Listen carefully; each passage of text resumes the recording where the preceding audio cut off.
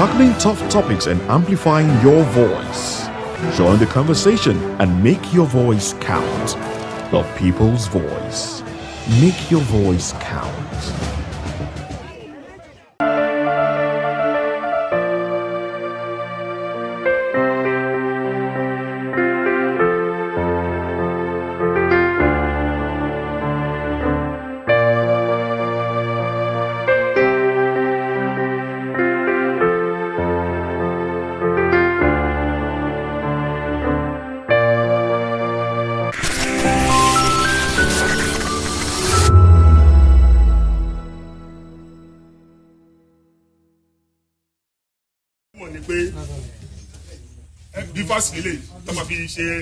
accreditation until lè bá ti gbà wọlé ní aka níbò tí ẹ bá ti wo nọ́mbà yín níbẹ̀ yẹn á check níbí tó bá wà níbí ẹ láǹfààní àti ìdìbò tí ò bá sí bí ìwé kọ̀ọ̀kan dúró ká sọ̀tà àwọn tó wà níbí ilẹ̀ ìtàn náà tó ti bẹ̀ tàbí kí ẹ mú voters card yín wá kí ọba yín wò tí ẹ bá tẹ́lẹ̀ lónìí pé òun wà ní polling unit bí kó má sí níbí yá tètè direct ẹ síbi tí ó lọ kó má di pé wọ́n bá dá dúró látàárọ̀ tó ti bẹ̀ then àwọn kan tó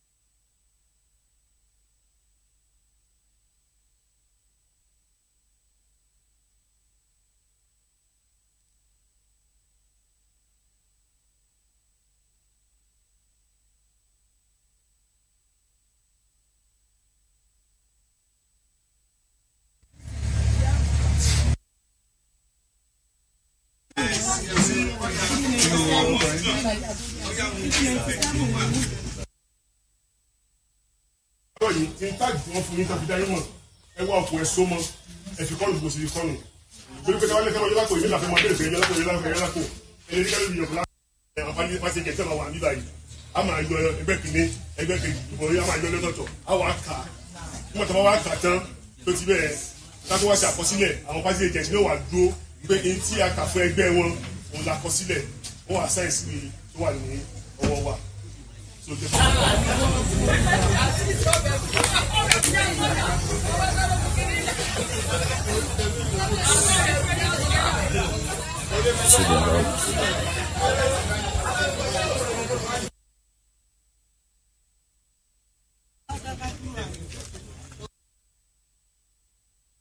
Àrí pátì méjì àwọn àwò pé tó kàn báyìí méjèèjì àwọn àwò pé àtàgbàkú tó fi tẹ́ yẹn yóò wo dúra wọn lọ ibi tó bá fi sí òun là á kà sí ṣùgbọ́n tó bá dọ́gba á kà sí ẹ̀. That's point exactly now so ká gbọ́ dáadáa ká tó bẹ̀rẹ̀ then another thing a tó fẹ́ kí a mọ̀ ni pé bivas lele tó máa fi ṣe accreditation until lè bá ti gbà wọlé ní aka níbò tí ẹ bá ti wo nọ́mbà yín níbẹ̀ yẹn á check níbí tó bá wà níbí ẹ láǹfààní àti ìdìbò tí ò bá sí bí ìwé kọ̀ọ̀kan dúró ká sọ̀tà àwọn tó wà níbí ilẹ̀ ìtàn náà tó ti bẹ̀ tàbí kí ẹ mú voters card yín wá kí ọba yín wò tí ẹ bá tẹ́lẹ̀ lónìí pé òun wà ní polling unit bí kó má sí níbí yá tètè direct ẹ síbi tí ó lọ kó má di pé wọ́n bá dá dúró látàárọ̀ tó ti bẹ̀ ọ̀rọ̀ yìí tí n táàgì tí wọ́n fún yín tó fi dá yín mọ̀ ẹ wá òkú ẹ só mọ́ ẹ fi kọ́nù gbòsì kọ́nù torí pé táwọn ẹlẹ́kẹ́ wọn yọlákò yìí láfẹ́ máa bẹ̀rẹ̀ pé yọlákò ẹni rí kálí yọ̀kọ̀ lá.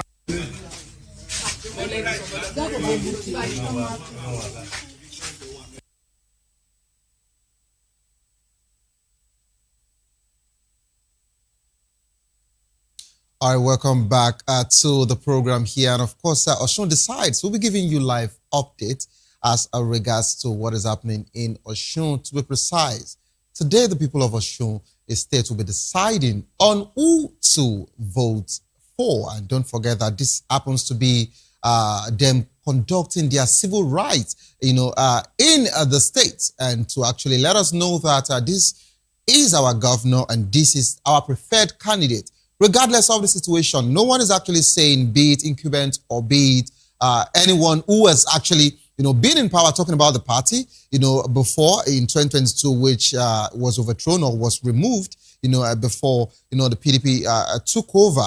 And of course, up until now, before the next election, which happens to be, the 15th of August. But all we're saying here is that the people of Osun will decide.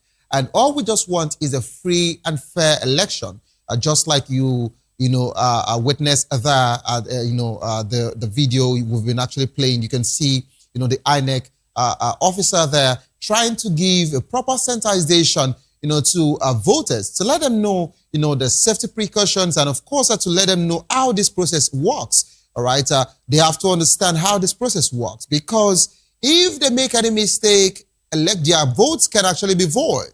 And that being said, aside from votes being a void, a null and void, we also understand that some people don't even know where their wards are. They don't even know the polls where they were meant to go to. Some would actually go to a certain polling unit with their PVC, but they are in the wrong location. And that's the reason why it is always advised that you go for accreditation on time. And when you're going for your accreditation, you have to get the number.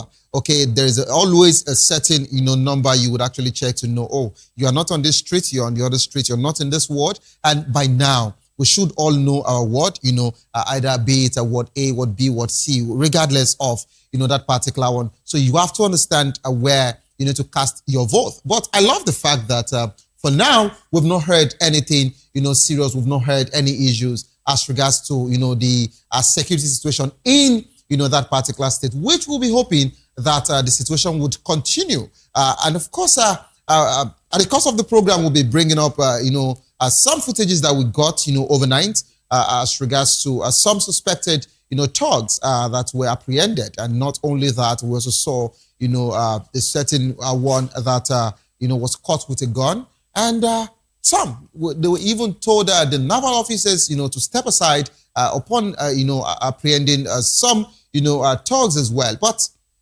all of this particular conversation will be talked about, and of course, we will be actually dissect them precept upon precept at the course of the program. We have a long day today, and the reason why I'm using the word we have a long day is because we have to just keep waiting and keep following on, with the Osun state election. If we say we are here, to analyze the election, so we shouldn't leave, without the election, being, come to a close. Okay, so, and that's the reason why we're here, and this is the job for this morning. I'm not here alone to do, this particular production today, but of course I'm here with the delectable, my sidekick. I think that's, I think that's fine. No, so for this particular segment, you don't have to be uptight. And then, how you doing? I've never been uptight, anyways. I don't know what you're talking about. I don't know what you're talking about, but let me turn a blind eye to what the phrase you use when you're introducing. But anyways, I'm Nandom Dioto, and I'm here, to help sit with you as we look at what is happening in Osun State and give you updates as this matters, as the voting unfolds, really. And like Xavier said, we actually expect a free, fair, and credible election today, and we actually hope that Osun State people would come out en masse to vote for their leader and, decide the next 4 years of their lives. And so we'll see how that goes. We have videos, we have analysts as well who would come up to help us, analyze some of this situation, some of the things that we'll get to see and the videos we get to play over time as the show unfolds. All right, talking about how the show would unfold today, of course, more analysts and more videos, from our correspondents in Osun State, to be precise, and this will cut across, all, 30 local government areas in Osun, to be precise. And we have joining us from Benin, we have Dr. Bright Onovo Kuko, who is a public affairs and political analyst, who will be joining the program as well. Of course, we still have Kenneth Wire, and of course, we still have Bobby, in the studio in Benin. They actually joined the Morning Boss segment, and here we are now, which I will be bringing them, into the conversation shortly. But we'll still want to take a bit footages, around, Osun State. Let's see, because it's about the people, so it's not really about us, but I would like to see, some, places where the election has started, the vote, started, and we would also like to see some other locations where these people are trying to get first to know that this is their polling unit, and of course afterwards they will be accredited to know that they're ready to cast their vote. Some are still seated like this. We would need to know if they are waiting for election materials or they're waiting for election officers to come conduct the election as regards to that polls. We can see here is looking quite empty, where they just have, a place where you go to cast your vote, which was meant to be secluded, and of course, where you would need to put your form ECA there. But we can't actually find people there. But I think here the civil, right has been done, and of course, it's still ongoing as we speak. We just want the free election, and we just want the people to decide who they want this time around. Not about rhetorics, not about compelling people, not about coercing people, but we just want you. We just want the government, we just want the security, personnel to allow the people, make their decision. All right, I'd like to go straight to Dr. Bright to bring him, up to speed as regards to some of the situation we'll be talking about this morning. Dr. Bright, good morning to you. Good morning. How are you doing today? I'm very fine, thank you. All right, let me quickly bring you up to speed as regards to a particular situation that happened, some days ago, in Osun State, where the governor of Edo State, went to Edo State and, he said that the Osun people were tired of dancing. I don't know if you actually saw, that particular video where he said, the Osun people were tired of a dancing governor. It is time for them to get a better governor, and which happens to be the APC, candidate. And upon seeing that particular one, of course, we saw a certain video making rounds, on social media as regards to a sitting governor using, these words of saying that we're here to remove the governor of Osun. And of course, we saw the people he has with him. Should we call them talk? We can't actually do that so that it doesn't look as if we're actually defaming him here. Of course, we have guidelines when it comes to broadcasting. But allegedly, we saw that particular video also make, rounds. Now, I want to talk about, the gray areas which we've suddenly moved on from. And of course, we are all talking about, the election today. And what am I talking about? I'm picking it up from some incitement statement, that was bettered from last week, a Sunday. It started first from Sheikh Jingar in Kano State, where he said that let them know that we are the majority. The Muslim ticket would work. Everybody should vote for the APC. And he said the other people are infidels. And we didn't hear any word from the presidency. And when I use the word presidency, comprising of the President of the Federal Republic of Nigeria, the Vice President, the President of the Senate, the Deputy President of the Senate, we didn't hear any statement from that particular portal. And just like when Bishop Odnaikon, made some assertions, the presidency, through the spokesperson, quickly, attacked him and all of that. But we didn't hear anything. And upon that particular, statement, moving on from there, moving on from that particular one, we also got to a point where we have a sitting senator use the word, where once you see Accord Party members around here, you kill them. And of course, he was invited to the state CIID in Osun State, and nothing happened as well. That being said, we also have another APC chieftain in Ikire, to be precise, that said that if you know you are not voting for APC, don't bother stepping out. Now, all of these particular people have actually said a lot, and we've actually seen, where, thugs were apprehended, which I'll be calling for, some videos now, where thugs were apprehended, and most of them were released, and we've not heard anything. And everyone just decided to just, focus on the election. And sincerely, when we use the word voter apathy, first, the voter apathy is the fact that people, voters feel that their vote would not count. And that's the reason why they get to feel there is no need for them to come out. But when it now comes to security situation, we now have two things. First, the voter apathy, which is they don't know if their vote will count or it is their life that would actually count at the polls. So this is quite a very disturbing conversation. But I want us to actually watch a certain video now that is going on. And afterwards, I'll be coming back to you so you can actually respond to all of this particular, conversation I've brought to the decks this morning. Stay tuned, please.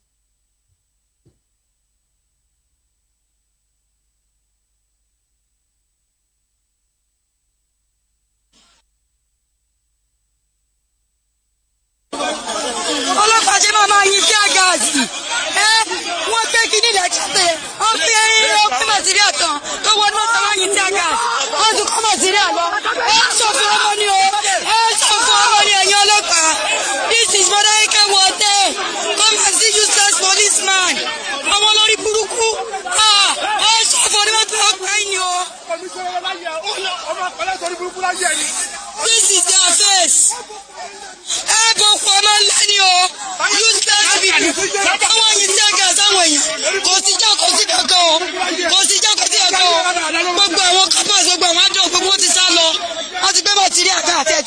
Everything will see come. I want Lori Buruku and when you are full. Everybody.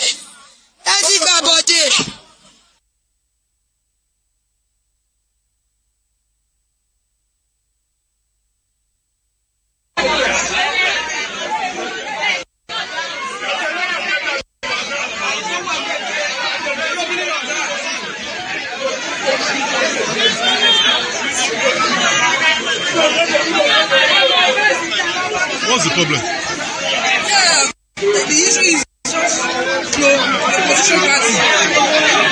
They made themselves crowded at the front of the polling booth, monitoring people's votes. For no reason. See no reason why they should crowd themselves over there. And that's the point I'm making. That's the complaint I'm giving the security officers to work on that. You don't have right to look at the people. We cannot simply vote. Let them vote their conscience and complete. That's complete.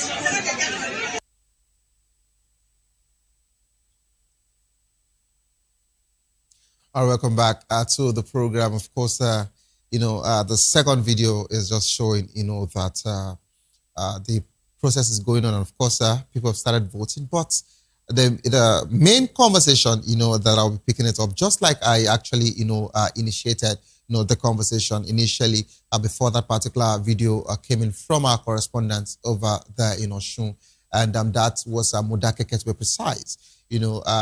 Some police officers were actually, seen releasing tear gas, firing tear gas, to voters, and the lady, which we heard, should I call that particular one, a voice over, or, the voice you actually heard, in that particular video. She said that there is peace in this place. We don't know why they are firing tear gas at us.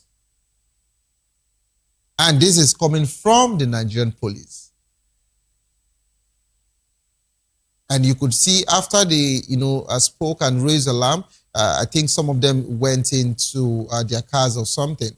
Now, this is, one of the biggest issue, as regards to our electioneering process in this country. Now, if we're narrowing it down to Osun State, just like all of the conversation, I cited when I picked this conversation up from, now we've gotten to that particular point. Dr. Bright, with all I actually, talked about, and with the video that you just, got now to solidify the conversation, what's your take as regards to, the safety of Osun State citizens, if you were to give your take on this? Well, thank you very much. First and foremost, Nigerians must need to understand that there is a tool being used by the politicians to drive voter apathy. They are the ones selling the idea that your vote does not count. And again, they don't wait for us to actually confirm if our vote will count. They'll go further to start creating crisis, releasing threat message and all manner of ways, so that people will feel they are not safe. And by so doing, they would not come out. And that kind of fuels the cycle of voter apathy. However, we need to go beyond that. I like one of those videos where the woman was making a live recording. Today, Nigerians have Android phone. Let's begin to document some of all these things. It will go a long way to drive the information ahead. Now, in terms of comments that were being made, it also tells us the kind of leaders that we are having. Election is coming. Are we discussing issues or personality? You know, going to start saying a governor is dancing or whatever, all those are not the issues. Is he delivering the dividend of democracy to the people? That should be the question that anybody should be asking.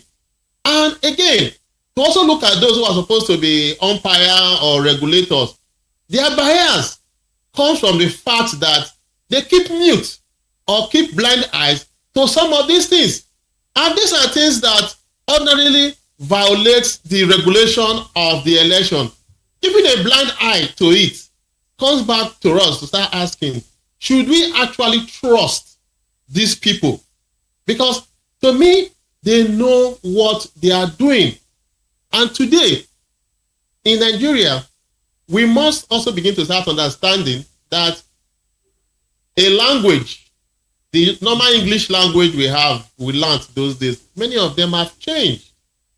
People use languages like the person that said, if you see any accord person, the same person also came again and said his statement was misinterpreted. In the first place, should such a statement actually come out?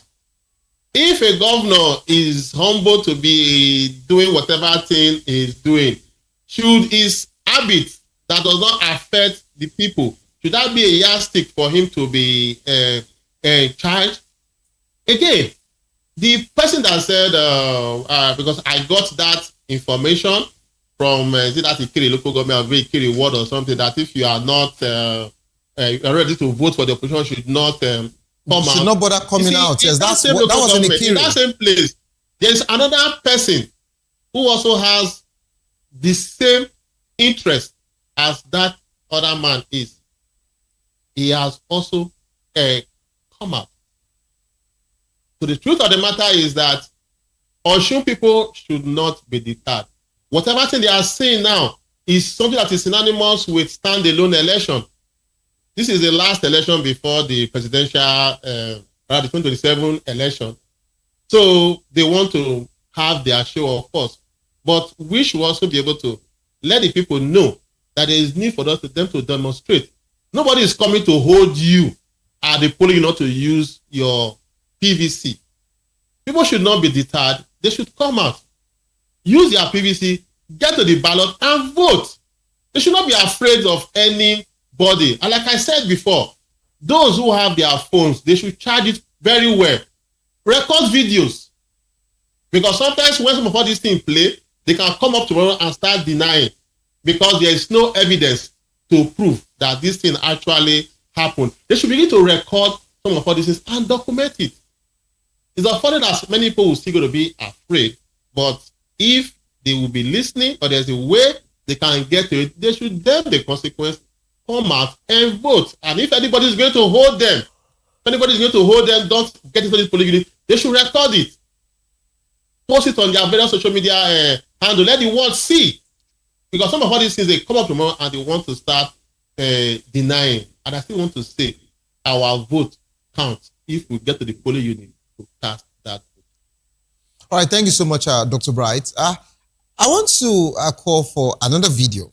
All right, I don't want it to be one-sided.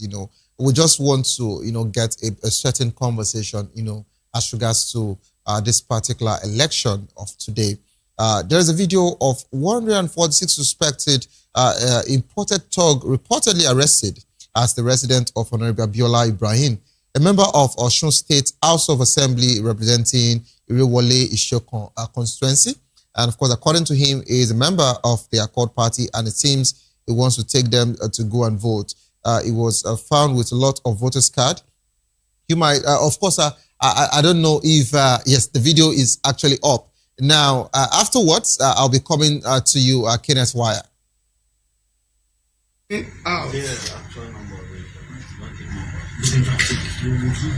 What's your name, sir? Wait, I'm coming.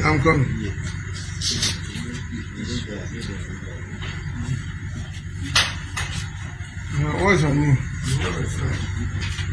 Abiola Ibrahim. From where? Ikire. Who are these people? They are voters. For which election? The election Happening today. Are they all residents of Ikire here?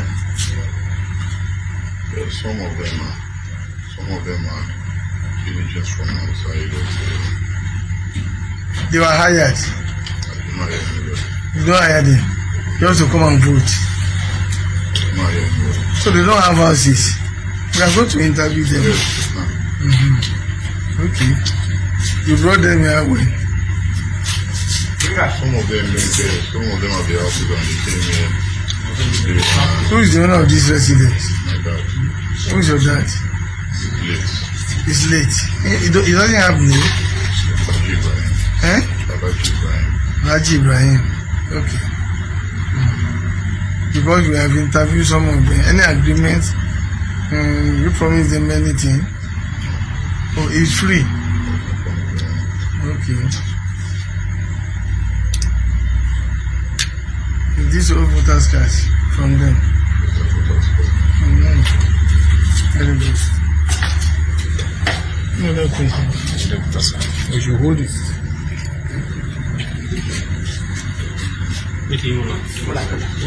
Hold the voters card. It's not the cover for you.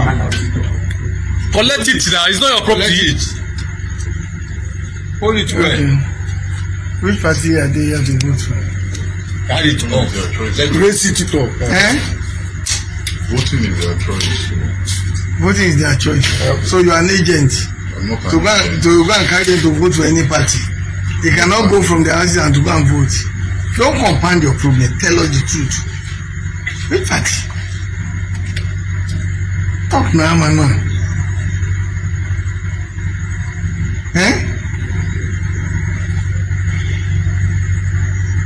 What are these? My time. Property, I'm a member of Accord. You are a member of Accord. Okay. Thank you. Which card are you holding? Let me see it. Which card are you holding? Belongs to the voters. Belongs to the voters. Let's just talk now. Let's see the cash.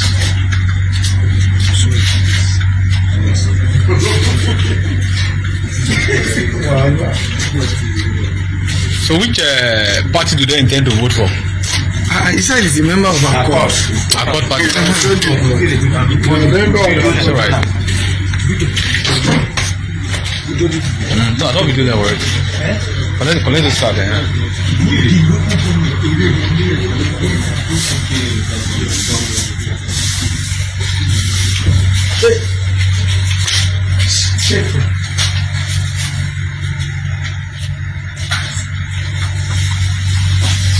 My head don't blow. Your head? Yeah. Very What do you want to do?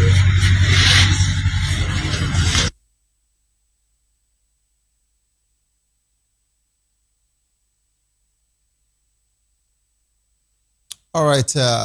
In as much as we've actually seen that particular video, of course, I just wanted a pendulum. I wanted, to strike a balance. Now, in as much as, it was confirmed about Honorable Abiola, Ibrahim, but the other one, 40, something plus have not, been, properly identified, but we're told that he actually brought them, imported them to Ikire, to cast their votes. Now, that being said, Kenneth, why are you there? Kenneth, why can you hear me?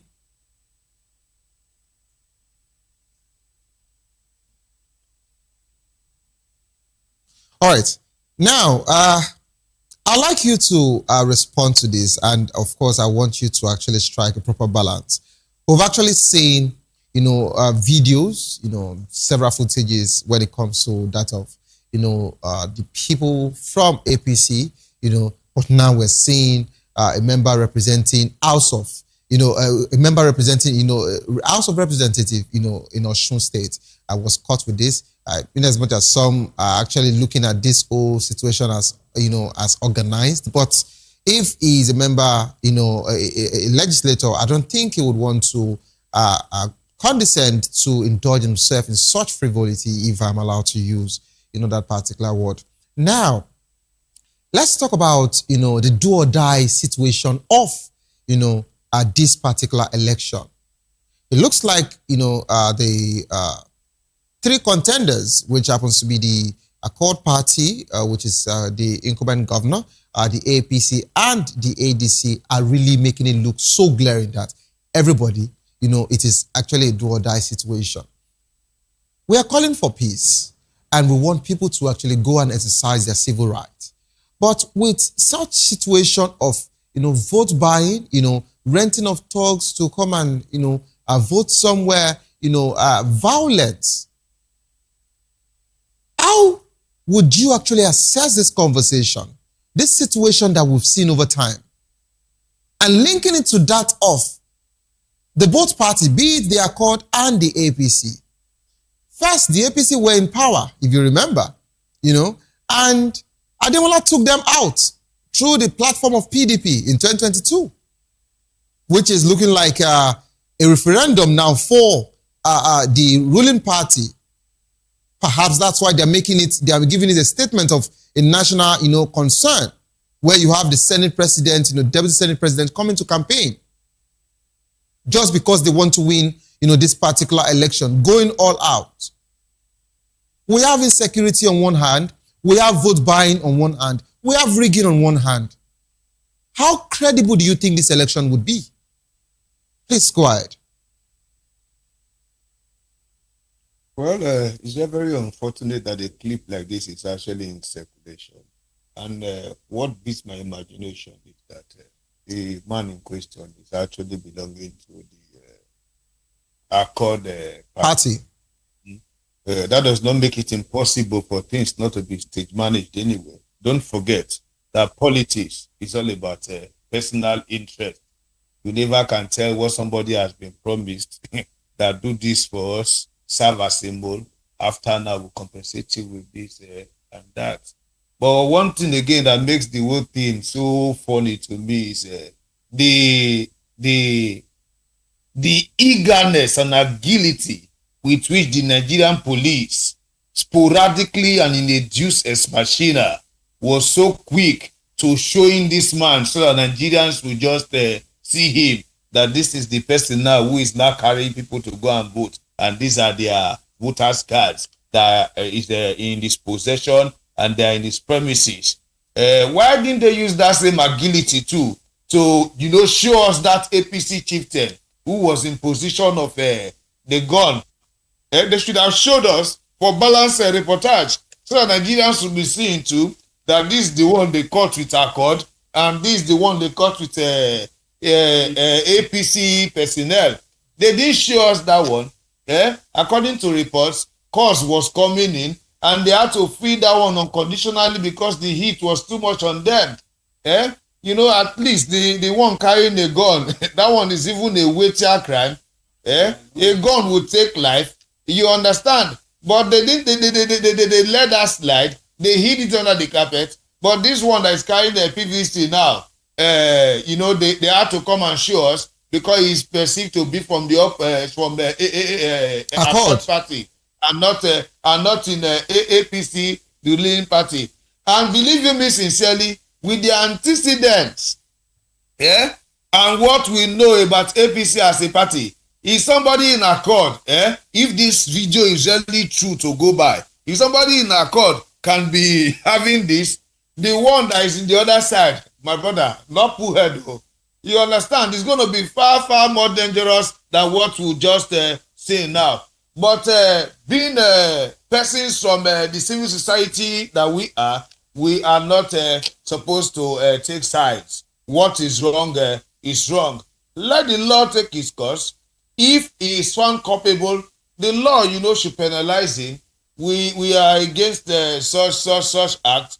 Nonetheless, if they are bold enough to show us what Accord did wrong, they should not hide the one that APC, you know, is actually doing. Because up till now, that Senator Fadawunsi that issued threat nothing has happened to him. I know quite all right that if he were to be somebody from the Accord party, by now, he will not be sitting in his house. He would have been somewhere, answering questions until elections will be over. What about those touts from Edo who accompanied their governor to Osun, who were doing video in presence of police saying they will smoke Adeleke out? Mind you, they were not referring to just an honorary councillor. They were talking to, an executive governor of a state. All right, Kenneth, in as much as I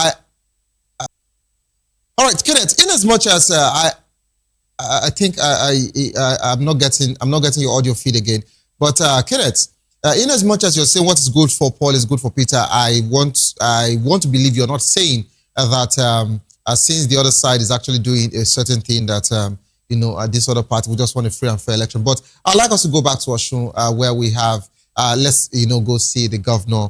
Of course, cast this vote, and of course, we'll see other opinions because we're just been told that some women already have started protesting, in Osun State as we speak. So I would like you to just be able to enjoy that particular one.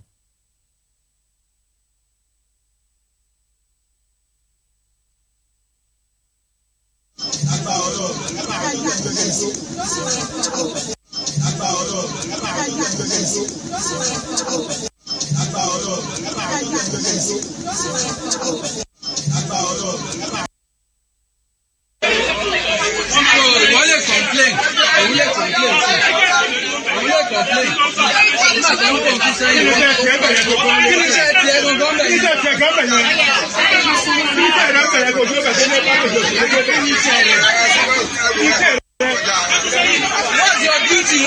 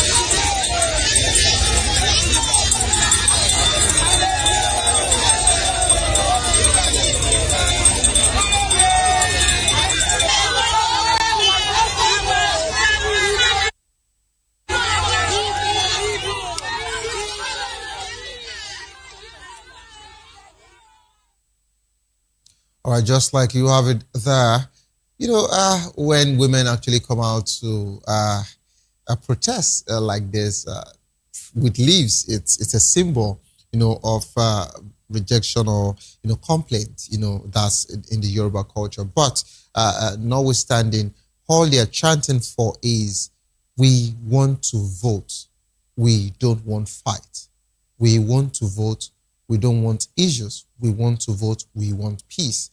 That is all they're chanting in Yoruba. So that being said, Bobby, are you there?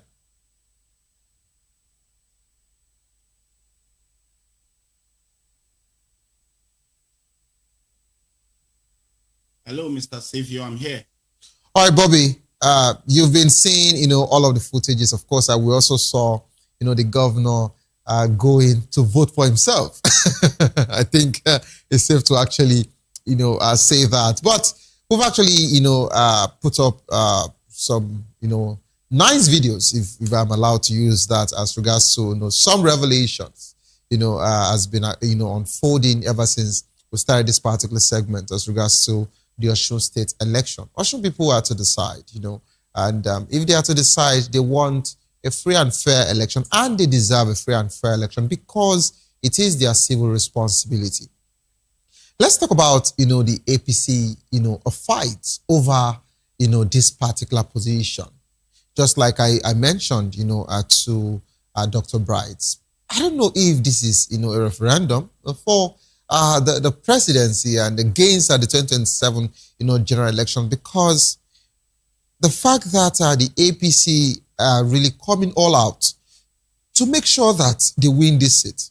I understand that they lost the seat, in 2022, but if they actually lose this seat again now, what should this be, and what would people say about the position of APC?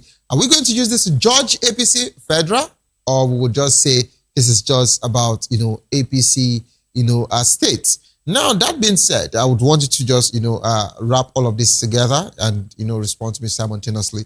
Now, I also like to talk about the situation of the state. If you can see, in some areas it is going on well, and in another area, the police officers have already fired tear gas at the people.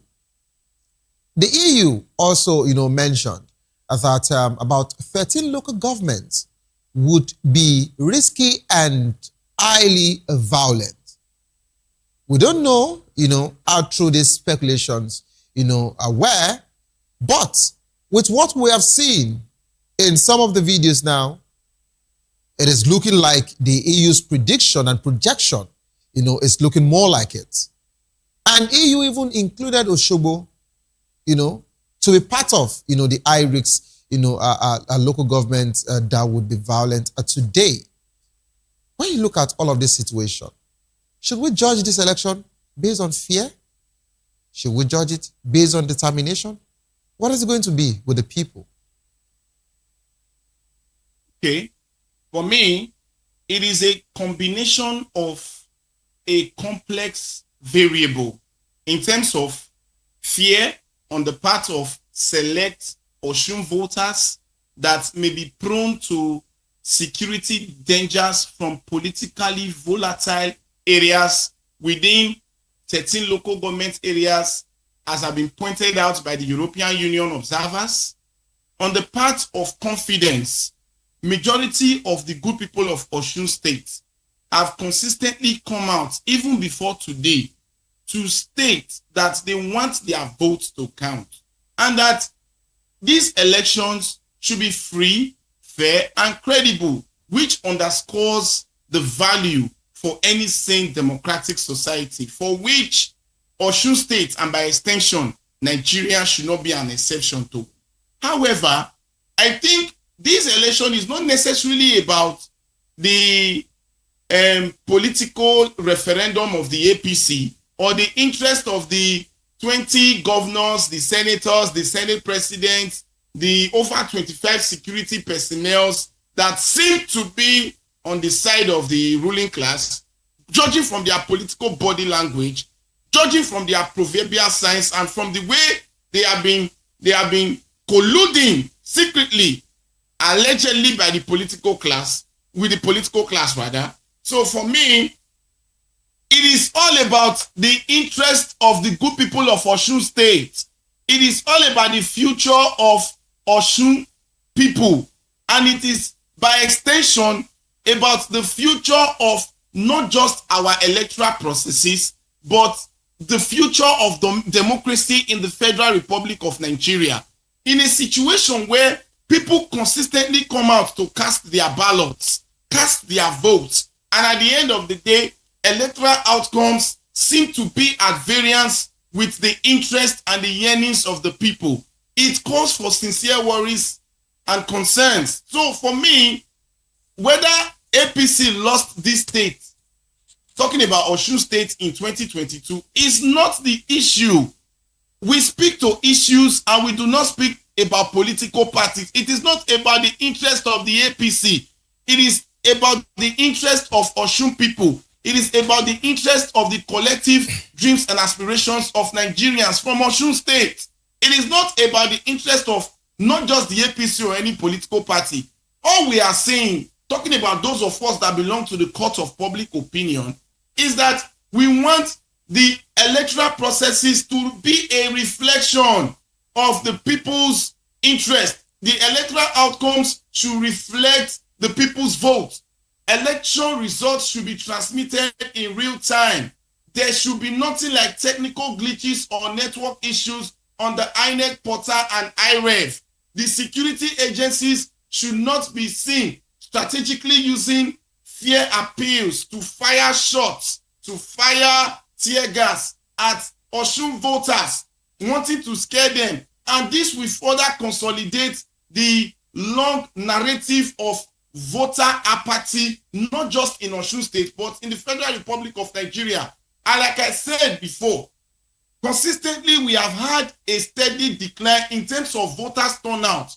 Less than 25% of Nigerian voters have consistently voted since 2011 till date, which is not healthy for our democracy. So collectively, by and large, this is all about creating an avenue where the voices of the good people of Osun State could be heard through their votes, and not necessarily all about whether APC wins the political seat or not necessarily about political vendetta, where persons will be coming to make all manner of uncivilized statements, comments that are of threats, comments that are seditious, comments that are a collective threat to the national security, peaceful and coexistence of the good people of Osun State, and by extension Nigerians. How can a senator that is supposed to be a moral component of Osun coming out to say that whenever they see Accord Party members that they should be unalived? How can praise singers, psychopathic elements follow a governor from Edo State, and they will go to Osun State and start saying that they want to remove a sitting governor? Who does that in any sane democracy? Is this the democracy that Obafemi Awolowo fought for? Is this the same democracy that the likes of Chief Anthony Erumusele Enaoru fought for? Is this the same democracy that Herbert Macaulay fought for? Is this the same democracy that Nnamdi Azikiwe fought for? If you look at all these political theatrics, calisthenics, and optics from the APC and the ruling class, you will discover that this is part of why the late Senator Bola Ige described Nigeria as 5 fingers with a leprous hand, in a situation where selective justice is now being used to release somebody that was found with a firearm a night before election. The person was released and nothing was done about it. A certain senator was actually inciting mayhem, violence, and even threats to the lives and property of the good people of Osun State. Yet that senator has not been invited by the DSS or the relevant security agencies for adequate questioning. All these issues are a plethora of a plethora and a litany of challenges that when you open the political Pandora box of the Nigerian space, you begin to see that what we are seeing from this part is that we are seeing issues of kakistocracy, autocracy, and thuggery being part of our political culture. It ought not to be so. And let us not forget that whatever becomes of the outcome of these current or true state elections stated holding today currently, it will go a long way in determining the rate at which Nigerians are going to predict the outcome of the general elections stated for January 16th next year.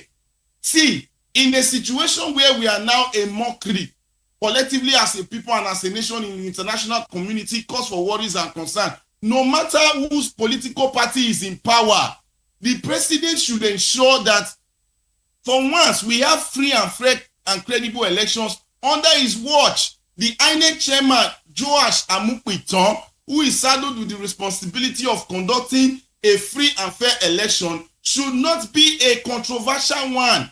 We are tired of seeing political professors of glitches that give consistent political excuses to Nigerians at the detriment of our democracy, at the detriment of the rule of law, at the detriment for the respect of fundamental human rights and even the lives of Nigerians. These are issues that we should be concerned about, and not whether APC is contesting to reclaim the position in Osun State, and not whether APC is wanting to see this political situation or this current this current elections as a means of political referendum. That is not what Nigerians want to know. Nigerians want to be part of a system whereby the Independent National Electoral Commission will not be perceived or seen as an extension of the All Progressives Congress. Nigerians want to be part of a political situation where elections can be held free, fair,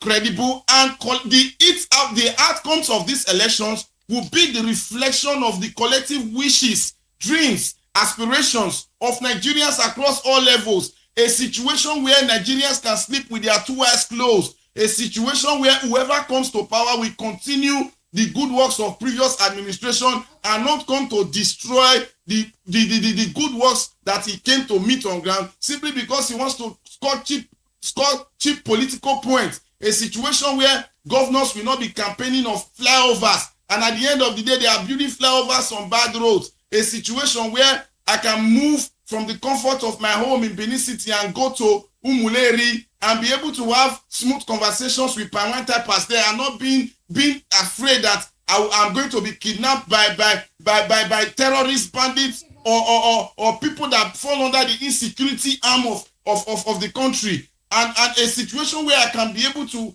live freely with the man from Beduku or Marafa in the northern part of Nigeria. A situation where every Nigerian is given respect. Every Nigerian lives matter.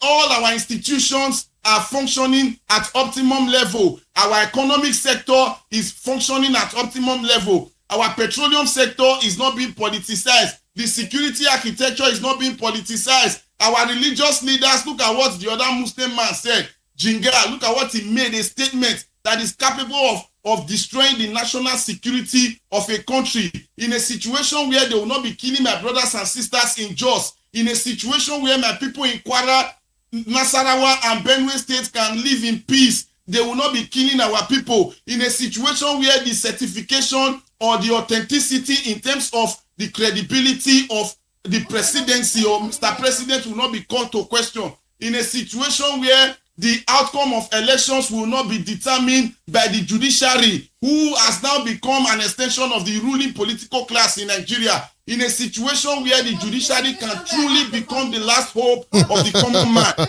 We need a Nigeria. All right, Bobby, thank you so much. Thank you so much for that wonderful submission. Thank you so much for that. It's quite clear. All right, Bobby. Bobby, thank you so much. Bobby, thank you so much. I think, I think it's really been long that Bobby went for a debate. It's actually showing that he can actually, go for a debate successfully. The only thing that was remaining for Bobby to tell us is, I believe with this few points of mine, I've been able to, but it's okay. Thank you so much, Bobby, for that particular energetic he kept submission. going in a situation like that. And I said, okay, in a situation where I have to come in now, because really, I've been trying to interject and he wasn't listening to me. So when I was on a lighter note, really, thank you very much, Bobby. Yeah, I understand how, how serious this conversation is. And like you said, it's important that what is important really is governance. But I want to bring it to Dr.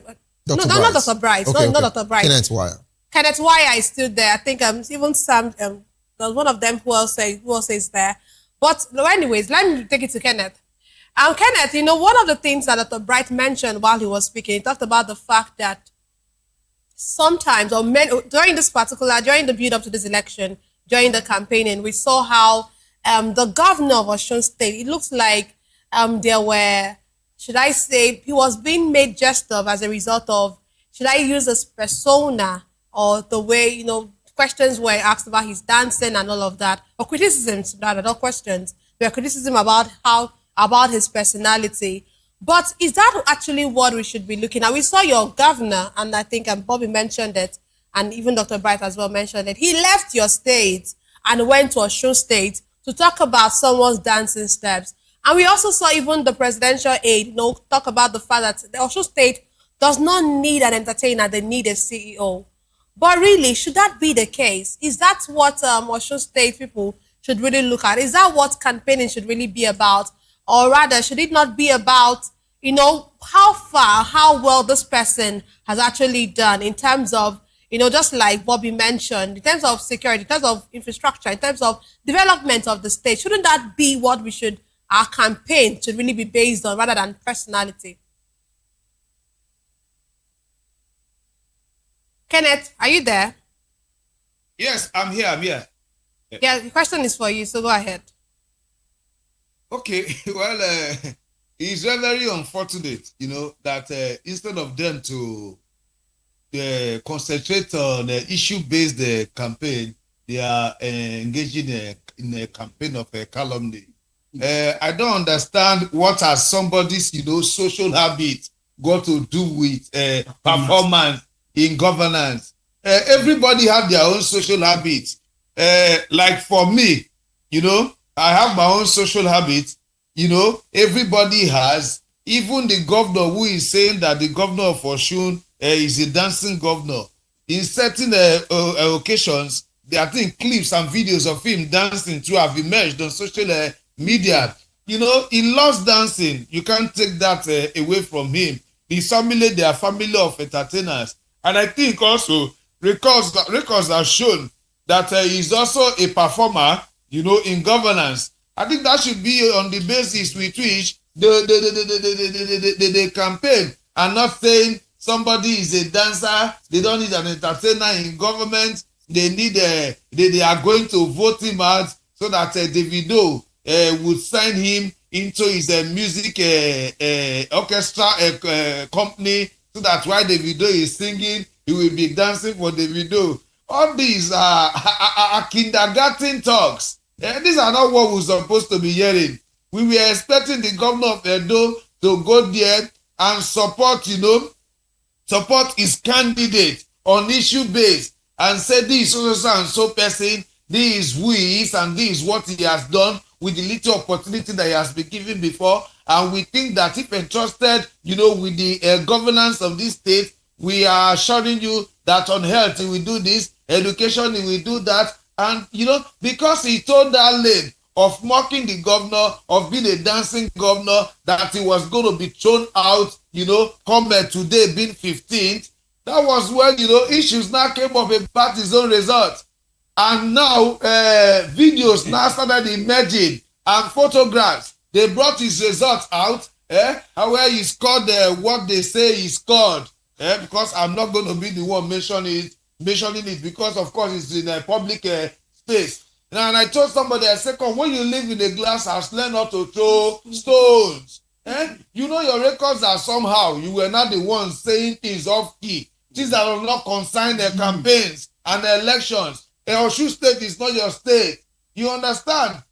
Now they brought out videos and pictures. They showed your results, which is not good. The insults, I have been ashamed. I cannot even go on studio space to read all of them. Now they brought out videos of him dancing. You are doing what you are condemning. You are guilty of the same offense. So what moral right or standard have you now to now condemn what you are saying? And apart from that too, they also showed videos of roads leading to his own government house. And the road is in a sorrowful state. He is completely almost unmotorable. It's just like the biblical saying that you leave the big log in your eyes. You are going to tell your neighbor that there is a little speck in his eyes. What does that mean? That is penny-wise pound foolish. That is the height of hypocrisy. I don't even see any business with it. There's so much to be done in Edo State here. This is where I reside. This is where I stay. And the roads are in a sorry state. And no. In problem solving, what we were taught in critical thinking, they say you attend to the complex before going to the simpler. Simply put, in pidgin term, you know they live waiting, they bite you. Go they attend to waiting, they honor, they scratch you. You will leave roads, the bypass, which is completely comatose, completely unmotorable, and you now be attending to where there are mere potholes. You are now putting flyover where they are not supposed to be flyover. I don't know where we are flying over to in Edo.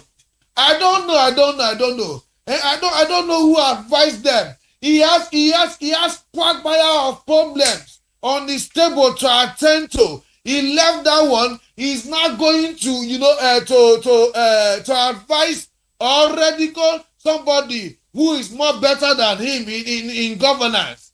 What kind of hypocrisy is that? Please, you should come back to the drawing board. And all those people that he carries along, praise singers or touts, I don't know what to call them. He's the only governor in Nigeria that goes around and people are shouting after him as if they're in a motor park.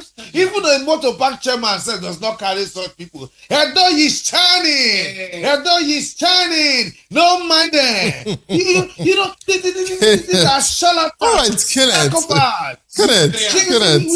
We don't need them. All right, Kenneth. I wonder the eyes they'll be using to look at him when they go for their governor meetings. All right. If he does not know, they're not telling him that truth. See, he's living in the stone age with the kind of people he carries. Who can class. Okay. DMO now.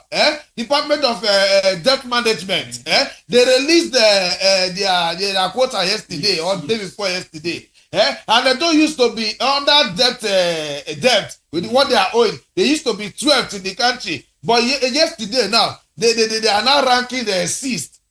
Maybe when he hears that they left the 12th position to 6th, he will think it's progression. It's progression in retrogression. Maybe they're not telling him that. Please, he should be focused, and face his own state. All this paranoism, public spendings, going to intrude in what does not concern him.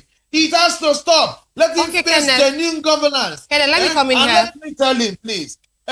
Building flyover for the people does not automatically become tantamount to the people's life economically improving. Because flyover has no economic benefits. It does not put food on the table for the people. Can I come in here now? Thank you. As you don't build flyover for Edo people now, true. Automatically now the price of garri for market shebi don't drop. Okay, Kenneth, let me come in. Kenneth, can you hear me? I'm sure you can hear me. Let us try to face issues. See, governance is not a joke. That is why we tell people, especially Osun people, I'm telling people today, please, the passionate appeal. See, know those whom you elect into position of authority. If you elect a joker, you will see only jokes. If you elect somebody who knows his onus operandi, and is grounded, intellectually sagacious, you will see good things. No. The president now will not be going to anywhere serious now, and he will say, "Come, Edo State Governor, come and follow." Okay. That's where we have to. Let me come in here now, Kenneth. Let me come in here. Thank you for your response there and your submission there. Like, what I hear you say is that there's issue-based campaigns are more important than any other thing. But we are going to have some videos, that will be played of the Australian elections and ongoing developments in that particular election. And I will come back to you to have your take on that. Your name, sir. They embarrass ourselves again. No, he said, wait, let him breathe in. Breathe in, out. What's your name, sir? Wait, I'm coming.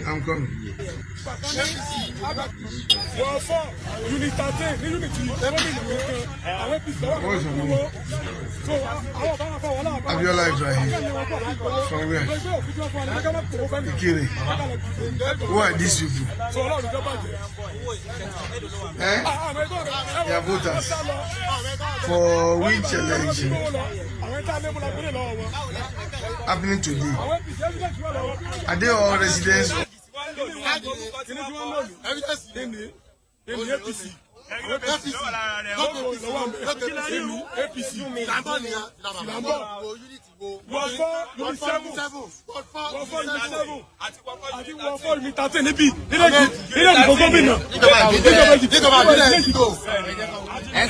Gómìnà wo lẹ ń sọ? Gómìnà Adé Ọ̀yájọ́ Salam ìwà lóye ADC candidate tó ń dìbò ní unity tó ń díje ní unity àwọn APC tó ń pín wọ́n bẹ̀ wá sí bí owó tiwọn náà àtúnlọ́bù mi báyìí bí ẹ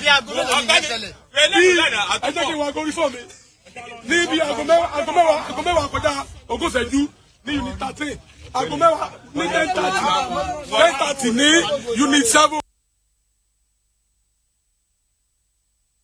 Àwọn ẹgbẹ́ rẹ̀ ẹ̀wọ̀ wọ́n sá lọ. Wọ́n ní bàbíkan ni wọ́n fi gbówó lọ. Bàkan ní àgbà. Wọ́n fọ́ unit 13 ní unit gómìnà kankan. Àwọn APC lọ́wọ́ mi wọ́n ń pínwó. So àwọn bá wọn fọ wọn láwọn bá wọn jà ó. Àkẹ́yìn wọn pọ̀ sí gbowó. So ẹgbẹ́ òfin tí wọ́n fún wa ní kẹ́kẹ́ máa pòwó fẹ́ẹ́ nìkan. Kẹ́kẹ́ lọ dìbò ẹgbẹ́ tí ẹ̀bọ̀ lọ. So ọlọ́run jọ bàjẹ́. Àwọn ẹgbẹ́ rẹ̀ ẹ̀wọ̀ wọ́n sá lọ. Wọ́n ní bàbíkan ni wọ́n fi gbówó lọ. Àwọn ẹ̀ta lé múlá gbélé lọ́wọ́ wọn. Àwọn APC evidence wà lọ́wọ́. Evidence APC. APC.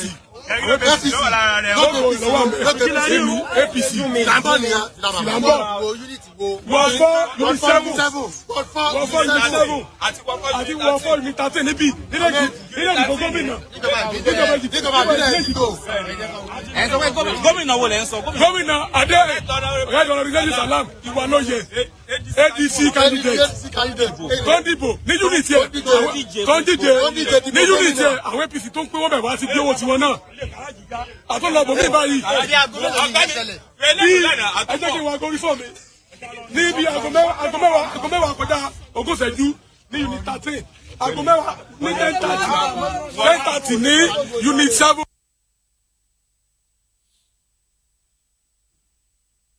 So I'm sure we can say this.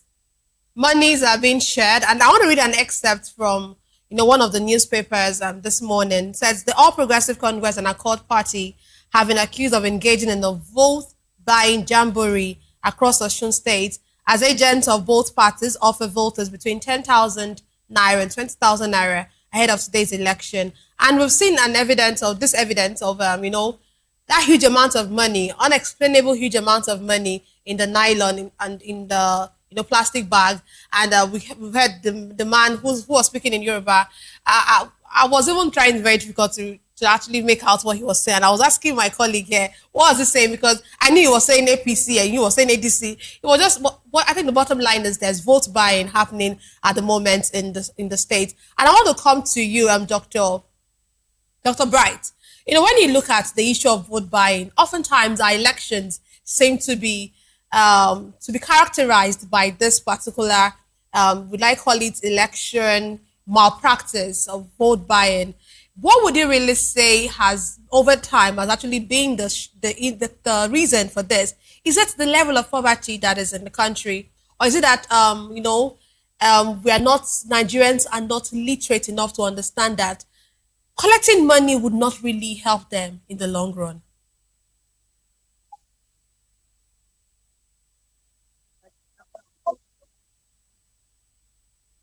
Dr. Brad, if you can hear me, please unmute your device and speak.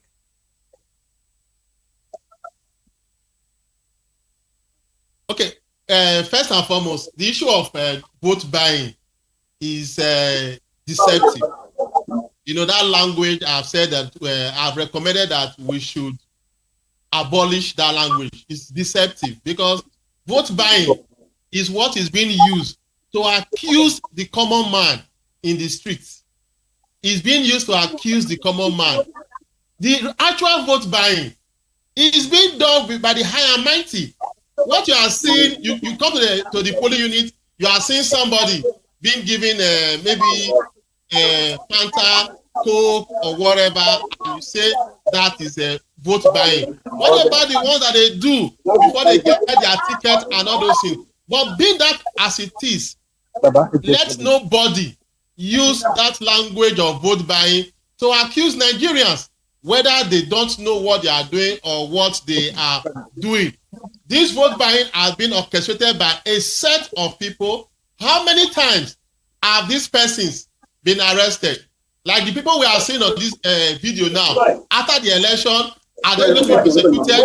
Would there be evidence to say, oh, this XY person was sent to jail or was convicted because he was going out to go and buy vote? And Nigerians should also know that this issue of vote buying has taken a different dimension. We are not seeing very few cases of people.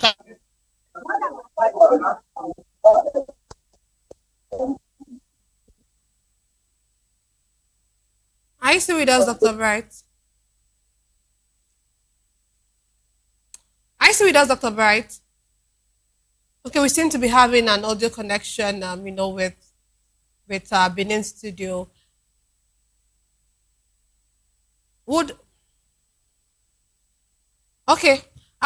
There's someone who is live in Osun State that would need to talk to.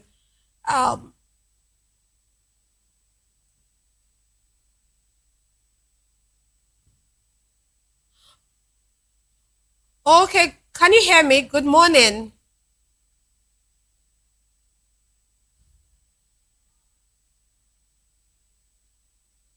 Good morning. Can you hear me? Okay, we'll take a break, and when we return, we'll still bring you more on the Osun decides and Osun updates on Osun election.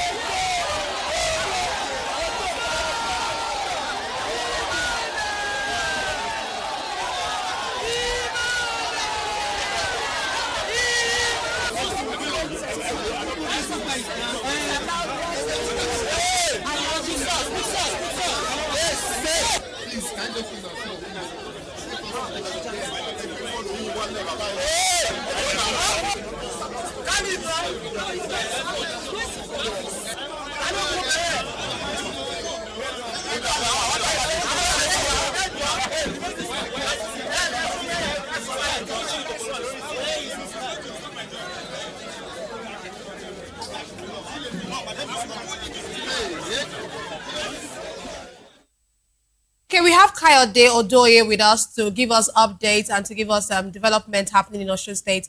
Glad to have you join us, Kayode.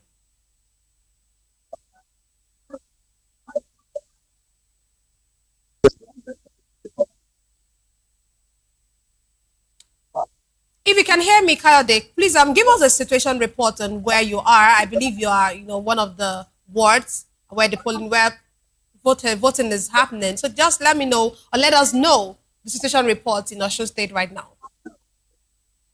Okay, thank you. Thank you very much. I'm actually at Ward 3, Unit 9, the Feludi local government. That's in Ikero, in Osun State. And so far, it's quite peaceful. We have a good turnout of voters, and we also have the presence of security personnel to ensure that there's safety for all, as well as I can also confirm to you that the process commenced at about 8:30 in the morning, and it is still ongoing. So far, so good. Okay, so, well, you said so far so good. But I want to ask you, have there been any, of course, in the build-up of this election, we've had tensions. For you, would you say that these tensions have actually affected voting in any way in the places where you have been? I mean, voters turnout. I don't think so. There's no voter apathy from this end, and also from what I've brought from the unit and some other local governments. There's no voter apathy. The tension and the build-up you referred to before the election just to create panic in the mind of voters. But I think Osun people, the voters are coming out and keep nation by thrusting their vote to the mandate of wherever eventually they pick. All right, Kayode, good morning to you. And thank you so much for joining us as regards to also being a correspondent and giving us the live situation in Osun State, to be precise. Now, I would like to bring you up to speed as regards to some of the happenings, that happened about 10 hours ago, which I don't know if you actually saw it. And of course, talking about the build-up to this particular election, we've heard several warnings, and we've also seen, some of parliamentarian, inciting the people and talking about kill here, kill there, and all of that. But the election is ongoing as we speak. And I don't know if anyone has actually called you to let you know, that somewhere in that same Osun, police have actually, fired tear gas at some voters. I don't know if you're aware about that particular situation. But if you are to give me, and if you are to give me a proper, records as regards to what is happening in Osun, presently, are we going to say that we are having, or we're seeing, a free and fair election? Because we've actually talked about voter apathy.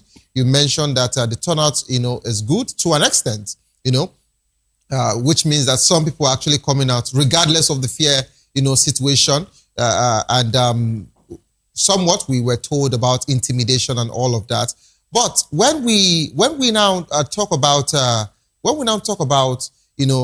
situation where we are already seeing vote buying in the public,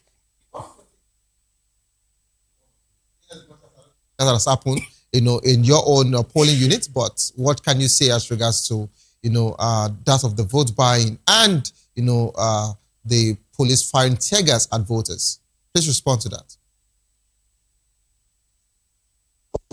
I saw online reports on social media about some members of the Accord Party that were arrested for food buying and all that. I heard about incidents of things where people were also tear gas.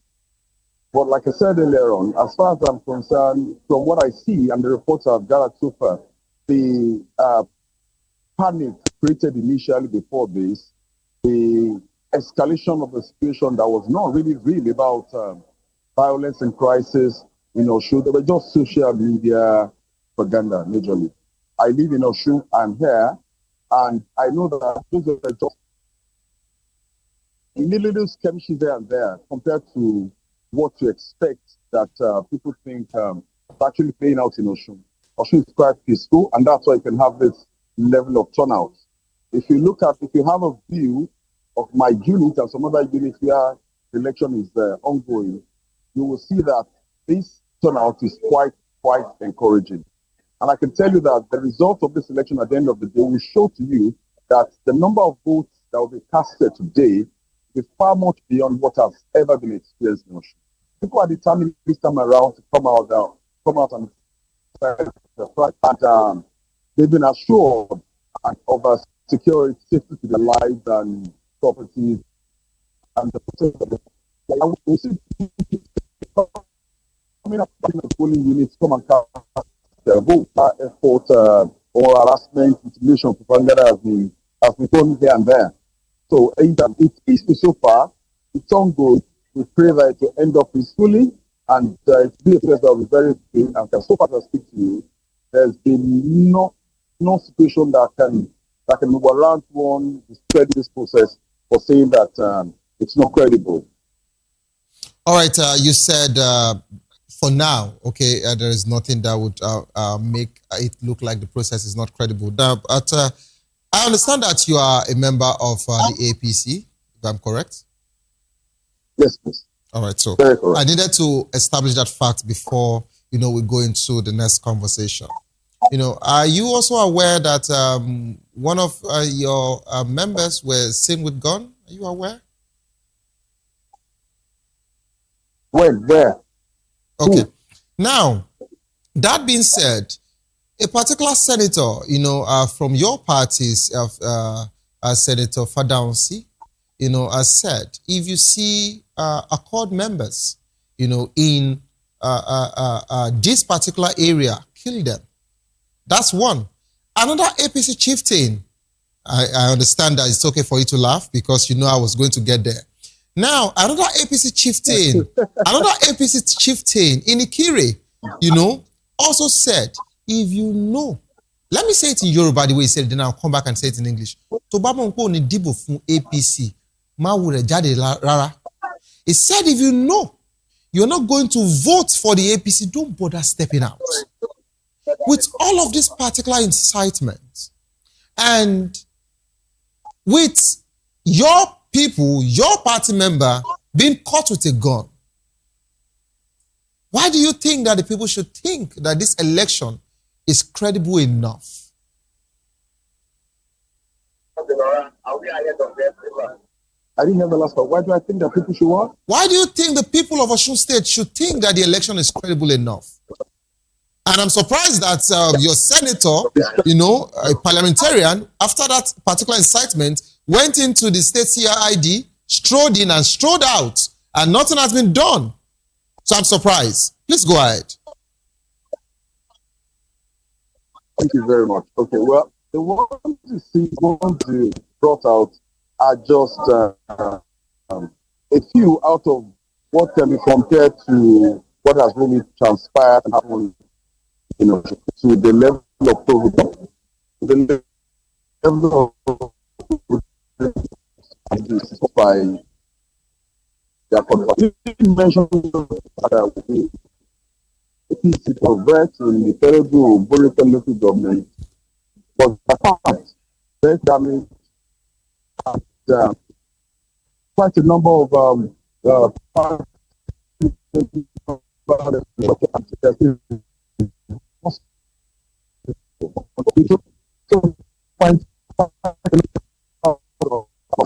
some attacks that by also the thugs and these kinds of so when these things happen. All right, Kayode, I don't know if you can hear me. Yes, it's quite tedious hearing you. The line is not clear enough. So what I would just want my team to do, because these are quite sensitive questions which I would want you to take brief on behalf of your party, and of course you are presently in Osun, which you will be doing this particular ride with us all through till the end of the program. So I want my team to actually set you up properly again, should in case we're having a network deficiency there. As soon as they're done, they will be bringing you back on board so that we can actually get a clear audio feed from you. Thank you so much for staying with us. All right, I'm told that Dr. Bright is back. Dr. Bright, are you there? Dr. Bright, if you can hear me, I'd like you to unmute your device so you can speak out. I'm here live and direct. All right. Dr. Bright said he's here live and direct. All right, I love the sound of that. Now, Dr. Bright, let's come to another conversation that my colleague here, which she requested for a video as regards to the vote buying. And we saw, Nigerian citizens in Osun, holding up, that particular money and mentioning where they collected it from. Some speculated APC, ADC, whichever ways, but the major conversation was that they apprehended these people, but before they could keep them, after taking up the money from them, they, absconded and they fled. So it shows that the money is now a free money, which we don't know who is going to account for that particular money, upon the end of this election. But that's not the main conversation now. Dr. Bright, I want to bring you up to speed as regards to one of the precedents that has happened in our political, terrain over the time and over the years. And I would like to start off from, last year, which was quite, audible enough for the deaf. In Anambra state election in November, we all saw a certain, video and pictures of the INEC officials, arresting some party members, having their, party ID cards quite bold that you could see, their tags. You could see, the party they belong to, holding this huge amount of money, somewhere in bags, somewhere in briefcase, of course, somewhere in the polythene bags. And the main idea was for vote buying. So it means that vote buying has been around for a while. And dating back to 2022 in Osun, which also happened, between them. And some also mentioned that between 2007 to 2010, and which saw the era of Rauf Aregbesola to come into power, the same vote buying also happened. So it's been like that, and it's been, a normal process, which we now see as normal, in as much as it is quite, abnormal. And of course, across board, in 2023, so many people were arrested by EFCC, and nothing was done after then. We didn't hear anything. The same way that of, last year in Anambra, we didn't hear any situation. All right. And we also saw a particular video, of a particular, a young lady who came out with 15,000 naira to say, oh, I received 15 pa. That was Ekiti State, election. And she showed us that she actually voted, meaning that this was the certain amount or, the price tag, for per vote. And this has been going on. Today, we've actually seen another one being played for us, by our team. This is where I'm going to. If we have been seeing all of this vote buying situation in the country, and and INEC are still saying that they're trying to conduct free and fair election, and whenever EFCC arrests, we don't get to hear any other thing again from that particular case. Do you think that this situation can stop in this country, or this will become our new normal? And let me also add this, so you can actually respond simultaneously.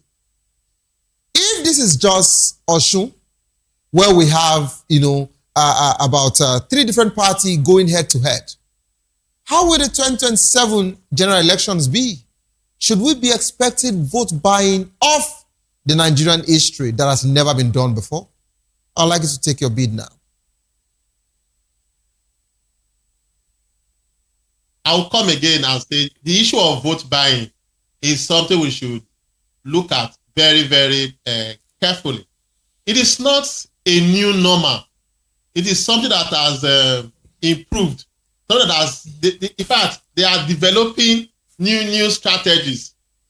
Build up to the 2023 election, we saw an emerging trend wherein normally we see people buying votes, giving people money during the election. This one, they were buying the votes, confirming before election day. So on election day, you don't even see them with cash. So you cannot ask them questions because they already bought the vote. So on election day, they are coming to deliver. They've also come up with another strategy. When you vote, they give you a slip of paper. That is what you take to go and collect your money because they cannot probably carry a huge card. So they do transfer. All this in place because there is this language that they say, oh, whatever money the politicians are spending is our national cake. So some people see it as opportunity for them to collect from the national cake. And obviously, you also see politicians saving money for election. The question is, INEC, when we talk about election financing, can there be a capping on a certain amount? Can there be an audit of the money that is being spent by either a candidate or a political party for election? Then the issue of cases that were taken to court, after election, we seem not to hear about them because there is no evidence to even prove that the money that was found with somebody was meant for vote buying. The person can tell you, oh, the money, I cannot keep them in the house. I'm carrying them because my house is not what secured. There's no evidence to actually prove. And sometimes what happens to create media gimmick, the political parties are so smart. I cannot be in party ACB and I will wear ACB cap, wear ACB shirt on election day and be giving out money. It's not done. We should be smart to understand that some of these things is what in the local palace we just said, this is another super story. This is another story that coming to tell, because once they see some of all those things, oh, it's already flying on social media everywhere. They mean a particular political party about it. But the matter is this: the common man is being attacked. It is something that has not come to stay. Nigerians need to be educated. They need to be educated. They need to be informed. They need to be informed before the election. Go check out people who will come out to vote. Very few are the ones that are coming out because of a particular candidate. Others, they come out because on that day, there is no place they are going to go. Instead of them sitting idle, let them just come out and while away their time. Maybe they'll be able to get money. And some person will come and tell you, I took money from APC, I took from PDP, I took from AC, all, and they'll calculate it, oh, this is my pot of soup.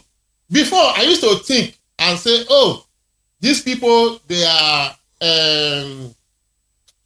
being caught unaware. No. I'm going to say that these politicians, they feel is their game plan. Until Nigerians begin to look at them, let me use the word, until Nigerians begin to scam them, take their money, vote your mind. Because they will always come.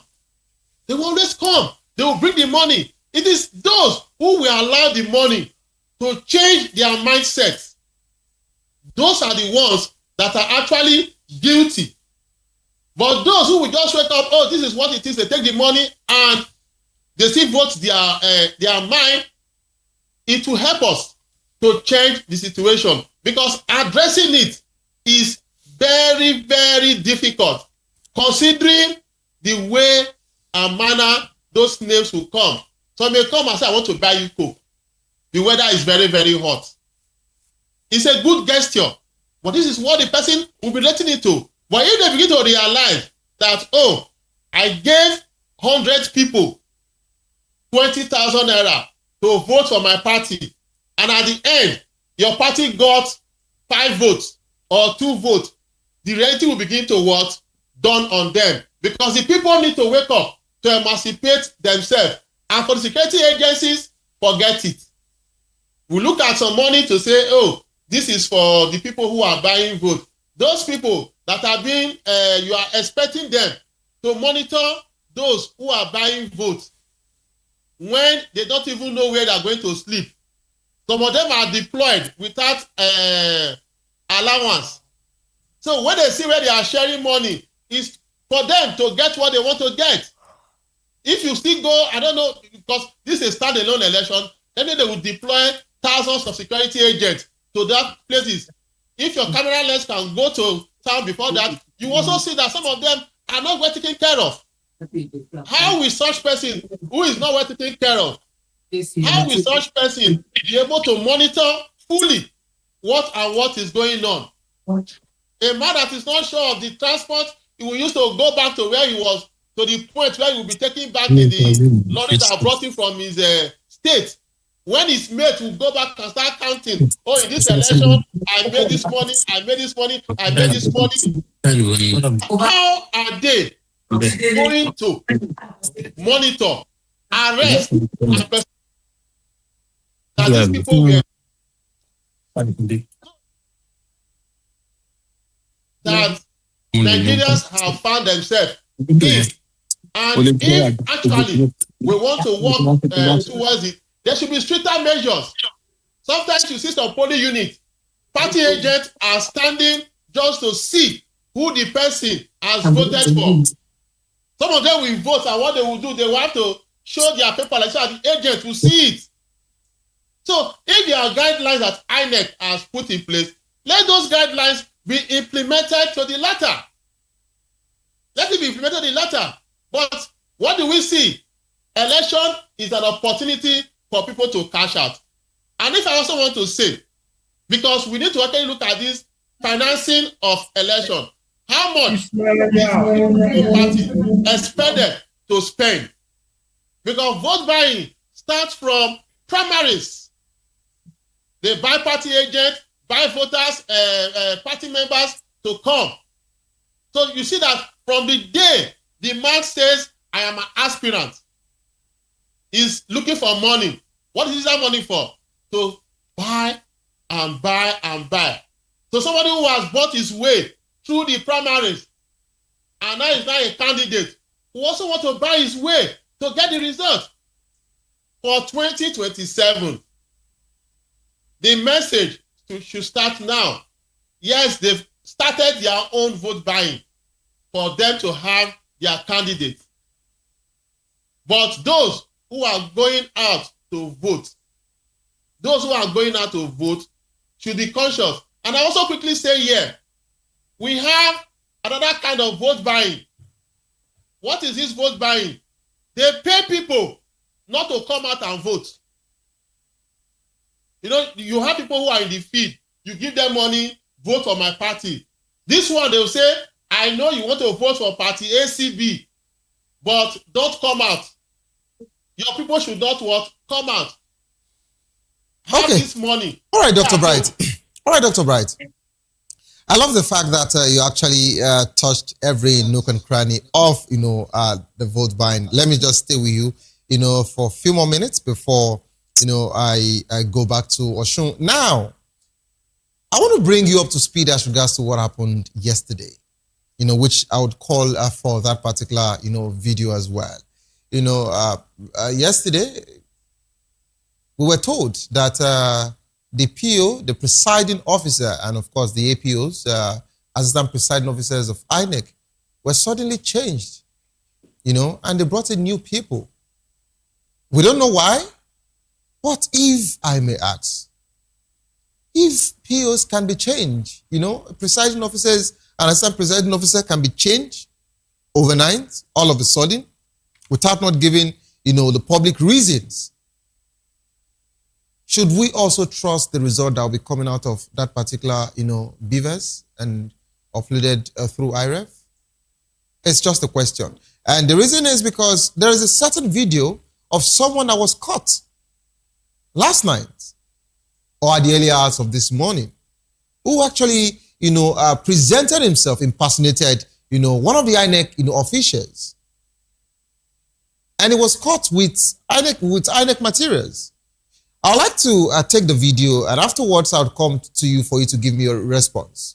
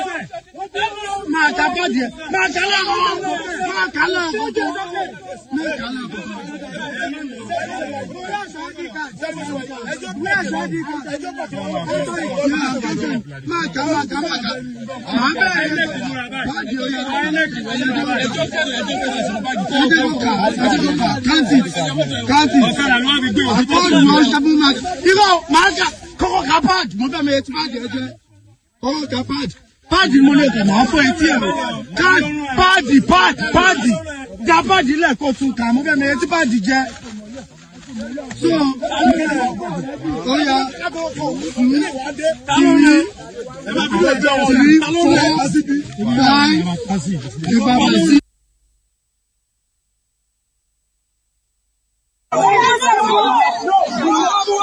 This is an APC agent here with money. Yes. With money. Yes. He's here with money. Yeah. So they are making it obvious that they are here with the money. Yes, it's very obvious. You can see it.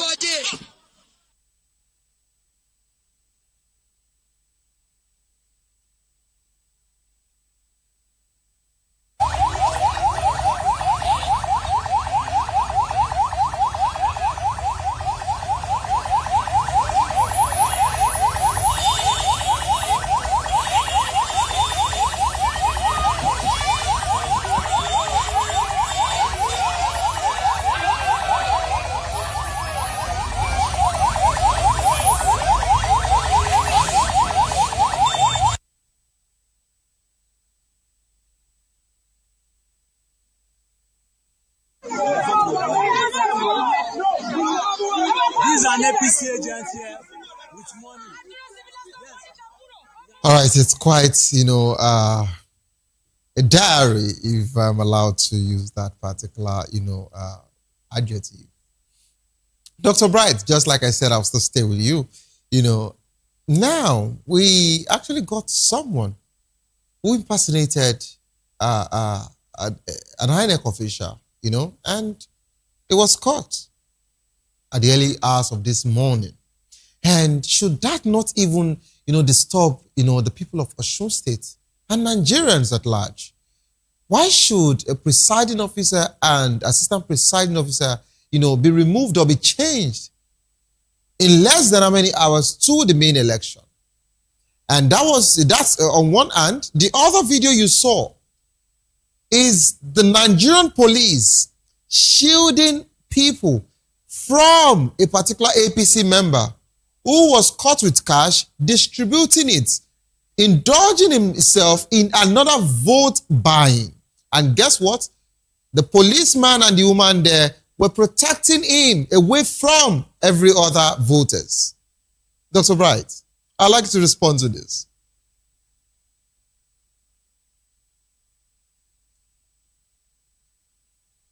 Dr. Bright, if you're there, I'd like you to speak up. Whole INEC. All right. Please go ahead. We'll still go back to whole INEC responsible for issues like this, because on election day like this, every personnel, either you are INEC staff or you are ad hoc staff, playing a particular role for INEC. Measures are supposed to be in place to punish these persons who were made, who were kind of assigned duties, but somehow they are acting outside the duty that has been assigned to. Changing presiding officers is not something ordinary that they should do. But again, we also have situations whereby some of these political parties, they already have an alignment with certain presiding officers, and they don't have the option, probably the EO does not have the option other than to what? Change them. But however, for me, what we will still focus on, or what we should focus on, are the sensitive materials. If the party agents are well recruited by the various political parties, because we've got a situation whereby somebody who is not in a political party is wearing the tag. INEC stepped up some time ago, ensuring that these tags are having the passport, which means these persons are verified to be people who were sent by those political parties. Now, those agents, if they know their work, they should be able to check, because one of the things that is creating voter apathy is the news that don't bother to go and vote. The result has been what? Written.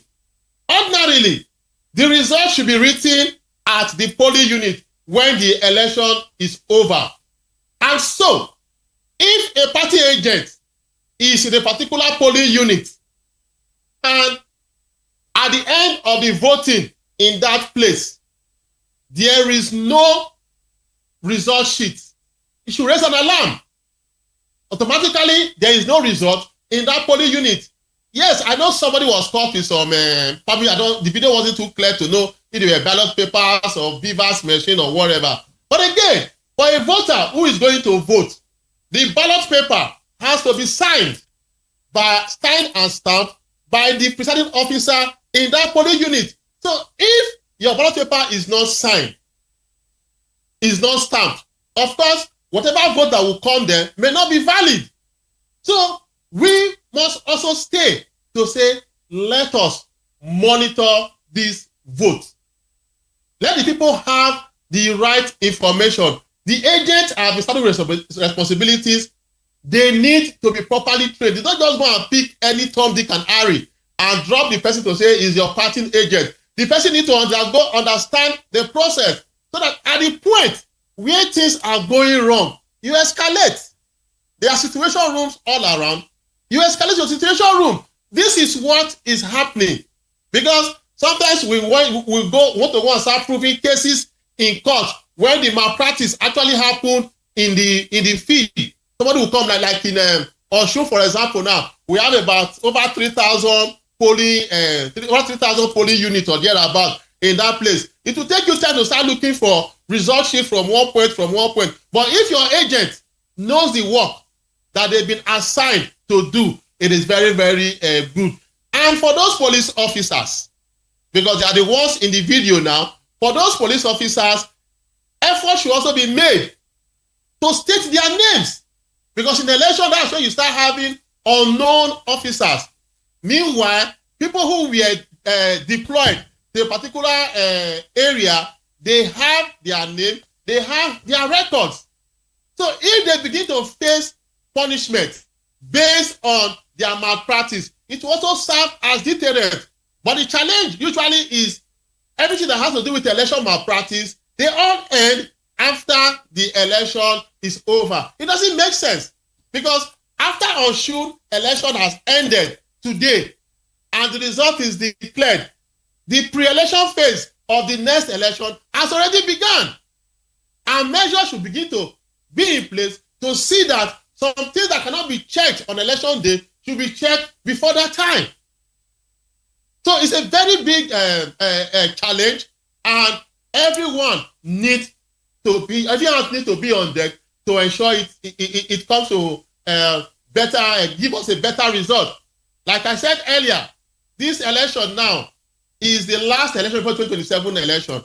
So all that will happen, all that INEC will do or they are doing will be a kind of reflection of what will happen in 2027. For us as citizens, the areas we can amend, we definitely want to come and amend. And the area that we need to put our touch on, we should put it. And like I said, let videos be coming up. Let videos be coming up. Let Nigerians be recording as evidence. Yes, let somebody come and tell me it is AI. All right. Because you can't do AI. We'll see. All right, thank you so much, Dr. Bright. Thank you so much. Let the videos be coming. If for nothing, like in one of those videos, it was the back of the person that was being shown. No, anybody can wear this shirt I'm wearing today and say I was the one that was there. This is who I am. This is what I want. Let their face be captured so they can come and deny if this is their face or not. Thank you so much, Dr. Bright, for that wonderful submission. All right, we're being told that Ismail Omekpidon, a former chief press secretary to Osun State, former governor Adegboyega Oyetola, will be joining the program. And of course, Tijani Abdurrahim Adekilekon, SSA to Governor Ademola Adeleke on media, would also be joining, the program. We would like to take a slide through some of the rushes we have presently as regards to the election going on. Of course, Osun decides today, and we're saying that you vote your future, you vote for another 4 years, of governance, and whosoever, wins, we just want it to be free and fair. That's all we're saying. So we'll be moving back to Osun to give you more videos and footages. As soon as we return, we'll be having this gentleman join the program. I will take it off from there. Don't go nowhere, please stay tuned. Be right back.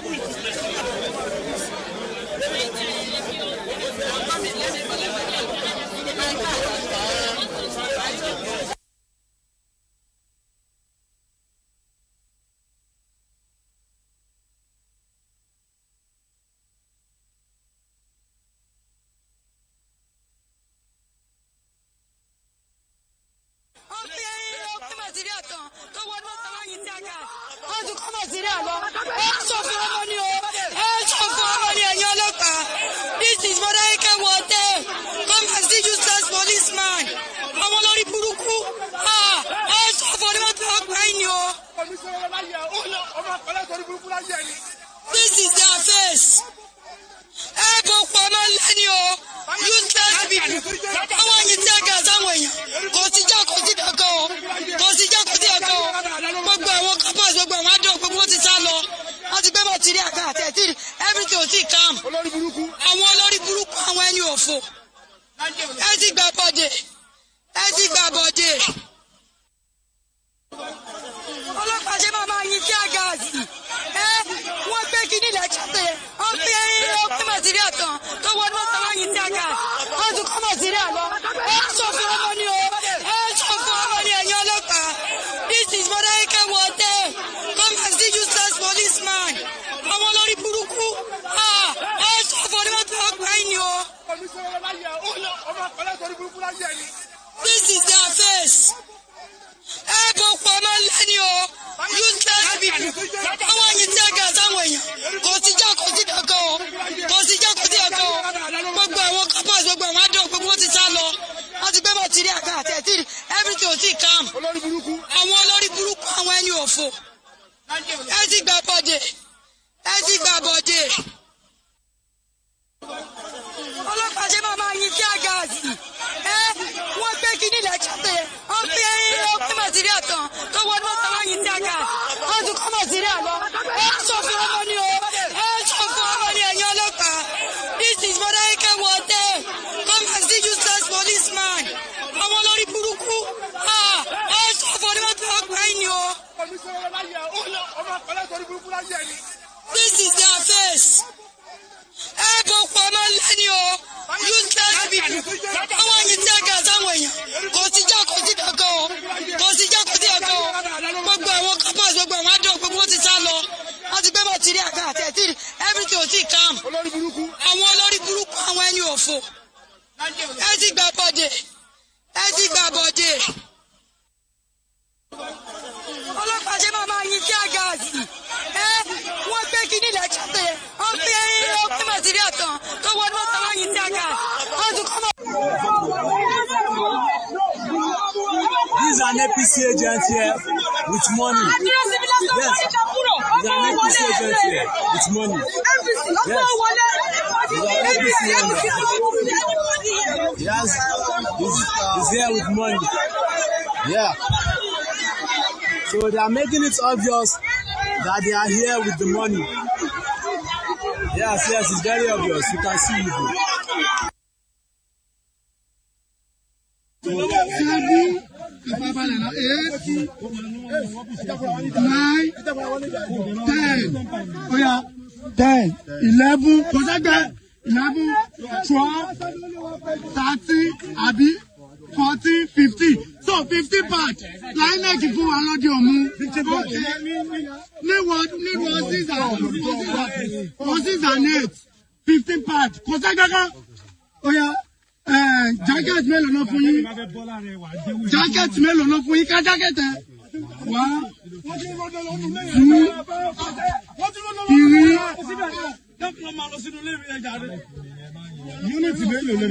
4, 5. So 5 unit àwọn wọn ní kókó lè fún unit mélòó? Èèyàn mélòó ló máa wọ̀? Ṣẹ́rí ẹ jẹ́ kí n ṣàlàyé. Ṣẹ́rí ẹ̀fà ní àwọn RS ní àní ní gbọ̀ngàn, àní ní ọdí òmu, àní ní ọdí òmu. Ṣẹ́gẹ́sì bẹ́ẹ̀. Mélòó ló pọ̀sù aṣọ di òmu? Kò sí kò tó kàn pẹ̀lú gbọ̀ngàn, kò ṣe gbọ̀ngàn ló wọ̀. À ń lọ káàkiri RS ni. Àwọn tó yọ. RS mélòó ló wà fọ́dí òmu? Olóò lọ káàkiri RS. Ìwọ aná ní kó máa lọ kiri. Àní RS 5. Ani RS 6, which is Lagere Amala. So, and then Ani RS 8. Okay. Kill RS TB.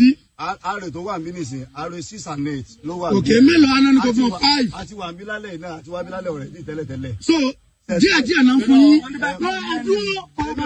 Mélòó lẹ́wọ́ kọ́kọ́ wá ìgbà tẹ́wọ́ kọ́ wá?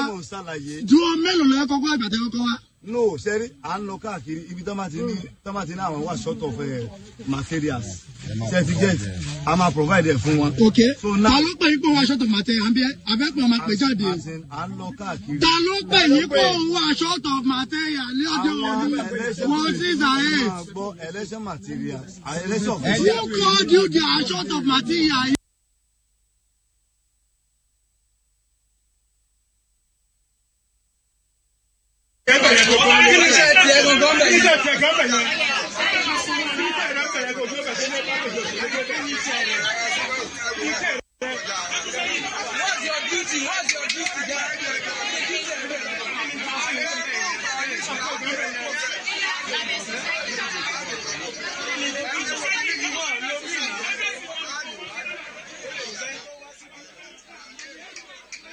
It's a very, dramatic situation in the country. And I must say that we're having, pictures flooding in and videos flooding in from the Nigerian dailies, So almost everyone now is even a correspondent, because if you look at your screen right now, how do you still allow, all of this particular, herdsmen to graze their cattle while, election is ongoing? Perhaps it is because of one situation, and I'm talking about in Eden North, to be precise. Beavers in Eden North has failed. So let us get that clear, that Beavers in Eden North, as we speak, has actually failed. Hopefully that before the end of the day, because this is just about 7 minutes, past, midday, which is 12. So if Beavers has failed as of this time, when will these Beavers, come back to life? That's the question. Or are we going to go back to the analog, system which the Electoral Act, was actually pushing for, in as much as, we were trying to tell them to make sure they make it compulsory that Beavers and IREV should be the only, position and portal where, people should cast their vote. But it is looking like we have to go back to that particular form, ACA, AC8A, where we have to, go back to the normal analog situation in Eden North. My biggest question is, if the situation is happening now, for just Osun State election, how much more to 30 states of Nigeria, where we have, 700 and, 70-something local government? How would you do it? It's just a question to INEC. But we're just been told that we have Ismail join, the program right now, which I want to establish, communication with him. Ismail, are you there? I'm here. Good afternoon. Thank you so much for being part of the program. He happens to be the former Chief Press Secretary to Osun State Governor, former Governor Adeboyega Oyetola. All right, thank you for joining the program. How have you been today? And how is it going over there? Good. I believe you're also in. Osun as we speak. Yeah, I am particularly in Ila local government, my own local government. You are particularly where?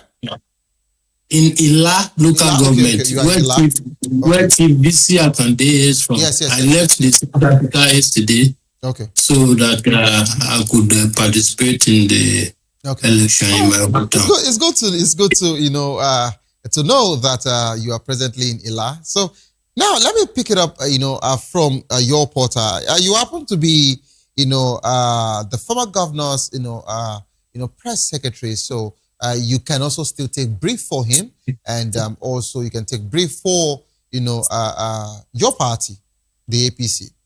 Now, well, let me correct that impression. Okay, please go ahead. I am no longer a spokesperson to Etola, but as somebody who worked actively with him, I will not shy away from speaking on issues that I am very, very conversant with, and that appears to be misrepresentation of the true situation of things.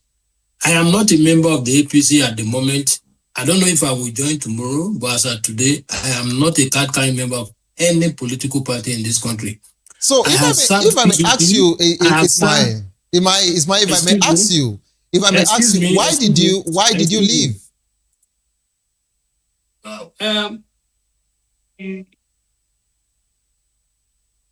After the election, INEC declared the incumbent governor as the winner in 2007. So naturally, and naturally that is the end of my tour of duty. And as I was about returning to the sun, my then principal pleaded with me that I should please stay with him, and I stayed up to December 2024 when I terminated my leave of absence and I returned to the Sun stable.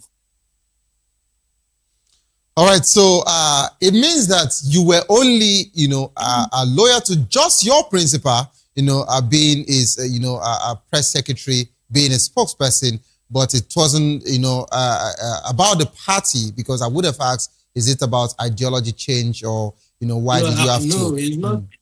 It's not about ideology change. I actually have also worked under a PDP administration before, though not in Osun, at the national level. I was a special assistant on media and publicity to former deputy president of the Senate, distinguished Senator Ike Kuremadu.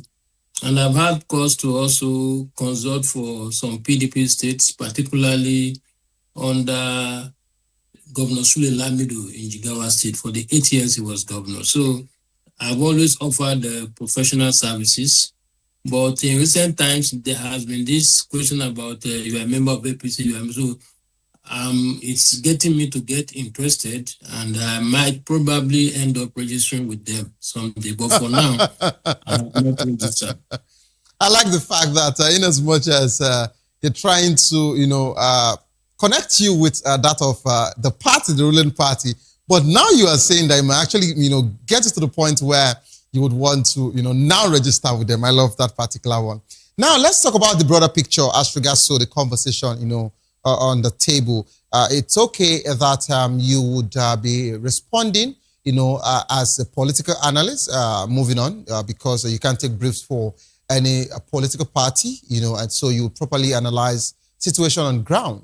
Now, let's talk about the situation where we saw, naval officers, arresting, some people, political party, thug and, having, arms and all of that. But they were reached out to, they were called to step aside. And we have to talk about the, we have to talk about how our personnel, get called from above, and afterwards we just act as if, nothing happened.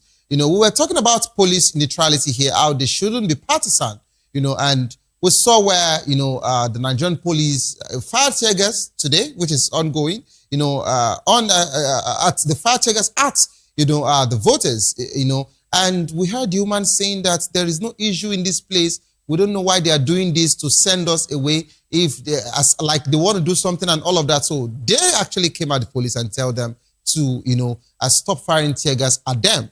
That being said, another video made rounds, in the dailies and of course on social media, and our correspondent sent us, who is on ground there live, where an APC member was seen, distributing money, and the people, the voters actually came at him. A policeman and a policewoman shielded him from these particular people, and nothing, is being done as regards to that. Now let's talk about, a vote buying. We also saw someone, holding a huge cash and mentioning that, APC and all of that. When we talk about, vote buying, I understand that most people would say almost every political party rig, and we are actually against that particular, a process. But with the situation of Athens in Osun, do you think we can get a free and fair election in Osun?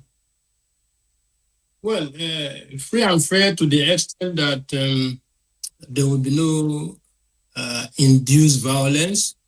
Free and fair to the extent that all things being equal, the best candidate will emerge at the end of the day. But let me say one thing very clear.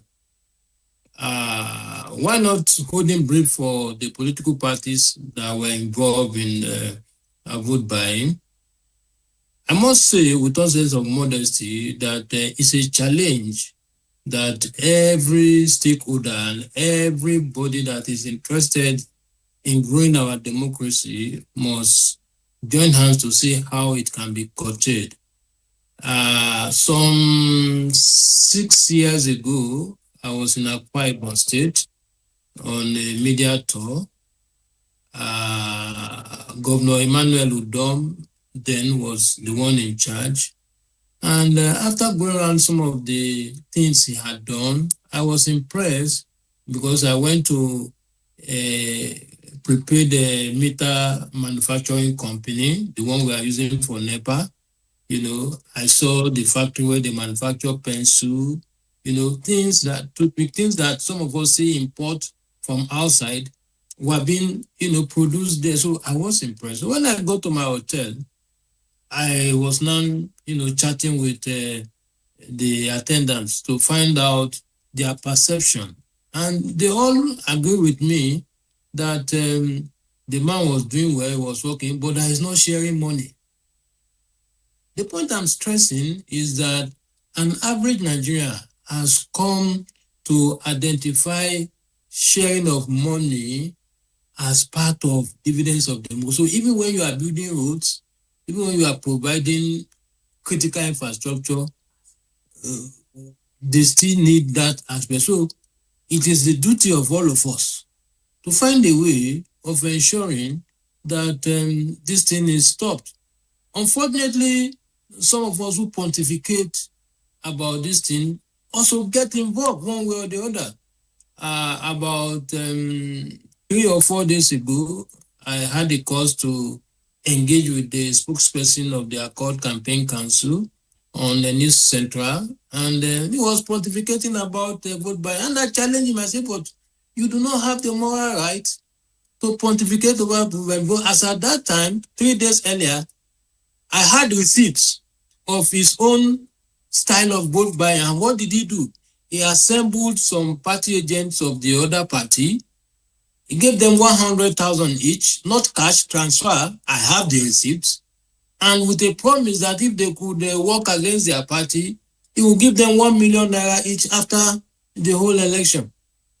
And when he was confronted by the anchors of the program, initially he said that he doesn't want to address such matter, that because for him, I was unserious. And they told him that, no, this is a serious allegation.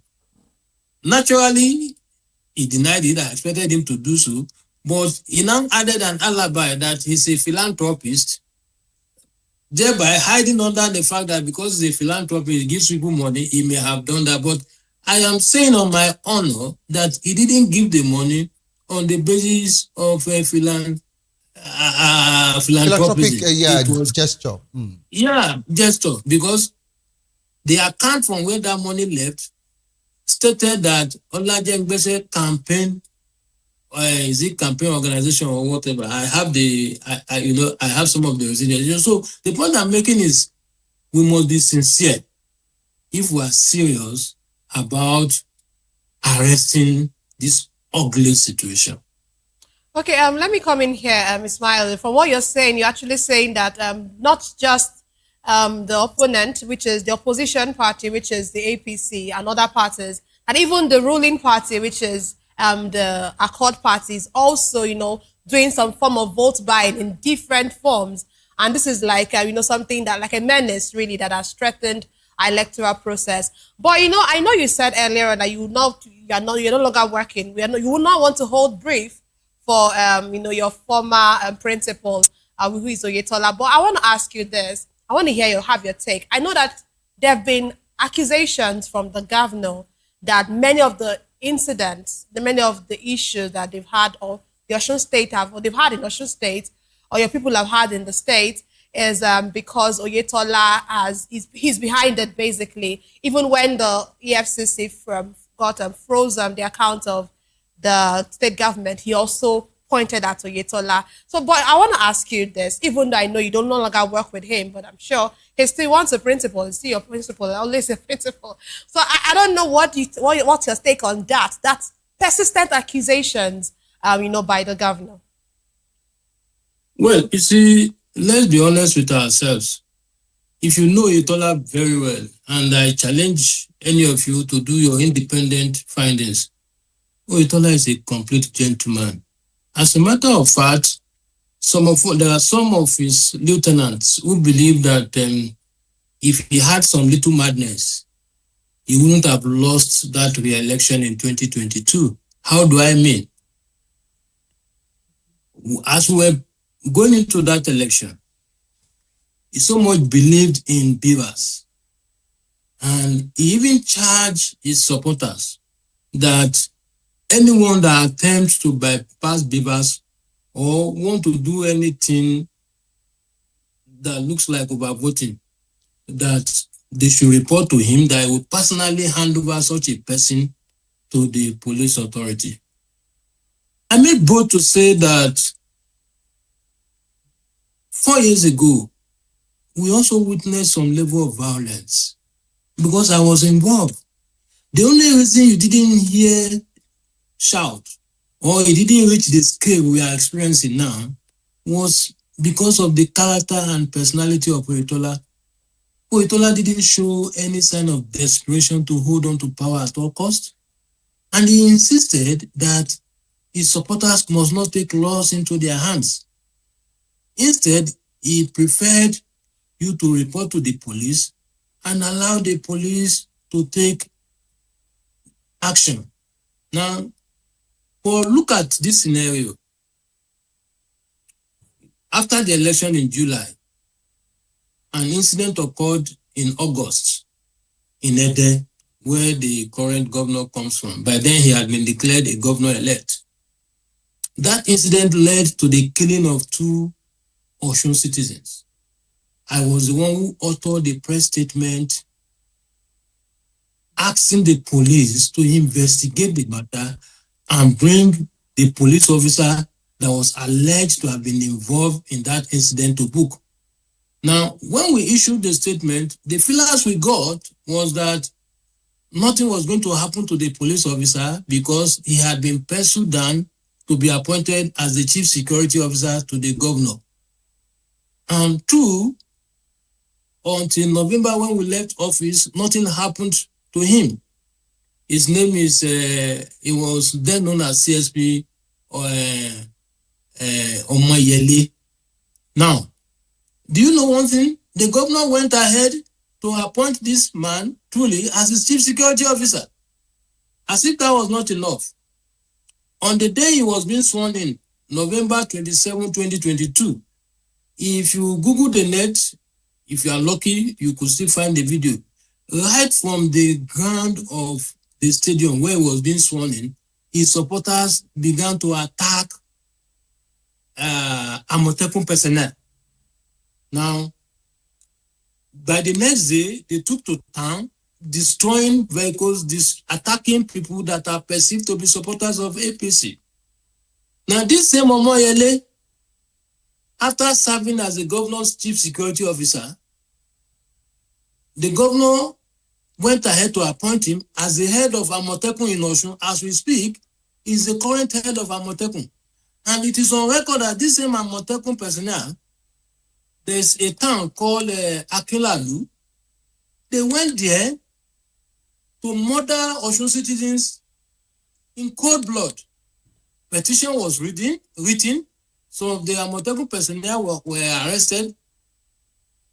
Omoyele was declared wanted. instead of him to report, he feigned that he was being attacked through an attempted assassination. Now, I'm giving the whole of this background so that you know that for me, for the governor to go ahead to appoint Omoyele, such a character, who also has documented cases of human rights violation, because it was one of those that was petitioned when we set up the NSAS panel.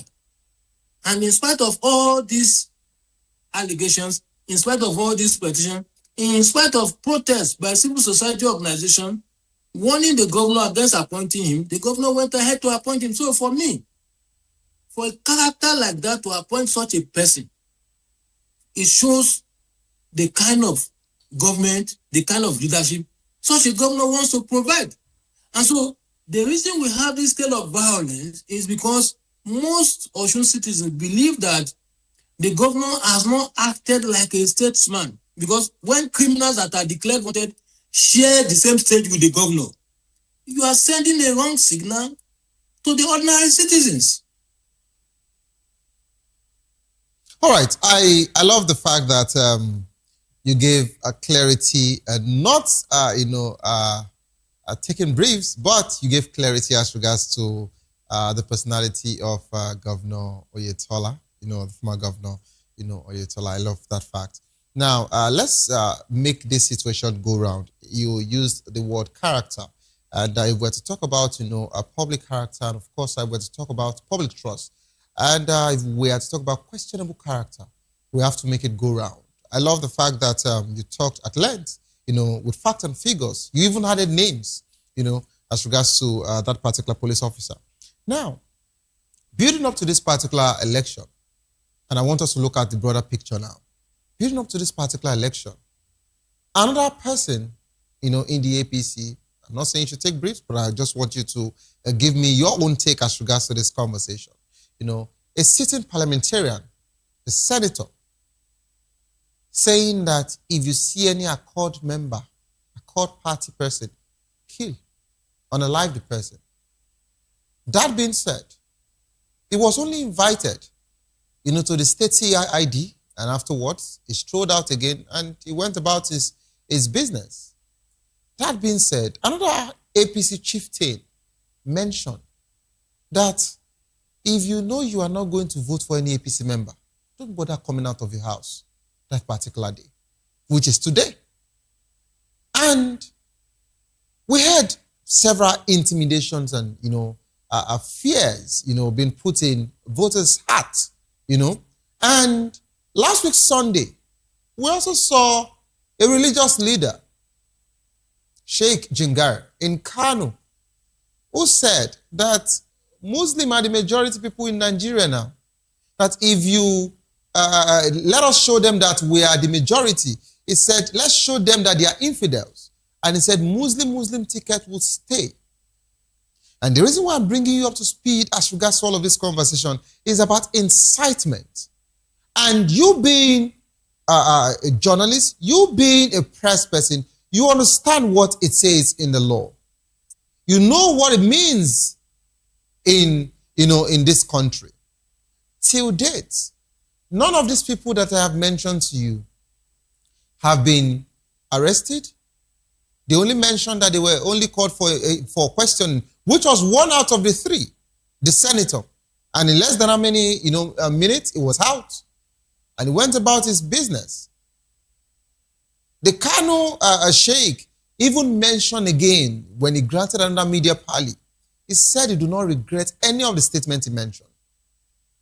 How do you assess such public characters in one party? Well, to the best of my knowledge, I am not aware that Jingu is a member of the APC. Come again? That is one. I say, to the best of my knowledge, I am not aware if Sheikh Jingu is a member of any political party. If he's a religious leader who has come out officially to mention all of this, what do you expect? You ask a question. Allow me to Please go ahead. Go ahead. I'm a Muslim, but I will not in any way support religious intolerance. And anybody who knows my background very well will know that I've always, spoken against religious tolerance. But what I hate most is what I refer to as hypocrisy. Now, Sheikh Jimbri, majority of us know him as somebody who talks carelessly and recklessly. And most of us do not agree with the things he's saying. But let me be honest with you, without rationalizing his statement, he is not the first Muslim that will refer to Christians as infidels.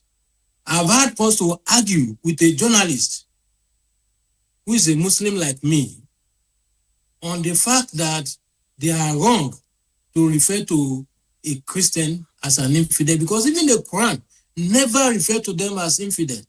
The Quran referred to them as Al-Kitab, people of the book. And what he told me was that the Quran was making reference to the Christians of those days. And I asked him, you are a Muslim. Are you a Muslim of those days or that of the point I'm trying to make is that because of their own culture,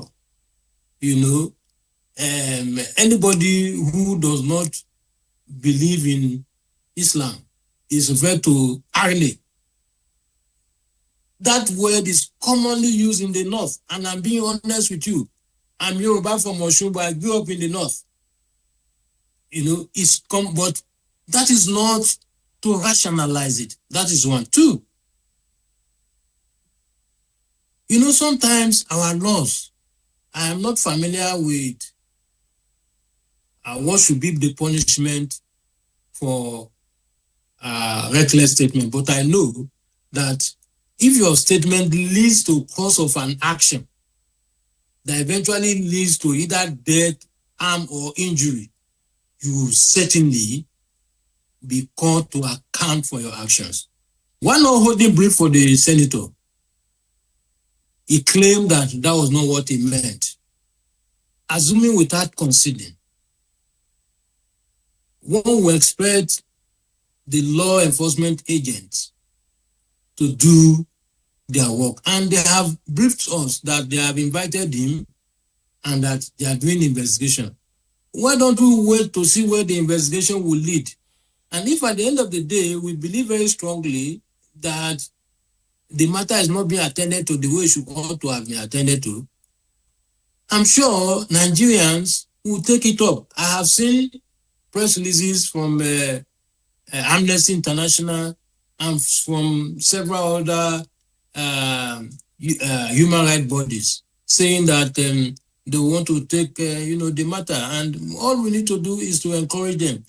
However, Ismail, that's where I was going to. Should we get to the point where it has to be Nigerians that needs to shout, or Amnesty International that must talk about this thing or want to take it up? Why can't our government take accountability and do what is right? Is it that difficult? No, part of the thing to do, in law, if you catch a thief in your house, you know there is a thief. When you take him to court, the court cannot just sentence him. The police will say they will do investigation without the FIA report, which is known as First Information Report, and all other processes. The court will throw the case away. And that's why most time we lost sensitive cases to not being diligent about the prosecution. I'll give you one example. I thank God that I am alive today saying this. In 2012, when there was this twin bomb blast in Kaduna and Abuja, my office was one of the targets. I was the bureau chief of the Sun newspaper at the time. I was the one who handed over the Boko Haram suspect to the police. Now, from 2022 up till around, from 2012 up till around 2014, I didn't hear anything. Suddenly, I got a call from the office one afternoon saying that the police wanted me to come and testify in that matter.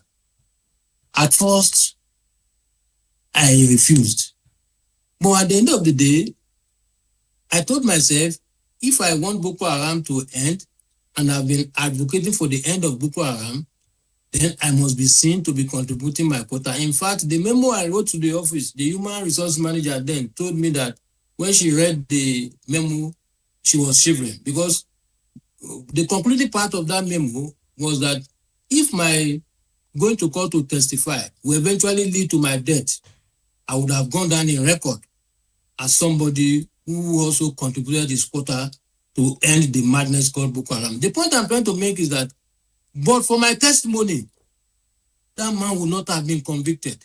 And that became the first major conviction that the federal government had in the Boko Haram case. So it was from that point I realized why most high-profile cases are being lost, because if I didn't come forward to testify, there was no witness. Even though we caught him at the scene of the event, everybody saw him. But if there is no testimony in court to support whatever is being said, there's no way the man would have been convicted. So the point I'm trying to make is that the laws are there, but there are processes. And if we don't follow the processes, we will mess up the matter. And before you know it, we will not blame government that government didn't do what it's supposed to do. All right, so if it's about processes, I would like to try and allow us, x-ray a particular conversation that is making rounds. I believe the spokesperson for Al-Aji Atiku Abubakar, Paul Ibe, I picked up a particular conversation as regards to 178 days, of El-Rufai in detention. Let's forget about the phone tapping for a while, or let's keep it aside. And let's talk about the misuse of funds in office. The same conversation, they were talking about El-Rufai when it comes to, misuse of public funds, the state funds. The same situation was what AFCC actually marked the former governor of Delta State, for Okowa. And the same, situation was what the AFCC marked the former governor of Kogi State for, Yahya Bello. And we all saw that Yahya Bello was, uploaded on their portal, wanted. And, AFC even said that it was being shielded by the state governor, Adodo. But after a while, he went for the invitation. And since then, we never heard anything. Instead, Yahya Bello, who still has a case, just won a primary ticket to represent his constituent, and his senatorial district, as a senator. And simultaneously, the same situation happened in Delta State, where Okowa also won a ticket, in the party APC. Of course, we all heard that Oshiomhole said that if you move to this other side, your sins have been forgiven. And, Okowa moved in with the governor of Delta State. And today, he's also, waiting for the general election in 2027 to contest and to win while he still have a case, in the court. But El-Rufai's conversation is not, the same. How should you, respond to this particular situation? Look, El-Rufai's matter, let me make a confession. I am a great supporter of El-Rufai, and I don't hide it, and people know. But El-Rufai's matter cannot be compared to all the matters you just read out. Let's be fair to these institutions. It is a different thing if EFCC never arrested Okowa and Yahya Bello. We all knew the efforts EFCC made to even invade the private.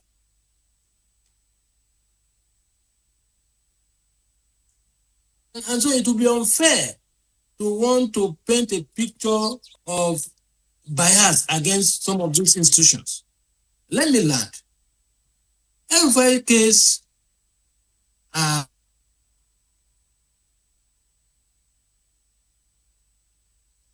okay, Ismail, I think you're having a glitch. Okay, you can go ahead if you're back now. Apart from the issue of misuse of funds, for me, I think the strongest of the reason why it's being heard will be for the issue of national security. I told some of my friends who are with him, I said, the statement he made, with due respect to his person and character, was reckless. Okay. And so you see, sometimes my late father, when you say people lie against you, my late father will say, why did you move in a suspicious manner, or you move around the area where the lie they told against you fits you? Okay. All right. It's my. I want to believe that, but for that, I'm not sure. Ismail, in as much as I said we should actually keep the phone tapping, conversation aside and talk about the misuse of public funds, but you needed to. But I love the fact that I also love the fact that you never touched that of Yahaya Bello's, misuse of public funds, the state funds, and that of Okowa. I said you should be fair. I said you should be fair to the institution. Okay. All right. Thank you very much for that. All right. Thank you so much, Ismail, for that. I would like us to just stay put. We'd like to have, the contribution of our Benin guest seated already. We have Dr. Samson Sibo, who happens to be the former National Secretary of the Accord Party. Doctor, are you there? Good afternoon to you.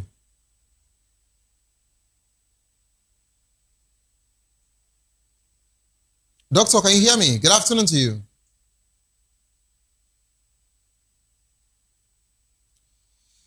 All right, joining us as well, we have Honorable Osa Kindness, who is also an APC Chief 10. Honorable, good afternoon to you.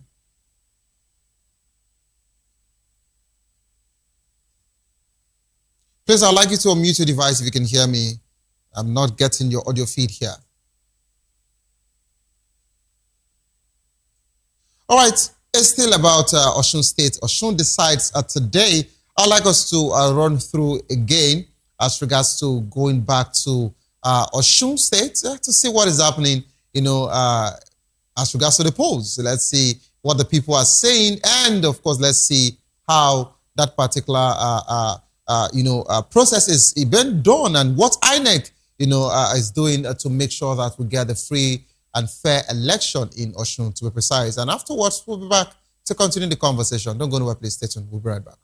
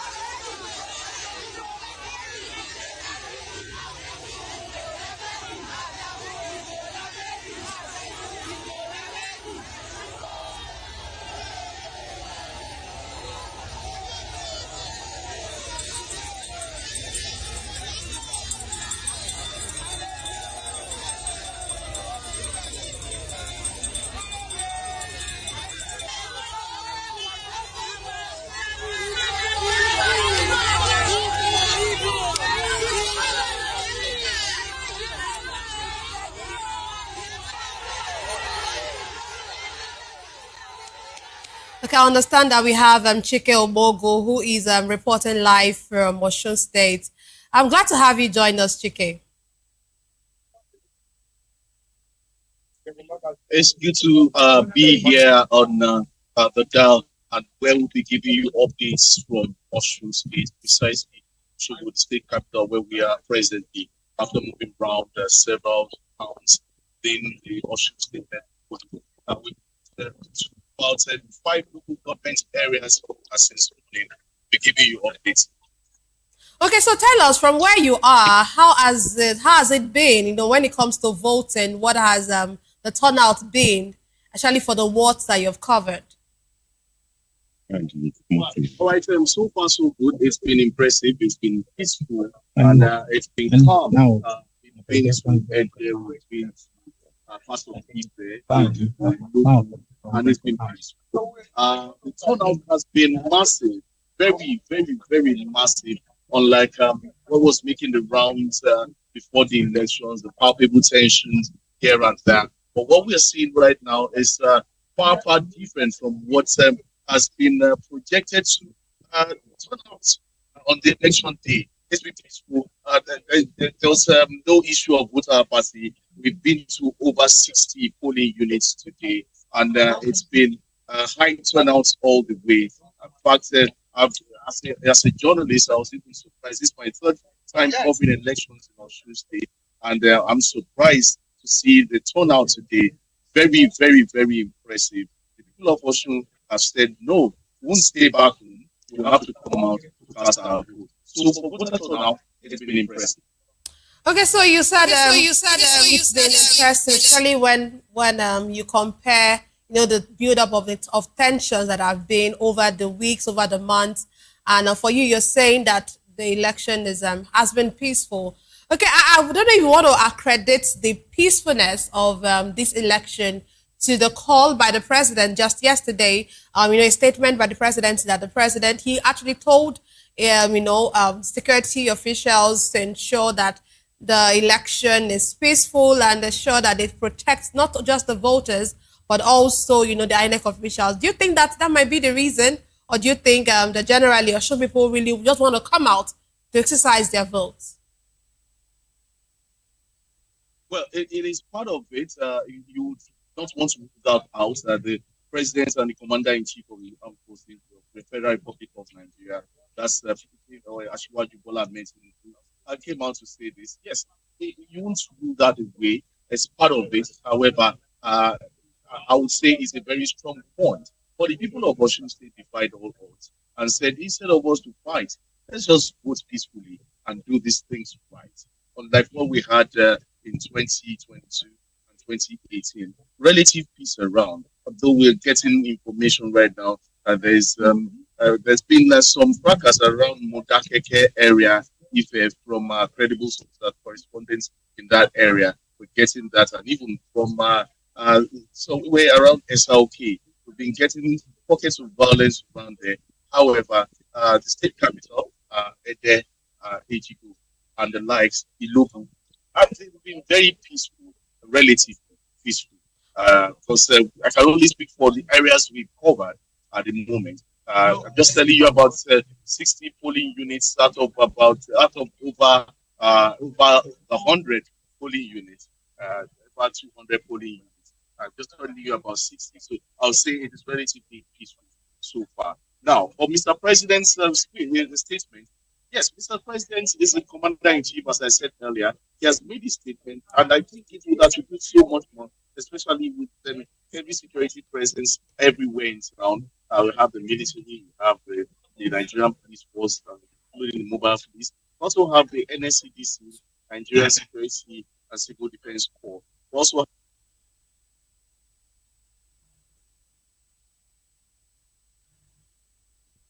Okay, Chike, we seem not to be hearing you anymore. I don't know if you can hear me, but if you can hear me, and before we let you go, I want to know, when it comes to the technicality, the beavers, for those polling units where you've covered, how have these machines worked, really?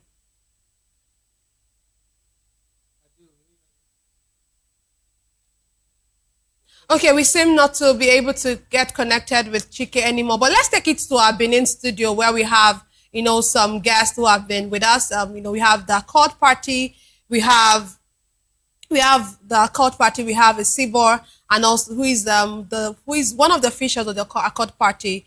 I'm glad to have you join us.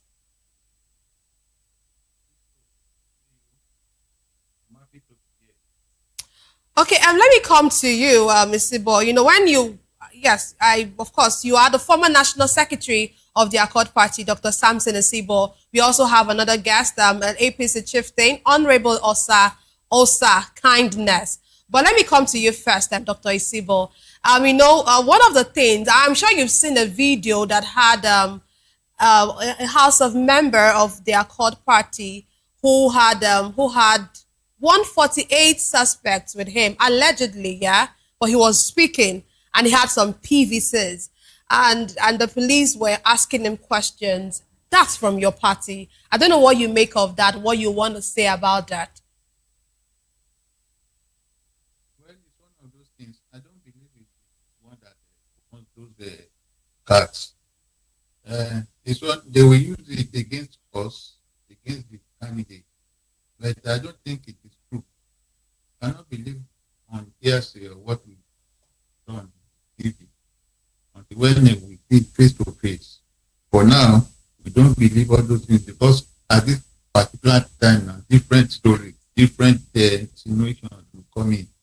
So we know that this election is ours. The Accord will win the election. That is very clear.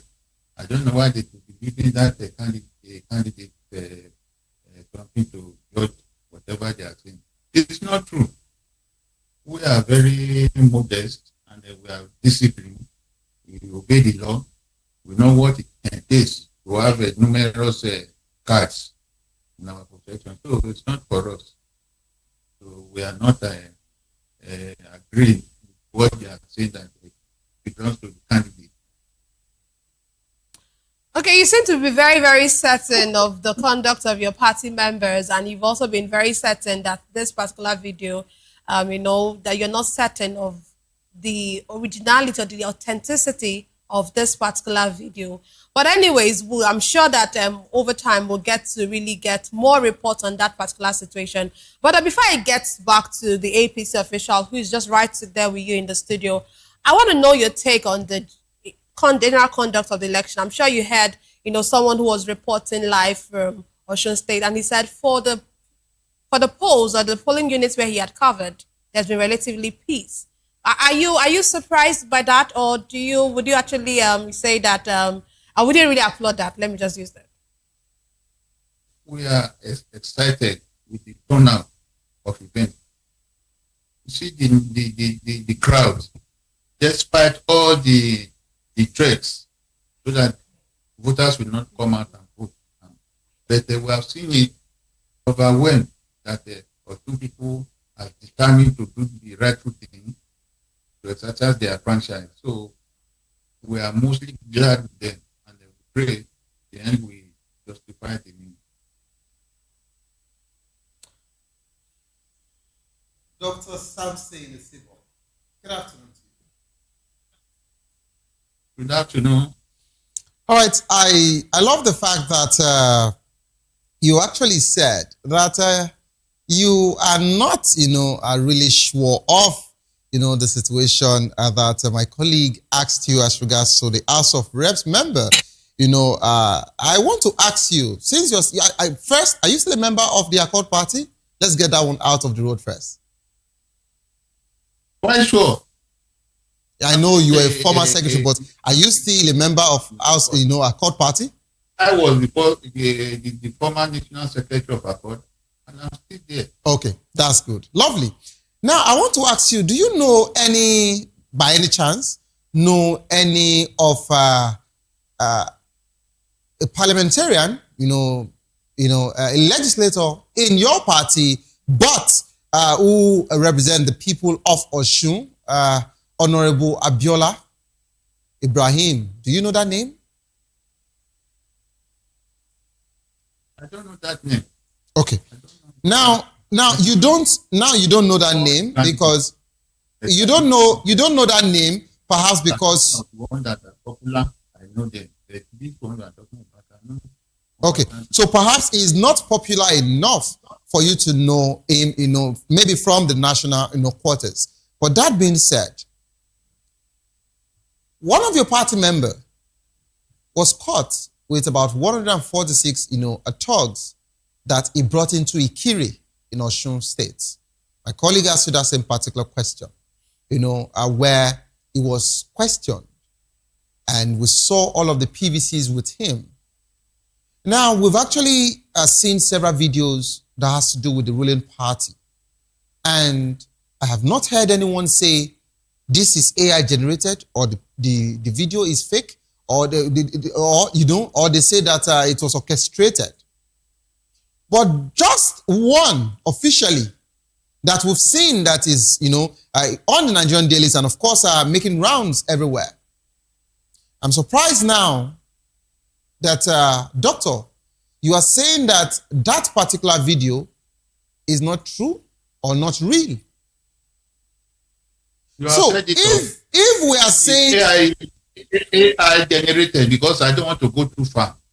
We all know what happened. This our technological breakthrough can determine so many things. It may be, which I thought it may be AI generated. It's not. I feel on it that it is not my party says something that did it. So you didn't mention that of the senator that said they could be killing all the candidates. The senator also mentioned that it was not real. Do you believe that it was real? The APC senator, he also said that what he said as regards to they will kill accord members, that it wasn't real, it was taken out of context. Do you believe that it was real? It's real. It's real. It's real. Okay, but when it comes to that of accord, when it comes to that of accord House of Rep member that was caught with 146, thugs that were brought into Ikiri with PVCs in his hands. Did you catch them? Okay, so since I didn't catch them, but that of the APC, were you actually there when he was addressing them? Now, this is what we call double standard. Doctor, I would want us to always, address, the public, and if at all we want to protect our party, not for us to condescend to a point where it looks like we are seeing the truth, but we don't want to toe the line of truth. Instead, we rather pick lies. But that being said, I would like to go to the next guest in the studio there. Honorable, are you there? Yeah, I'm here. I can see you. Honorable, thank you so much for joining the program. Can you hear me? It's a pleasure to be here. It's a pleasure to be here. All right. So, Honorable, I know that you are a member of the APC, and of course, APC chieftain to be precise. And I don't know how you're feeling, if you are comfortable presently in our studio in Benin, having Dr. Isibo with you, with what he's saying, or you are not, I don't know, but if you are not comfortable, kindly let us know, But let me come to you as regards to, the same situation. Now, on a more serious note, Honorable, let's look at the broader picture, of the situation in the country when we talk about, this election and, of course, at the 2027 as we start to take a close. Now, Honorable, you agree with me that a particular religious leader, Bishop Onayekon, only called the president, your principal in your party, to say Nigerians are hungry.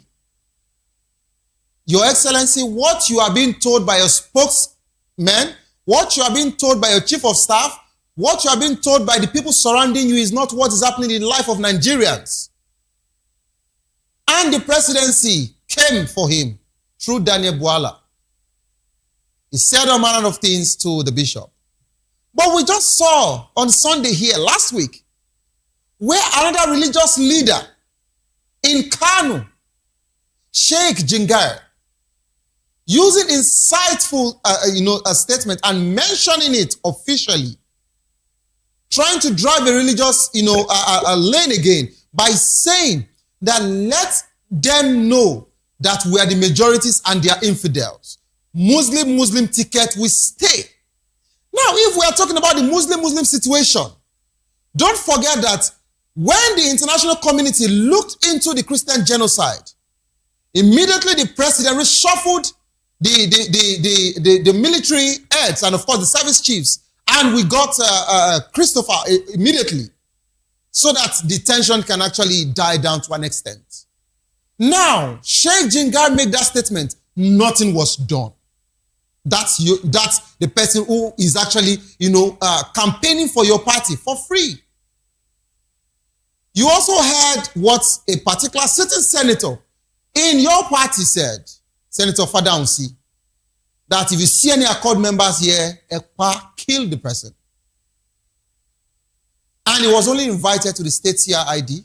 And afterwards, what happened? He strode back and entered his convoy. He went back home.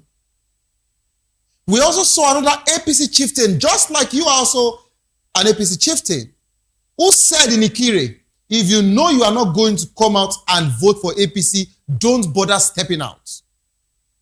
We have seen a lot of videos we've played on national TV about vote buying. Do you think your party has people of, good characters and not questionable characters?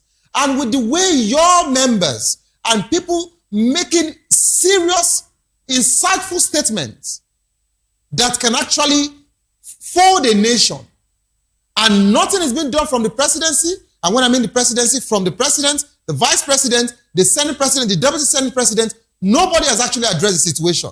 Do you think the APC is doing Nigerians well? It's your time. Please go ahead.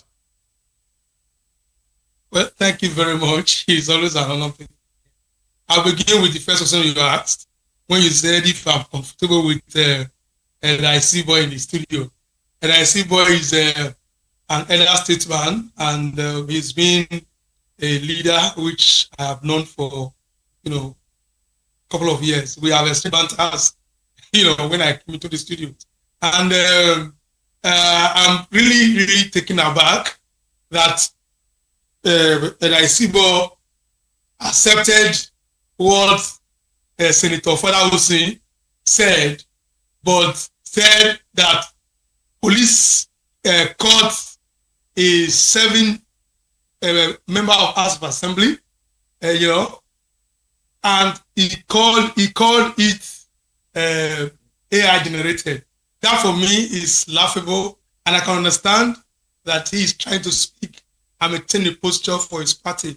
But I've said it here, and of course, in any other fora where I have the privilege to contribute to national discourse, that Nigeria is ours, irrespective of which political party you belong to.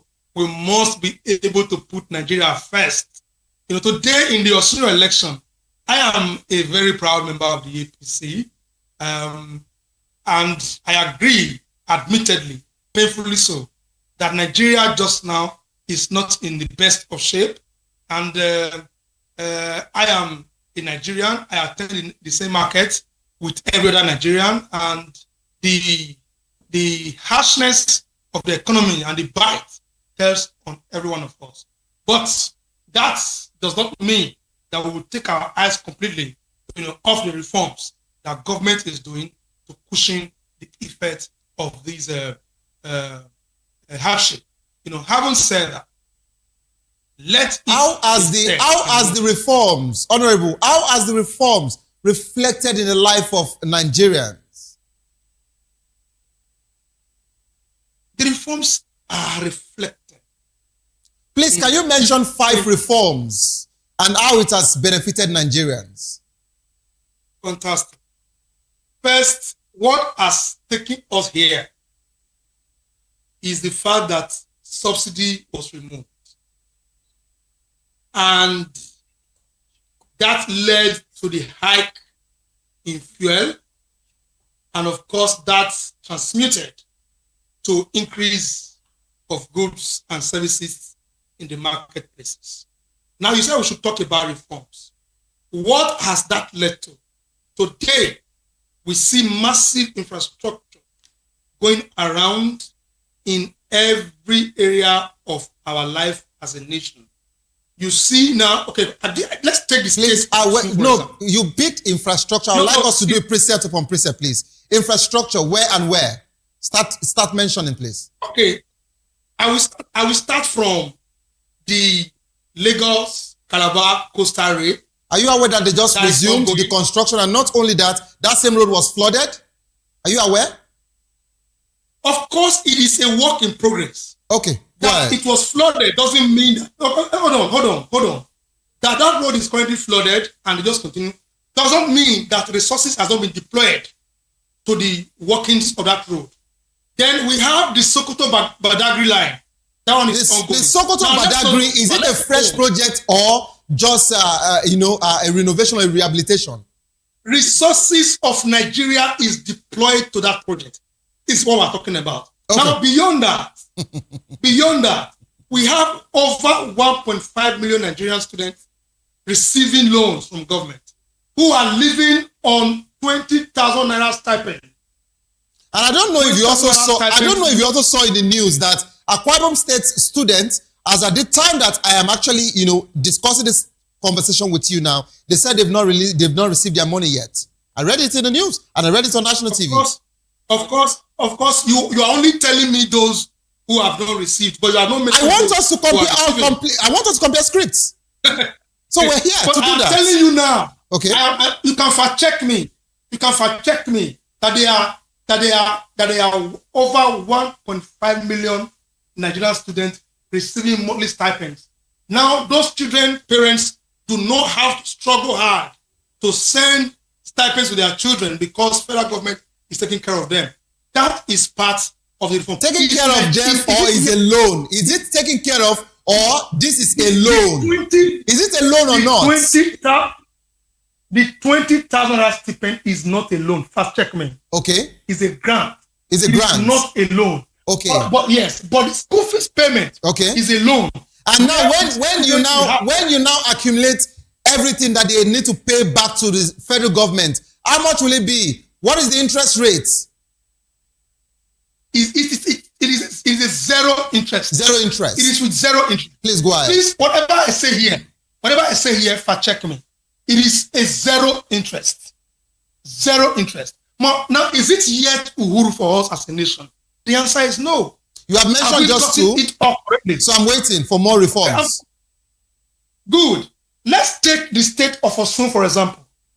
Before President Tinubu came on board, they were receiving as mega as 3 billion as federal allocation every month.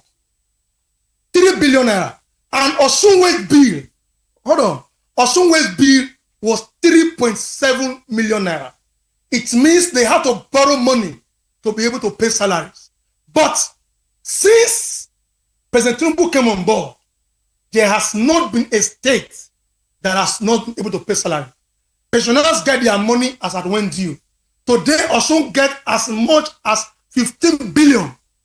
That is over 150% increase in their monthly allocations. And that is what you see in what Governor Adeleke is campaigning with, that he built 3 flyovers in Osun State. It is a result of the increase of money generated by federal government that is now being shared and deployed to state for infrastructural development. Take Edo State, for example. Edo State was receiving as low as 1.8, 1.9 billion monthly. Today, Edo State is receiving as much as 11 to 12 billion naira monthly. And you see flyovers going on in every corner of the state. You see massive development going on in every area of the state. That is as a result of the reforms we are saying. What about the issue of fuel? All right. Honorable. No. I mentioned to you. Hold on. Hold on. Honorable, hold on. Don't worry now. Let's take it precept upon precept. Hold on. Now, you got to Osun State. You used Osun State as a yardstick. I intentionally, wanted you to land on your thoughts. Now, you mentioned Osun and, you talked about what they used to have, and you talked about how bad Osun is, and now the governor is seeing money, or the state is getting, a federal allocation and all of that. Now, are you also aware that we're told that APC governors actually diverted federal allocation funds for the next campaign, the next election? Until date, none of them has actually come out to deny it. That being said, I was so grateful to God that you mentioned your state, Edo State. I was happy that you were able to talk about flyovers. How do you construct a flyover in a bad road? Are you telling me that you don't know that your governor has been constructing flyovers in a bad road? Let me ask you this question. If you're coming in from Kogi State into Edo State through Auchi, and before you get to the main town, are you telling me your road is good? That's one. Secondly, if you are leaving Edo State and you're going through Agbo, which is in Delta State, is your road okay? And let me not mention this to you, so you know that I know what I'm saying about your area, right? Now, in Edo State, your domestic debt presently from the DMO data is reading 172.37 billion as at March 2026. How much was the state owing before? You said I should fact check you, and that's why I'm doing this on national TV, so everybody can actually get the conversation. The surge is about 59.37 billion from the 113 billion recorded in 2024. How do you explain this to Nigerians and the people of Edo State under the leadership of APC? Well, I said it earlier, if you were following closely. I'm following you, and I'm following with facts and figures, so I'd like you to respond, please. That it is not... And I want your energy, the same way you've been talking about your governor, to continue with that particular pace. Please go ahead. I was one of the strongest voice. I was one of the strongest voice pre-election, during election, and post-election to speak for this government. And today, I have no regret that I did that. Has it gotten all correctly? No. You talked about Benin, Ekpoma, Auchi, Abuja Road, and the deplorable state. Whether it is correct or not, yes, it is correct. But you did also mention that a lot of massive work is ongoing. I was in Ekpoma recently. You saw that the Ekpoma Road has been dualized. You saw massive work going on from the Benin bypass in Egba, from Egba down to Obage, down to Irekme, up to Ekpoma, down to Irua, leading to Auchi. Massive work is going on there. And prior to this government, what they were telling us is that those roads were federal roads. But today we are deploying state resources to fix those roads. You talked about the debt burden of the state. Yes, there is an increase in the debt of the state since this government came on board. And every government lives on borrowing, whether in Nigeria, whether in those states, or any part of the world. What must concern us as a people is that if this money are deployed to the development of the state, and that we are seeing, but it is not yet Uhuru. You only mention those roads as being deplorable. You talk about the Agbo Road, but you don't talk about the flood that is dealing with us as a state. So whether I am a member of the APC or not, where we need to draw the attention of government to, we will do so. And this government must look at the area of flood control within the GRA and other parts of the state. But our concern is that the resources of the people are deployed and it is visible to the blind and audible to the deaf what government is doing. Now you talk about what Tinubu reform has given us. All right, honorable. No, so please, honorable. Let me learn on this. Honorable and honorable. No, I want to give you a better offer. Please hold on. I'd like to give you a better offer, and this offer, would come in because I feel you have a lot, to explain, to Nigerians as regards to your party, and I love the fact that you were able to, accept, some of these conversations to know that, your party, has a deficiency in all of this particular one, but it is also good that you're trying to mention the ones, your party has done. Now, this is what I would do. Honorable, we'll be inviting you officially to join, the program. I would invite you, officially to join our People's Voice. We're pressed for time now, and we can actually, take more. But this is what we'll be doing. So what I want you to do for me is please go and write about 10 different reforms of your party, what your party or your principal or the president has done for the people, so that day you would come prepared. I know you were not expecting this particular, section, but so that when you come prepared on that particular day, then I would have enough to discuss with you. This is my job. This is what I do every day, so I have all the time. But of course, we are pressed for time now. Thank you so much for being part of the program, Honorable Kindness. Thank you. You are quite kind with your thoughts as regards to the APC. And but you didn't let me tell you. You didn't let me tell you. No. It's just because of our time. It's just because of our time, because we just have to go back to every other program. Go and do 10. So you'll be yes. So you'll be invited for another program. Okay. So so my colleague in Benin would actually set the next program up for us. Okay. Thank you so much for being part of the show, and thank you so much. Yes, thank you, Ismail, for being part as well, and Doctor. Thank you so much for being part of the program. We can actually go, beyond this particular point, but we would want us to still, focus our attention. We still want us to focus our attention to Osun, where the polls is still ongoing. And of course, if you look through, to our screen, yes, you would see where we say your vote, your voice, and your future. Of course, our future. So we want the people, of Osun to decide and decide properly. Whatsoever you decide now would actually stay with you for another 4 years. And I believe you know what that particular one means, all right? So this is all we're saying. We just want a free and fair election in this country, and that's all we're saying. It's been wonderful. It's been a wonderful ride, as regards to Osun Decide today, and of course giving you live updates, as regards to the gubernatorial, election in Osun State. My name remains Savior Udo, and of course I didn't do this alone. I did it with a delectable colleague of mine. Yeah, it's been good speaking about Osun State and looking at the happening of the developments in the voting process in Osun State. Thank you very much for all our analysts who have been with us all through, even from the morning buzz up to now. Thank you so much. I am Nenna Ndomdioto. And all we have to say is stay safe. Bye-bye.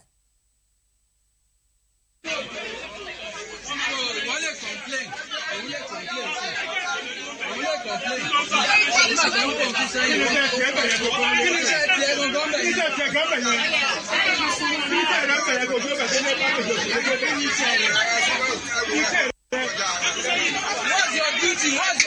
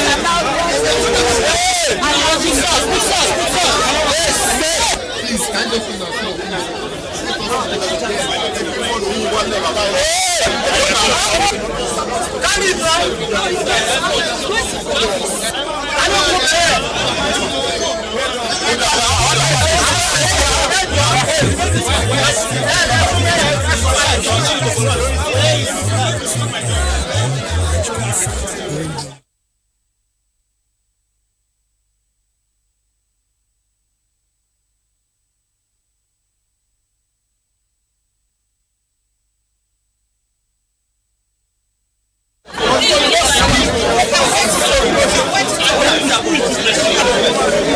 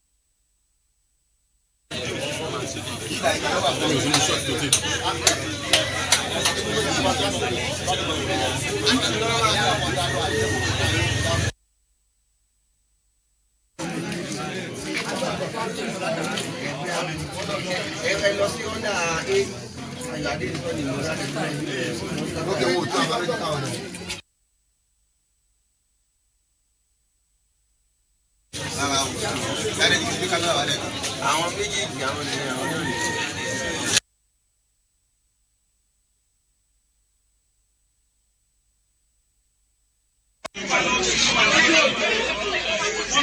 Wọ́n lè complain, òun lè complain sí, òun lè complain. Nígbà tó ń pọ̀ kí sẹ́yìn wọ́n kí ni iṣẹ́ tiẹ̀ gangan bẹ̀ yẹn. Iṣẹ́ tiẹ̀ gangan bẹ̀ yẹn. Iṣẹ́ rẹ̀ bẹ̀rẹ̀ kò tó bẹ̀ tó ní ẹ̀ka kejì òṣèlú tó ní iṣẹ́ rẹ̀. Iṣẹ́ rẹ̀.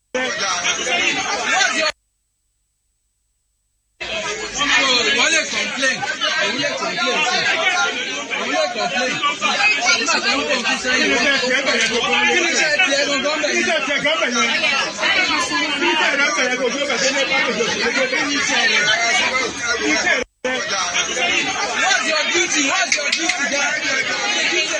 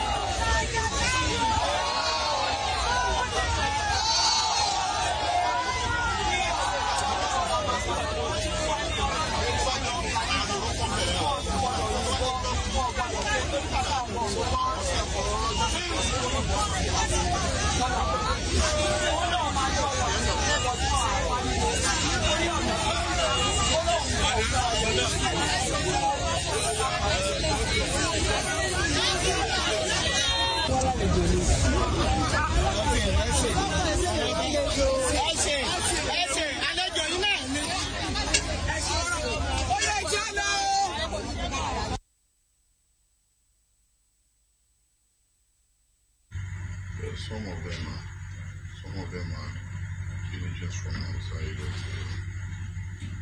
They were hired. You don't hire them. You have to come and vote. So they don't have houses. We are going to interview them. Okay. You brought them here when? Some of them are the houses and they came here. Who is the owner of this residence? My dad. Who is your dad? He's late. He doesn't have name. Raji Ibrahim. Okay. Because we have interviewed some of them. Any agreement? You promise them anything? Oh, it's free. Okay. Is this all voters' cards from them? Very good. No, no question. You should hold it.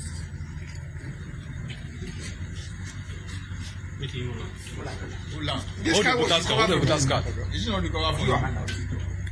Collect it now. It's not your property. Hold it well. Okay. Which party are they here to vote for? Carry it up. Raise it up. Voting is their choice. Voting is their choice. So you are an agent. To go and carry them to vote for any party. They cannot go from their houses and to go and vote. Don't compound your problem. Tell us the truth. Which party?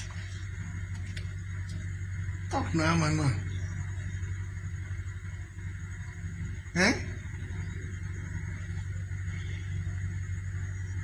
What are these? My time. I'm a member of our court. You are a member of our court. Okay. Thank you. Which card are you holding? Let me see it. Which card are you holding? Belongs to the voters. Belongs to the voters. Let's stop now. Let's see the cards.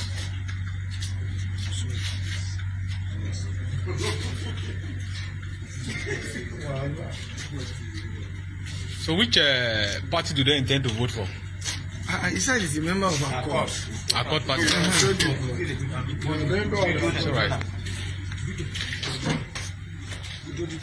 No, I don't be doing that word. Collect the start there.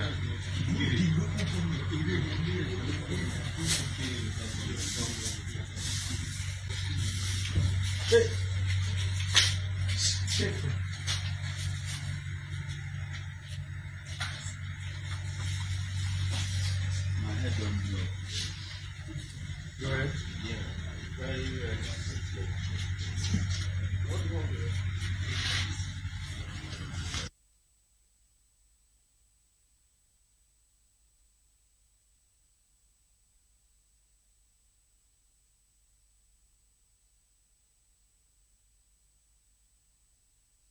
ẹ jọ̀ọ́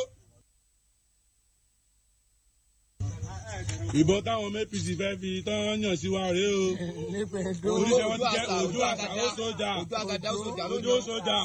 ó ní bàbá wọn ti ní kán máa pa ogun àwọn ọmọ àkọọ́dù tó bẹ́ẹ̀ rí bẹ́ẹ̀ ni ó yànbọn sí wa òun rèé o ẹ jọ̀ọ́.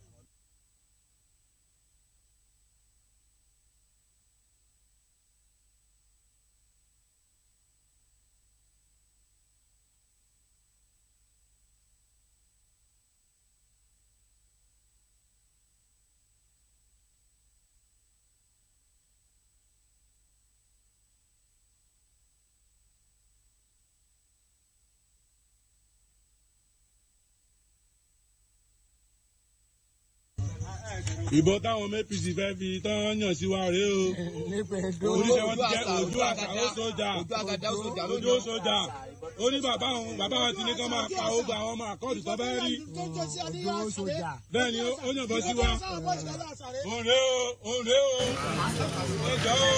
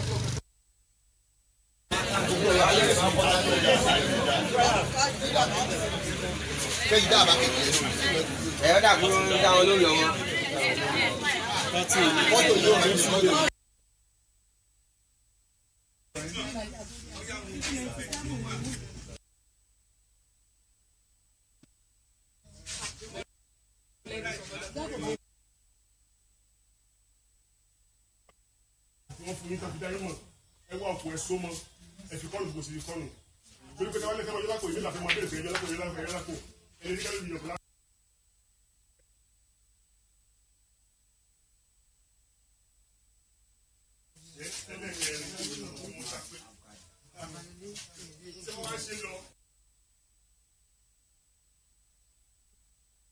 Tí abáyé tó wà níbí tí wọ́n lè lò tàbí tí wọ́n lè táàbà nínú àwọn ẹ̀mí àti ṣe ètò. A lo fèsì, a lo fingerprint tí kan náà bá ti mú fingerprint náà kankan kọ́kọ́ lò tí a bá ti lo fingerprint tí o bá ti ṣe tí o bá ti yí àmì báyìí a máa yọ ẹgbẹ́ kìíní ẹgbẹ́ kejì ìbọn yìí a máa yọ lọ́tọ̀ a wà á kà nígbà tí wọ́n wá kà tán tó ti bẹ́ẹ̀ káàkiri wá ṣe àkọsílẹ̀ àwọn pàṣẹ agent náà wà dúró pé èyí tí a kà fún ẹgbẹ́ wọn òun la kọsílẹ̀ wọ́n wà sáyẹ̀nsì mi tó wà ní ọwọ́ wa tó jẹ́ bó ṣe jẹ́.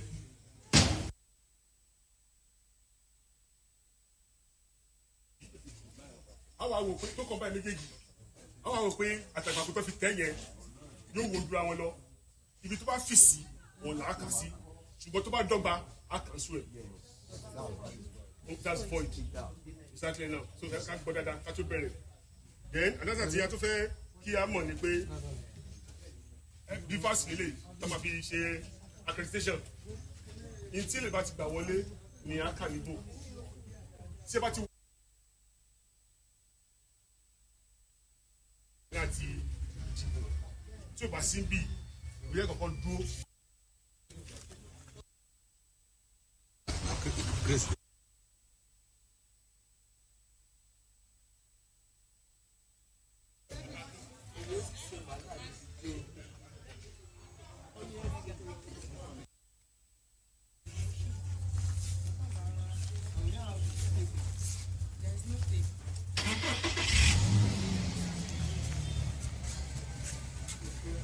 Àrí pátì méjì àwọn àwò pé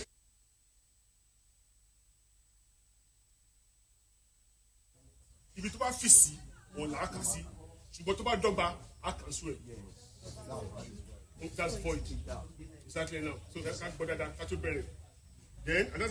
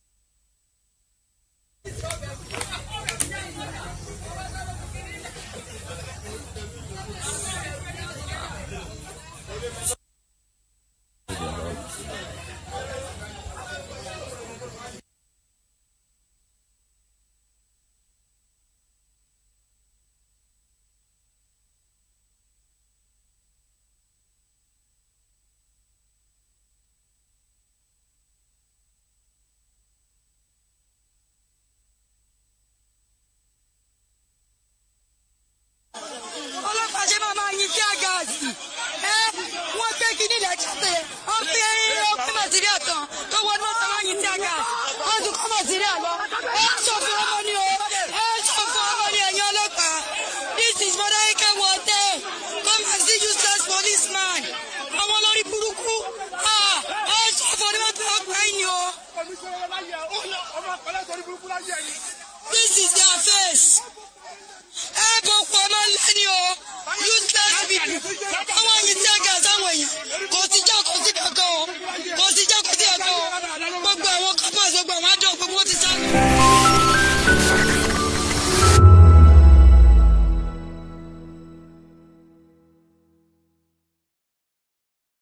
That 10 seconds you save by crossing the road could cost you your life. Pedestrian bridges are built for one reason: to keep you safe. They are free, they are strong, and they are there to protect you. Dashing across expressways leads to injuries, loss, and grief that last forever. Using the bridge takes less than 1 minute. Losing a loved one. 10 meetings, I have to meet some people, so we will see how we can help the Nigerian people and the digital health, how we develop it, everything. At the end, we will see all the results. We have a result. Everyone can see our result. We will show how accuracy we were in this pilot, and we have the doctors. We have three doctors from Nigeria, one doctor from Sudan, and tomorrow will join us another doctor from South Africa, and we will let everyone see the result. We will let you see all the results we did. It has been amazing and mind-blowing, honestly, because to think that there can be a bridge between the patient and the doctor, like real-time attendance, real-time consultation, it has been amazing. And also you can get everything you need in a backpack. Like, Dora, backpack, so everything. It's it, so that's it. The most prevalent condition I've seen so far with the few patients I've seen is majorly hypertension. Most people have uncontrolled hypertension. Most people believe that once they take their drug for a while, they can drop it if they feel okay. So just because you feel okay doesn't mean the reading is okay. And the doctors have been able to analyze that despite the fact that they are not here physically. They've been able to prescribe medications. They've been able to prescribe tests they can run to get more information. And also they've been the doctors refer them to general surgeon, cardiologists, and other departments that really deal with the condition. For people out there, I'll just advise you to come here to get checked. And also for medical professionals, this is a backpack you do not want to miss on, because anywhere, anytime is on point. Okay, for people out there that need better healthcare and don't have access to it, I believe that companies purchasing these products actually can make them go to rural areas where you can actually get healthcare checkup, like detailed and comprehensive healthcare checkup without breaking the bank. Patients presenting with different health conditions received personalized medical attention, including tailored prescriptions. Referrals for further investigations were necessary, and recommendations for continued care at appropriate healthcare facilities. For many beneficiaries, the outreach was an opportunity to gain a better understanding of their health and receive expert medical advice that may have otherwise been out of reach. I had the medical listing from VOP, then I come down here to get my medical checkup, and it went well. They asked me a little questions, and I answered the way I was directed, and also people I saw here, they are real, and what they gave me was okay by me. I'm satisfied with the doctors, and they directed me who I will go and meet and what I'm going to do the next. I'm okay with it. The Almighty will bless them for this opportunity they gave us to do, that their hands will never dry up in Jesus' name. I used to dedicate hours listening to VOP 90.3 FM. And I said that I must be here today because of what is going on. You can see the number of people that are here. Tens of hundreds of humans gathered here. Most of them are here. Let's see these powerful guys I used to talk to, and let me complain of what is disturbing me. But the most important thing I want to talk about this 90.3 VOP FM station is that they've now stretched beyond the limits of broadcasting. It's no longer about just broadcasting, it's about people's life. It's about what do we do to make sure that Lagosians that have been into stress or stress, that have been traumatized from all angles of life. Let's get life back to them. No studio, no FM studio, no television. I don't think there's any that has done this. This is the first time we're experiencing it in Lagos. And I'll say thumbs up to VOP 90.3 FM. Thumbs up to all those beautiful voices we've been hearing. At least I've seen some of them today. I'm happy to be associated with them. And I'll continue to say, yeah, keep moving. We are behind you. Okay, I came to be screened on my site. I've been having a sight challenge, glaucoma and cataracts. So I heard about the screening, the health screening that is going on here. Then I came to be screened. And some of the other health challenges too. So when I came and I was able to link up with some of the doctors outside here. So they were able to examine me and also provide some solutions to the challenges I'm having. Like the sight challenge now, I need to go for surgery. And some other health challenge also I have. There is one also I have to go for surgery too. So I thank God for this opportunity that VOP have given to us to be screened freely. I thank God for the initiative, and I pray that God will help me to get a place that I will do the surgery and also the finance to take care of the surgery too. As you can see, since I lost my vision, I can't view the television. You can see my radio is always with me. It has been my companion. Ever since I have sight challenge, I've been listening to the radio. And when I got to know about VOP, I'm always with VOP almost all through the day. So as I'm here with me, you can see my radio here. With my bag, I have power bank. When the battery goes down, I charge. I listen to VOP. They do their various programs. They have been encouraging and they have been helping. Beyond providing consultations, the initiative highlighted the growing role of technology in transforming healthcare delivery, making quality medical expertise more accessible while encouraging early diagnosis and preventive health care. Through this partnership, MedQuick and VOP Media not only connected residents to healthcare professionals, but also demonstrated how innovation can improve health outcomes and expand access to quality medical care within local communities. The second day of the medical outreach continued at St. Jude's Catholic Church, Ikeja, as residents once again turned out in large numbers to take advantage of the free healthcare services. Building on the success of the first day, the outreach featured more advanced diagnostic equipment, enabling healthcare professionals to carry out a wider range of medical investigations. Beneficiaries were screened for conditions including hypertension, diabetes, thyroid disorders, prostate-related conditions, hepatitis B, and other underlying health concerns through comprehensive laboratory testing. With the aid of modern laboratory tools and digital healthcare technology, Patients received thorough assessments, accurate diagnosis, personalized medical advice, prescriptions where necessary, and referrals to appropriate healthcare facilities for further treatment. For many residents, the outreach provided access to medical tests that would ordinarily cost thousands of naira, removing financial barriers to early detection and encouraging more people to take charge of their health. The successful conclusion of the two-day outreach once again highlighted the importance of preventive health care, demonstrating how collaboration, innovation, and community-focused initiatives can bring quality healthcare closer to the people. Today's outreach is a reminder that quality healthcare goes beyond treating illnesses. It begins with prevention, it begins with early detection, and making healthcare accessible for everyone. As residents live with prescription, medical advice, and better understanding of their health, the hope is that initiatives like this will continue to make residents know that they should prioritize their health care and healthier living. I'm Praise Peters, reporting for Voice of the People to VOP TV. Now, you have more than a voice.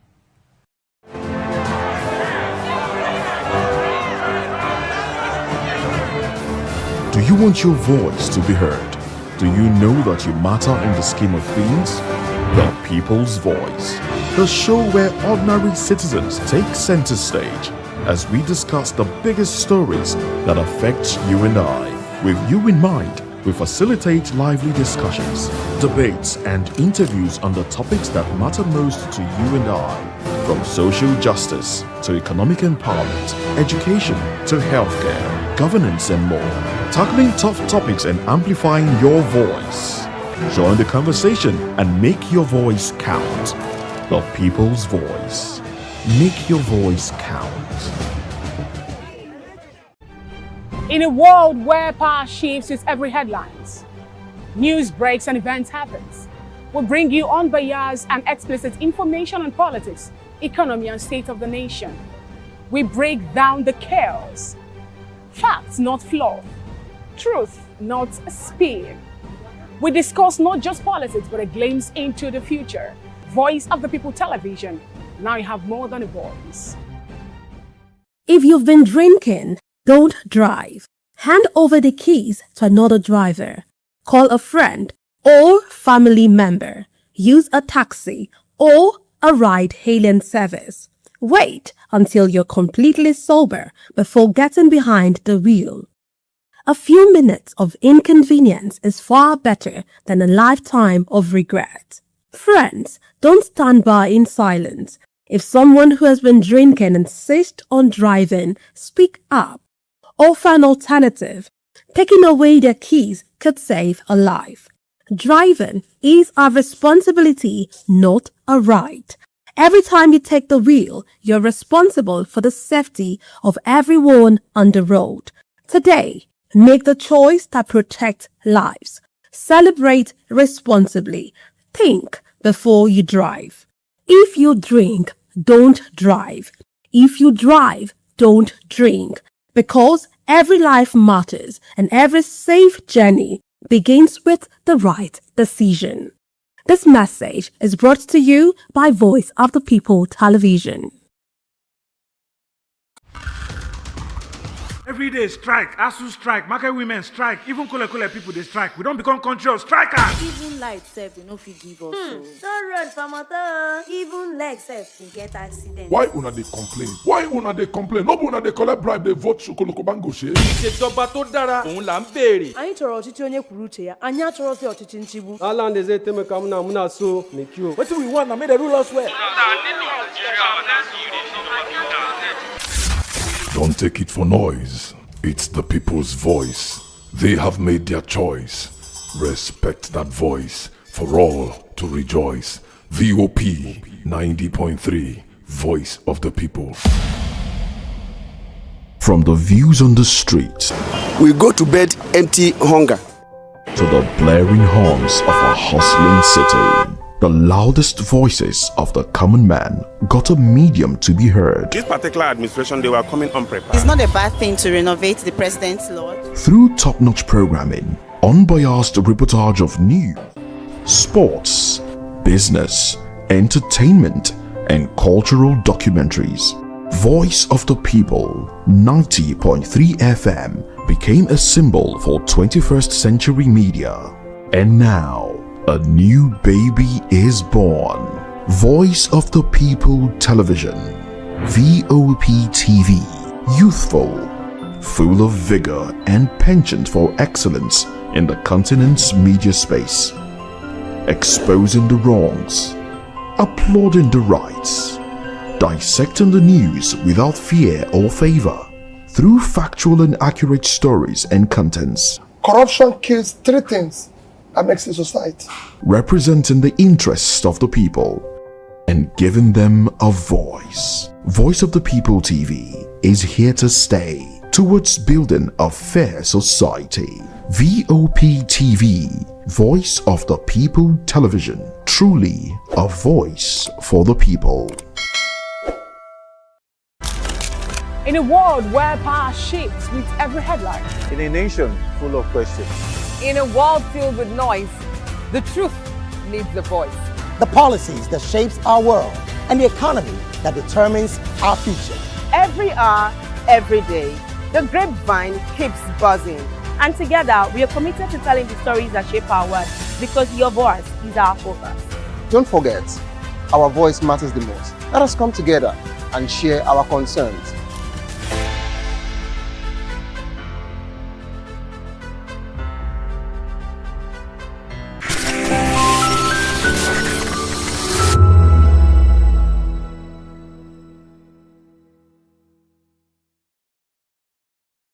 The Dare Adeboye Foundation, in partnership with the Ogun State government, hosted the 2026 Future Leaders Assembly, the second edition of the Ogun State Secondary Mother United Nations at the Youth Center in Redemption City, Mowe, Ogun State, held under the theme, Think Global, Act Local, raising the next generations of leaders.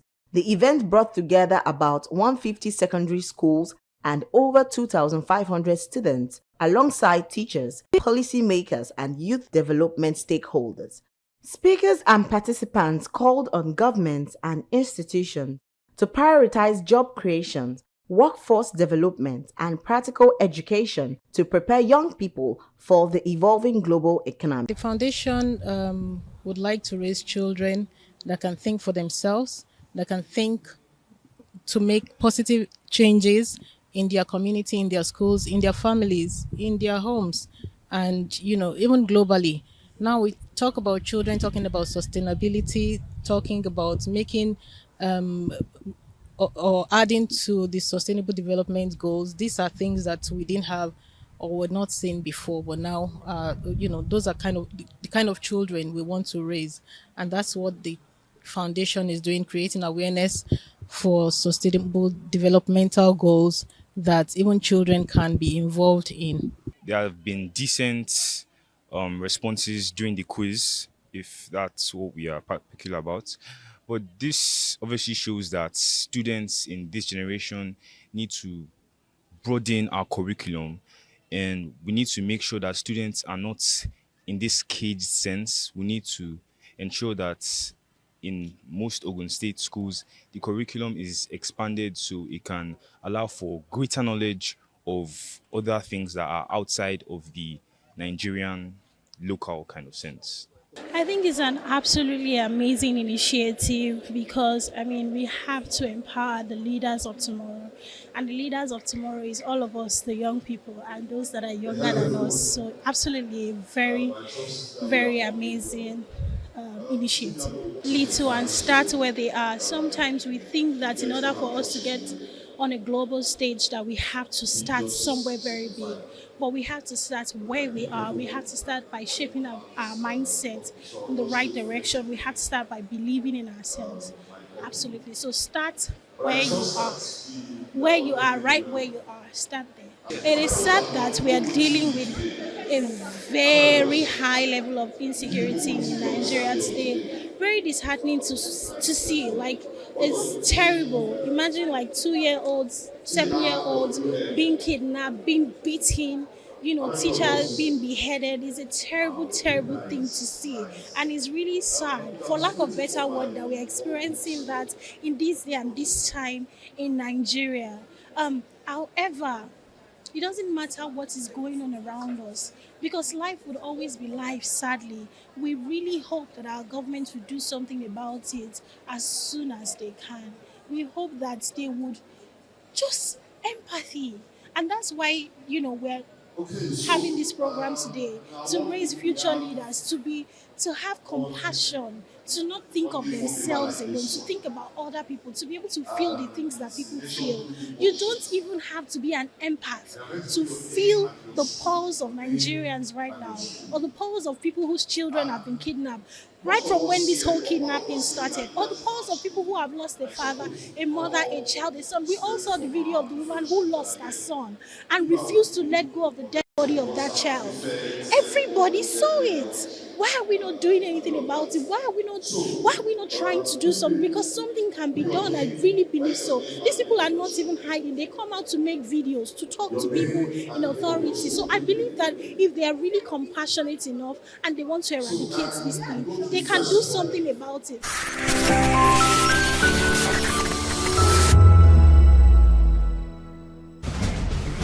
Join us as we drive into the world of politics through insightful interviews with prominent political figures, both serving and former governors, ministers, senators, legislators, party chieftains, activists, and analysts. Get first-hand information into the decision-making processes that affect our daily lives. Highly engaging one-hour program that brings political discourse into focus.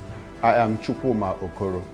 Political Lens, Monday through Friday, 6 to 7 p.m.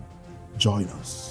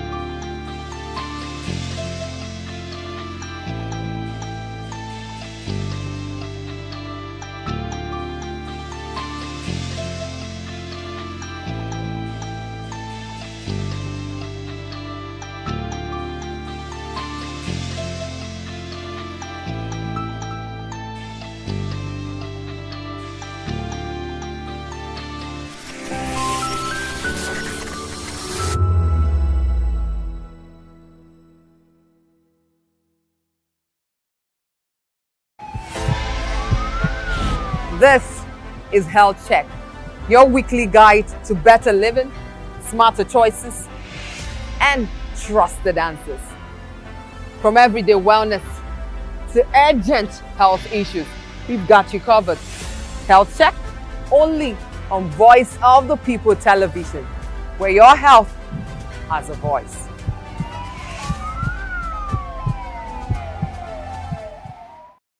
Welcome to the locker room, the home of football talk that matters. I am Jerry Apelhon. Join us every weekday, Monday to Friday at 5 p.m. Nigerian time, as we share the hot takes and hot debates in the exciting world of football. And joining me are the usual suspects, Ikechukwu and Mayowa, as we break down all the hot takes and everything that's happening in the football. Don't just watch football, live it with us. Catch us on the locker room and Voice of the People television at 5 p.m. Nigerian time. And like I always say, if not 20 minutes off, please discuss. To know the happenings in the maritime sector, join us on the program Maritime Frontiers on VOP TV as we discuss key areas in the maritime sector, from aquaculture, maritime transportation, maritime labor regulation, oil and gas exploration, ferry and passenger insurance, marine pollution and prevention, port operations, and lots more. Maritime Frontiers, exploring Nigeria's blue economy. VOP TV. Now you have more than a voice.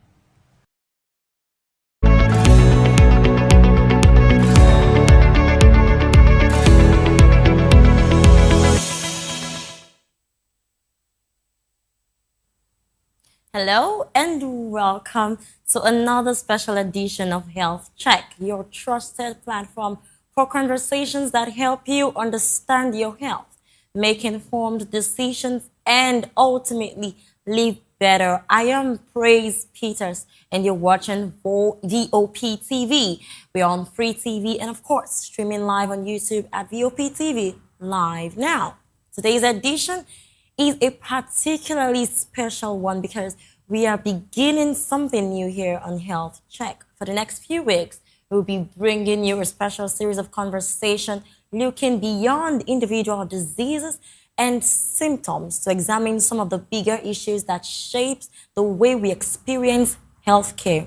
Because sometimes the question isn't simply, what is wrong with me? Sometimes the bigger question is, can I even get the care that I need when I need it? And that brings us to our conversation today. We're talking about healthcare access, inequality, and survival gaps. Because in a country where two people have the same illness but experience completely different outcomes, we have to ask what role income, location, infrastructure, healthcare professionals, and even technology play in determining who gets treated and who gets left behind. And joining me to unpack this is someone whose work sits right at the intersection of medicine, technology, and healthcare accessibility. Joining us today is Dr. Orji Jeffrey Chidozie. He's a neurosurgeon in training and a graduate of the Enugu State University College of Medicine, where he graduated summa cum laude. He currently serves as the Chief Medical Officer of My Cyber Clinics, a Nigerian telehealth platform focused on expanding access to healthcare through technology. Now, with a keen interest in telemedicine and a passion for ensuring that time and geographical location do not become barriers to quality healthcare, Dr. Jeffrey has been bringing both clinical experience and a digital health perspective to today's conversation. Thank you very much for joining the conversation, Dr. Orji. Can I establish communication with you?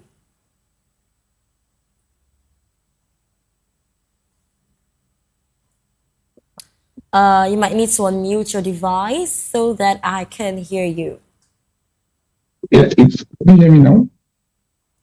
All right, Hello. thank you. Thank you so much for joining, Doctor. It's such a pleasure to have you here in this episode. And I'm particularly excited about this conversation because when we talk about healthcare, we often focus on doctors, we focus on hospitals, we focus on medications. But today, we are looking at the system around the patient. And so let's get into it, shall we? So, doctor, let me start from something very basic. Now, we often hear that healthcare is a fundamental human need, but in reality, the quality and the speed of care someone receives can depend heavily on how much money they have. Do you agree with me? Yes, so can you hear me? Yes, yes, of course. Okay, yeah, I agree with you 100% because Yeah. especially in this part of the world, money can translate into access to quality healthcare because the amount of money you have basically would determine the type of hospital you go to.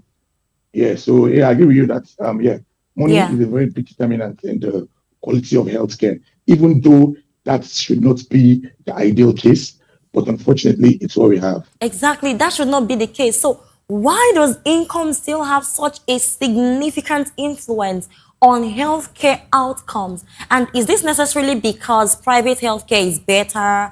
Because you said that it determines the kind of medications or facility they have to get into, I mean, income, right? So is this necessarily because private healthcare is better, or are there deeper systemic issues at play?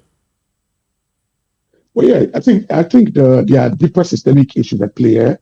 It's not really a case of private hospitals being better, because funny enough, the same doctors you have consulting in these private hospitals most of the time are probably the same doctors you see in the the government-owned hospitals. So I think what's the issue here is the infrastructure the doctors have to work with in the different settings. Can you hear me? Yes, yes. So I think this is the primary problem, because in the private setting, the doctor has more infrastructure, more tools to work with.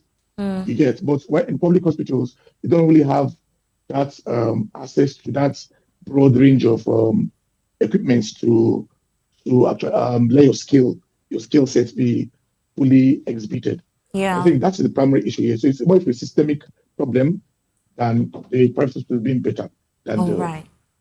other hospital. Well, so we're talking about income now, right? There's this very common situation. We are Nigerians, right? So there's this very common situation where people will say, "Let me just manage these ailments. Let me just manage it first," and then they take something at home, they self-medicate for a few days, and perhaps ask a friend what medication worked for them, and they go to the hospital when things only become significantly worse. So how much does delayed healthcare seeking contribute to poor health outcomes? Yes, delayed health seeking actually plays a major role in poor health outcome. In my many years of practice, there are cases where you'd see, and you know that if this patient had come to the hospital perhaps a few days earlier, this should have been a case that would have been managed very easily. But because of that delay in assessing health, in assessing care, these patients present very late. And I think a number of factors come into play here. And one of those factors is money. Money is a major determinant in um, uh, accessibility of quality healthcare. Because when these patients think about the money they expend on transportation, going to the hospital, the long queues at the hospital, the consultation fees, the medication, they just basically lose interest in going to the hospital and instead choose to self-diagnose themselves, go to the pharmacy or to the chemist. Not to the pharmacy, they go to the local chemist, and then this chemist is not licensed to give prescription to a patient. The chemist compounds different medications for these patients, and they start taking it. And the ailment is not diagnosed, and it just remains in the system, causing more harm. And the only time such patients come to the hospital is when they are critical. And then something that should have been seen in the clinic will now be presenting to the emergency. And it makes the whole thing, it makes it a lot clearer, it makes it a lot more complicated. Very, I very think complicated. these are those one of the factors that contribute to why patients don't come to the hospital on time. But then this is quite dangerous because we are really talking about emergencies now. Now, when someone is having a medical emergency, we are getting to the heart of this conversation. But when someone is having a medical emergency, how much can a delay of minutes or hours actually mean for survival or their recovery? Because there are some emergencies that really, really need urgent attention. But they get to the facility and they see queues, they see in fact, sometimes you get to the facility and you will hear that the hospital beds are all occupied. So really, we need to know the heart of all of this. When someone is having a medical emergency, how much can a delay of minutes or hours actually mean for their survival? Yes. Actually, the singular most important determinants in the outcome of a patient in an emergency setting is time. Time, and time. The difference between a patient that comes in and survives and the patient that comes in and does not have such a good outcome is just how early they presented and how quickly they responded to. And this is why this is actually the driving force that made me go into technology, using technology to solve these problems. Because just like you said, most times when you come to the hospital, there are cases that don't necessarily need to be in the hospital, that are in the hospital taking bed spaces. And then when those emergent cases come up, they don't get the care they need. So it has to be a system of triage, whereby once a patient comes in, you know that this patient does not really need that emergent care after being assessed. The patient is attended to, so that when those emergencies come in, the facility is not so overburdened as to not give that patient the quality of care they need. So yeah, time is a very, very, very, very, very important factor, Well, determinants when it comes to outcome in emergency setting. Well, Yeah. you mentioned something that caught my interest. You mentioned technology, and that's why you said that's why the use of technology was something we were not introduced to. Can you shed more light on that? What do you mean by technology? Do you mean that technology can make things better as to how a patient can get urgent care? Yes, because technology actually plays a very broad role in this setting because now, for instance, there is this telemedicine. Telemedicine is actually what I was talking about. Yeah. Because now a patient. Let me just give you a scenario. For instance, now a patient has cough. Yeah. Just Yeah. cough. Maybe an upper respiratory tract infection, and that patient on a very normal day would come to the hospital, see the doctor, and then the doctor spends maybe 20, 30 minutes talking to that patient, and an emergency comes in. That doctor is seeing that patient. That doctor might not be able to go and attend to the emergency. Now, scenario two, the patient has a cough. The patient picks up his phone, probably logs into a telemedicine platform, gets access to a doctor from the comfort of his home, speaks to a doctor. The doctor asks him those questions he needs to ask him, doesn't discover any symptom that requires urgent care, and gives the patient a prescription for his cough. Now, that patient does not have to go to the hospital. That patient does not have to take up precious time that doctor would have used in attending to other emergency that presents. So basically, what telemedicine helps us to do is triage patients. It means that patients that don't need to go to the hospital don't have to go to the hospital because they can stay from the comfort of their home and talk to a doctor any day, anytime.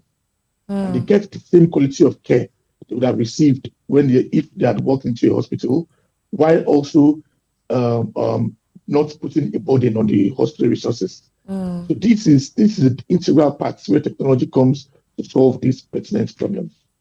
Wow. All right. Well, this conversation is getting quite interesting because we can now see a solution to a major problem, how that technology can really help in your diagnoses and consultations. But we would go more into this. And I mean, there is so much more to unpack here because healthcare access isn't only about whether hospitals exist. It's about whether people can reach them, can afford them, and receive the right care at the right time. Well, we'll be going on a short break, and when we return, we'll look at another major factor affecting the system. I mean, the people who provide the care itself. We'll also explore how technology could potentially help close some of these gaps. And don't forget, you're still watching Health Check on Voice of the People Television. We'll be right back.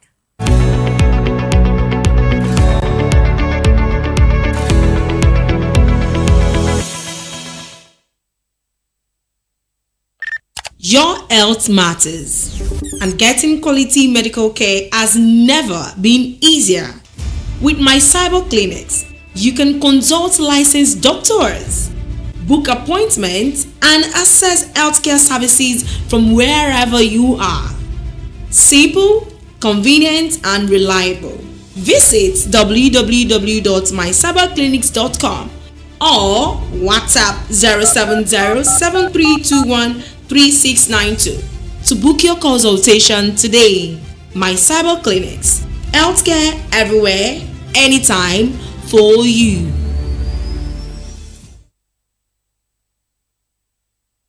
That 10 seconds you save by crossing the road could cost you your life. Pedestrian bridges are built for one reason: to keep you safe. They are free, they are strong, and they are there to protect you.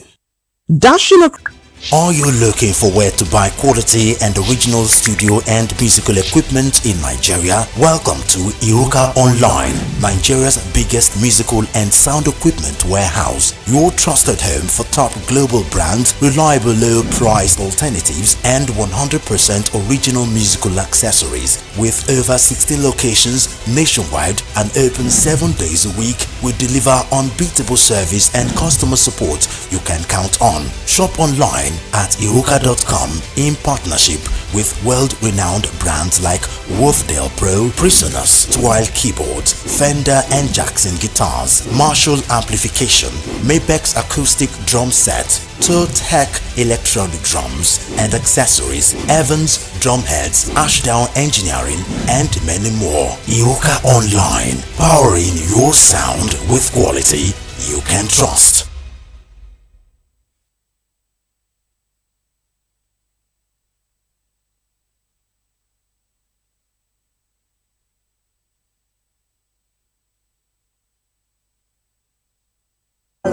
We bring you fresh ideas and conversations, shaping the future of learning in Nigeria and beyond.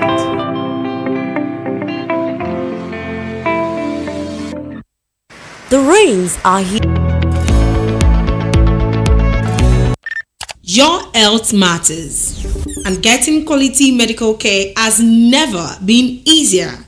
With my cyber clinics, you can consult licensed doctors, book appointments, and access healthcare services from wherever you are.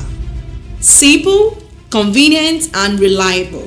Visit www.mycyberclinics.com or WhatsApp 070-7321-3692 to book your consultation today. My Cyber Clinics. Healthcare everywhere, anytime, for you.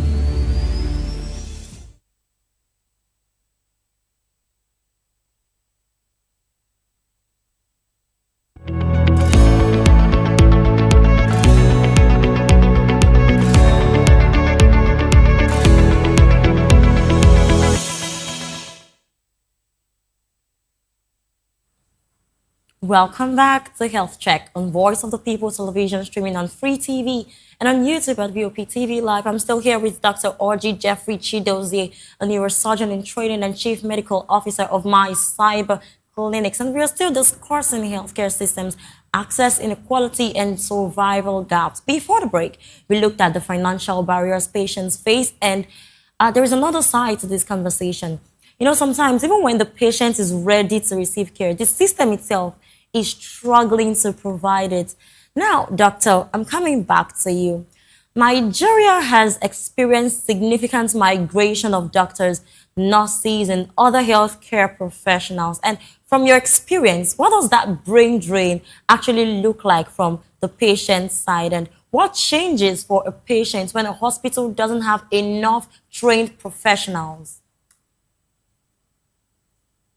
Okay, thank you very much. Now, the issue of brain drain has always been a very, very pertinent problem in our healthcare system.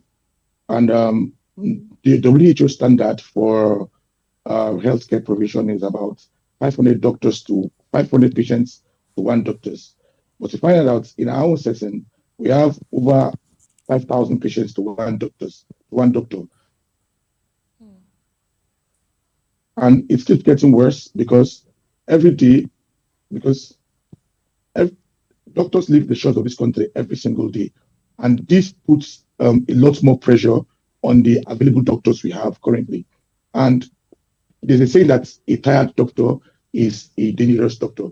And the more pressure you put on the healthcare system, the more pressure you put on this doctor and these doctors. And of course, it's going to affect the quality of care that patients can receive.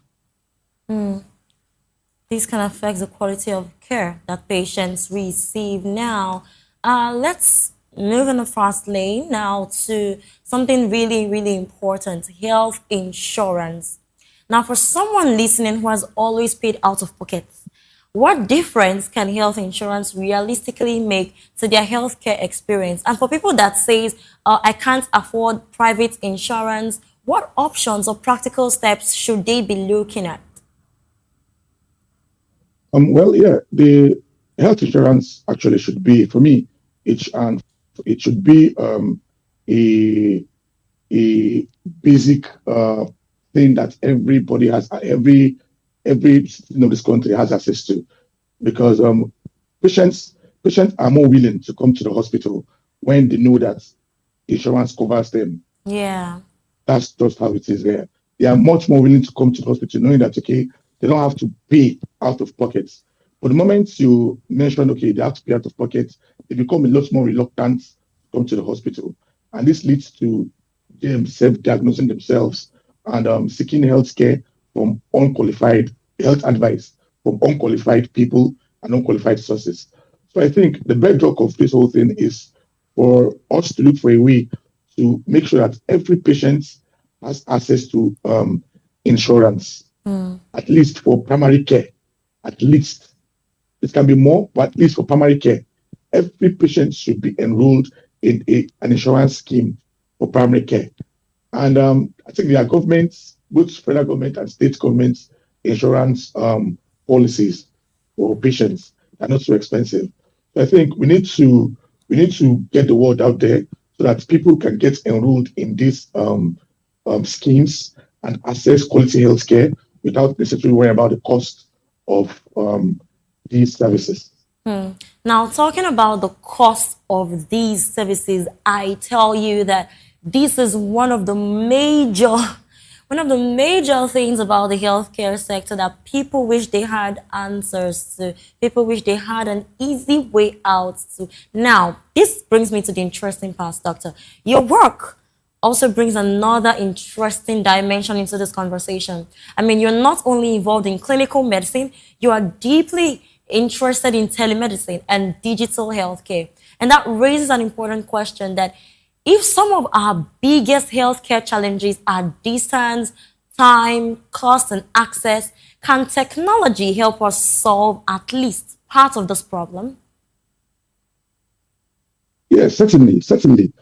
Technology actually has a very big role to play in the healthcare space because, as we all can see, the world is moving towards the technology boom, basically, and we wouldn't want to be left behind. Um, Okay. yeah, so just like you said, Yeah. most times patients have to traverse long distances to the hospital, and apart from the money saved, just the idea of living, getting up from your bed, entering, It's going to stressful. the road, and driving to the hospital. Yes, exactly. Yeah. So imagine a situation where you can just roll over your bed, pick up your phone with a few clicks. You're talking to a doctor. Tell the doctor your symptom. Doctor is giving you a prescription. You're still on your bed. 30 minutes later, getting a call from the pharmacy. We're at your door with your medications. You go downstairs, pick up your medications, and go back to your room. So it makes life very easy for everybody, for both the doctor and the patients. So yeah, technology actually has a very, very big role to play in solving some of these pressing health issues we have Talking in about making life the better world. for the patients. Talking about making life better for the patients, I really think that this is really, really beautiful. Now, uh, a number of patients know they know that something is really wrong with them, but the stress of going to a health facility, they'll just, oh, let me just rest. I believe I'll be better. Now, for someone watching right now who has never used a virtual consultation before, what actually happens when you speak to a doctor virtually? I mean, what can the doctor assess without physically examining the patient? Okay, yeah. Yeah. So this is a very important question because I think in all my years of practicing medicine, both traditionally and virtually, one of the biggest fears patients have is that the quality of care they receive from a doctor virtually is not the same quality of care they receive in an inpatient consultation, and that's not the case at all. As a matter of fact, on the platform I work for, my cyber clinics, we have three modes of consultation. There's the video, the audio, and the text. So a doctor can actually take a history and examine you virtually via video call. It can be done and it is being done. And the most important thing is that doctors most of the time are trained on knowing the limitations because truth is that telemedicine cannot be everything for everybody. So if the doctor, while consulting you online, sees the need for you to go to the hospital, he's going to ask you to go to the hospital. So telemedicine acts as sort of a first point of contact. Instead of guessing your symptoms, instead of going outside to that chemist or to get unlicensed prescriptions and medications, you can talk to a doctor. If there's a need, the doctor will ask you to come to the hospital. But if the doctor has assessed you and has seen that, okay, what you have is something that can be managed without you coming in, you get your prescriptions, you get your medical advice, and get a good quality of life. Wow. All right. Thank you very much. I think this is really, really, really beautiful because it can reach people even at their doorstep. Now, is this limited to a certain kind of ailment, or can this solve relatively all issues? Like if someone has this access to technology, they don't necessarily need to come to the clinic. Can this solve all the problems when it comes to their health? Unfortunately, solving all it now, it can't solve all the problems, unfortunately. But it's a very good starting point. Because like I said, there are what you call red flag symptoms, certain emergencies that telemedicine will not just cut it when it comes to these emergencies. However, telemedicine still has a role to play in this case. You understand? Yeah, as much as telemedicine cannot solve all the problems, but speaking to a doctor during that emergency, the doctor can give you, while on your way to the hospital, can give you first things you can do before you get to the hospital that can actually save your life. So in as much as telemedicine, like I said, cannot be everything for everybody, all problems, but it gives you access to quality advice from a licensed health professional. Wow. I give you an instance. Let's assume you are in your house and, for instance, you had a home accident where maybe hot water poured on you or something. Now, most people would go and crack eggs, put eggs on the burnt surface, yes, or palm oil. And yes. No. In that case, once you pick up your phone and call a doctor, while going to the hospital, the doctor will tell you, okay, pour water on the surface. Make sure you keep applying water on that surface to get to the hospital. Understand? So, telemedicine can guide you on things to do before you get to the hospital or before emergency services gets to you. So that's where telemedicine comes in these emergency cases that would require hospital admission. Telemedicine helps you to stay alive until help comes. Stay alive until health comes. And I think that's where the conversation becomes particularly interesting.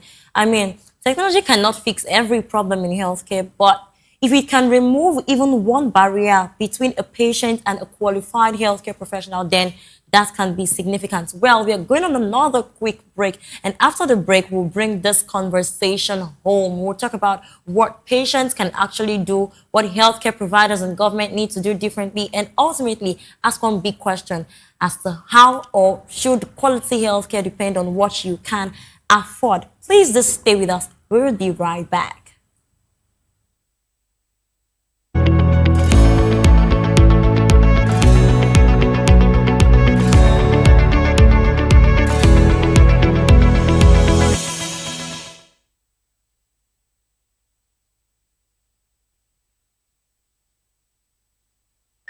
Your health matters, and getting quality medical care has never been easier.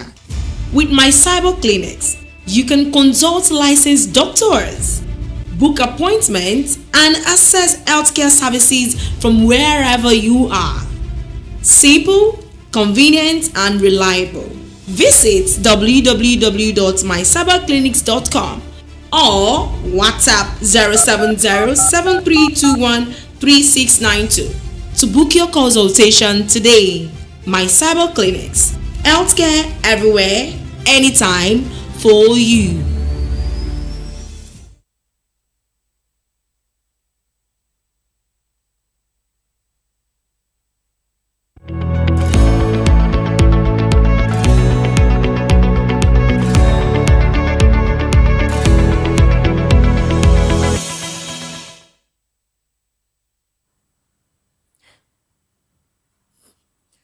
Welcome back to Health Check on the Voice of the People television. Today we are having an important conversation about healthcare access, inequality, and survival gaps with Dr. R.G. Jeffrey Chidozie. Thank you so much, Doctor, for being with us on this show.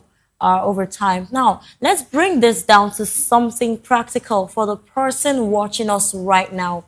Now, for someone who knows they need medical attention but is already worried about the cost, what would you advise them to do instead of simply ignoring the problem? What are the warning signs that should tell this person that, okay, this is no longer something I should manage at home. I need to speak to a healthcare professional. How then should they handle this? How do they access this My Cyber Clinics telemedicine platform in order to get better? Okay. Yeah. Thank you very much. Now, I think one of the most interesting things about telemedicine is that it's very affordable, very, very affordable, very cheap. So the cost, at least you're not worried about the cost of transportation. You're not worried about the long queues in the hospital. So with as little as 6,000 naira, you can speak to a doctor from the comfort of your home. So I think it takes away the cost factor of accessing healthcare. I think that's I mean 6,000 naira is for the first consultation. Subsequently, it's a lot cheaper. So I think it's basically giving you quality healthcare at a ridiculously affordable price. So I think the idea is that money should no longer be a barrier why a patient or a person should not have access to good healthcare. So All right. if you have any, okay. All right. So what can someone actually access through My Cyber Clinics from the first consultation to follow-up care? What can they access? And for someone out there who is thinking, can I really trust a virtual consultation? What would you say to them? Okay, what you can access on My Cyber Clinics, we have general practitioners, that's the general doctors. We also have specialists. We have specialists, we have for different fields.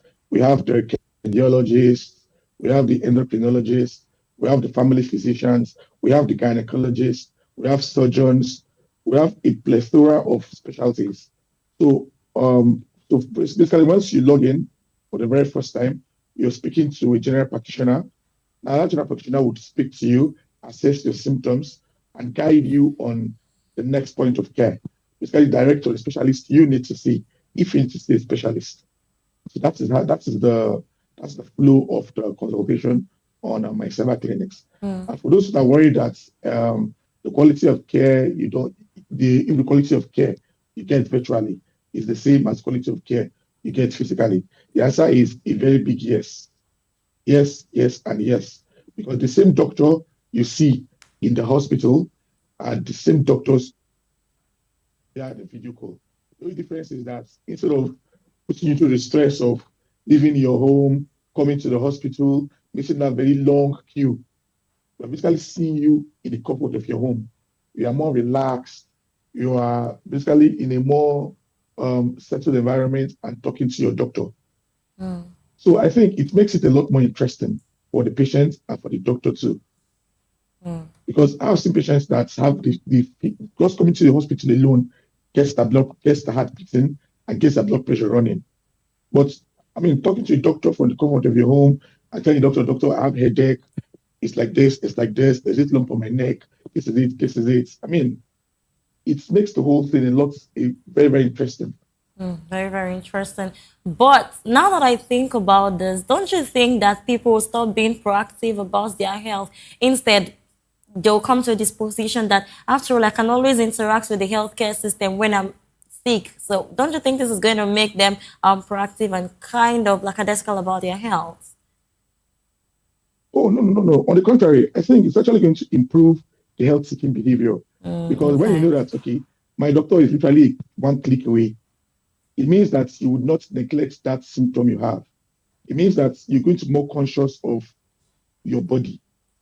It means that, okay, I know that once if I see this lump I'm not comfortable with, I can always pick up my phone wherever I am, in the market, on the bus, in school, at the workplace, at the office, wherever. I can pick up my phone, log into my Cyber Clinics patient account, and speak to my doctor and get it off my chest.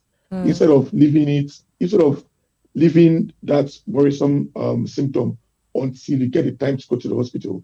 No, the moment you get that symptom, you are proactive about it and calling your doctor and getting it cleared up right away. So I think it's going to actually improve the health index of patients. It's going to improve the health seeking behavior and also improve the quality of life in the long run. Improve the quality of life in the long run. Well, I like the sound of my doctor is one click away. I'm sure that everybody would take an advantage of this. Finally, doctor, before we come to a close, if you could leave Nigerians with one message about taking charge of their health and seeking care early, what would you want them to remember? Okay, so I want you to remember that health is wealth, and also you are as good as what you eat. So eat healthy, exercise, and speak to your doctor about that symptom that is worrying you. Thank you very much. Speak to your doctor, and that's your cue to get my cyber clinics services to you. Well, we'll be bringing you more on this subsequently on the Health Check show. And I think today's conversation has made one thing very clear, that healthcare inequality isn't simply about who has money and who doesn't. It can be about where you live, how quickly you can reach care, whether a healthcare professional is available, whether you can afford treatment, and increasingly whether technology can help remove some of those barriers. And perhaps the most important lesson is this: waiting until you are critically ill before seeking medical attention can come at a much greater cost, both medically and financially. And that's why My Cyber Clinics is here to help you on this journey, and it has brought healthcare and technology to your doorstep. Thank you so much, Dr. Jeffrey. Thank you so much for joining us on this very important conversation. It's been an absolute pleasure having you.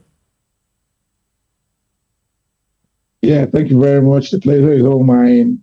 Thank you, and thank you. Thank you. And to everyone watching, remember that taking care of your health isn't something you postpone until something goes wrong. I mean, ask questions, seek professional advice, pay attention to your body, and where you need medical attention, seek it early. Now, this has been Health Check right here on Voice of the People Television, available on Free TV and streaming on YouTube at VOP TV Live. I am Praise Peters. Until next time, please stay informed, stay intentional, and stay healthy. Good afternoon. Your health matters, and getting quality medical care has never been easier. With My Cyber Clinics, you can consult licensed doctors, book appointments, and access healthcare services from wherever you are. Simple, convenient, and reliable. Visit www.mycyberclinics.com or WhatsApp 070-7321-3692 to book your consultation today. My Cyber Clinics. Healthcare everywhere, anytime, for you.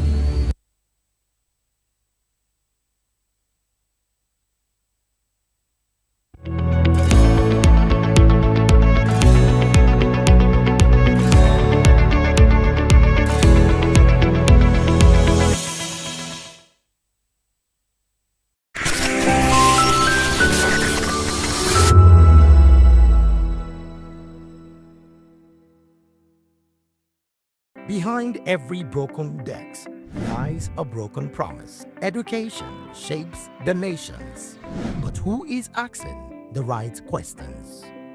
Introducing Edu Dialogue, the show that goes beyond the surface, exposes the cracks, the corruption, and the silence in Nigeria's education system.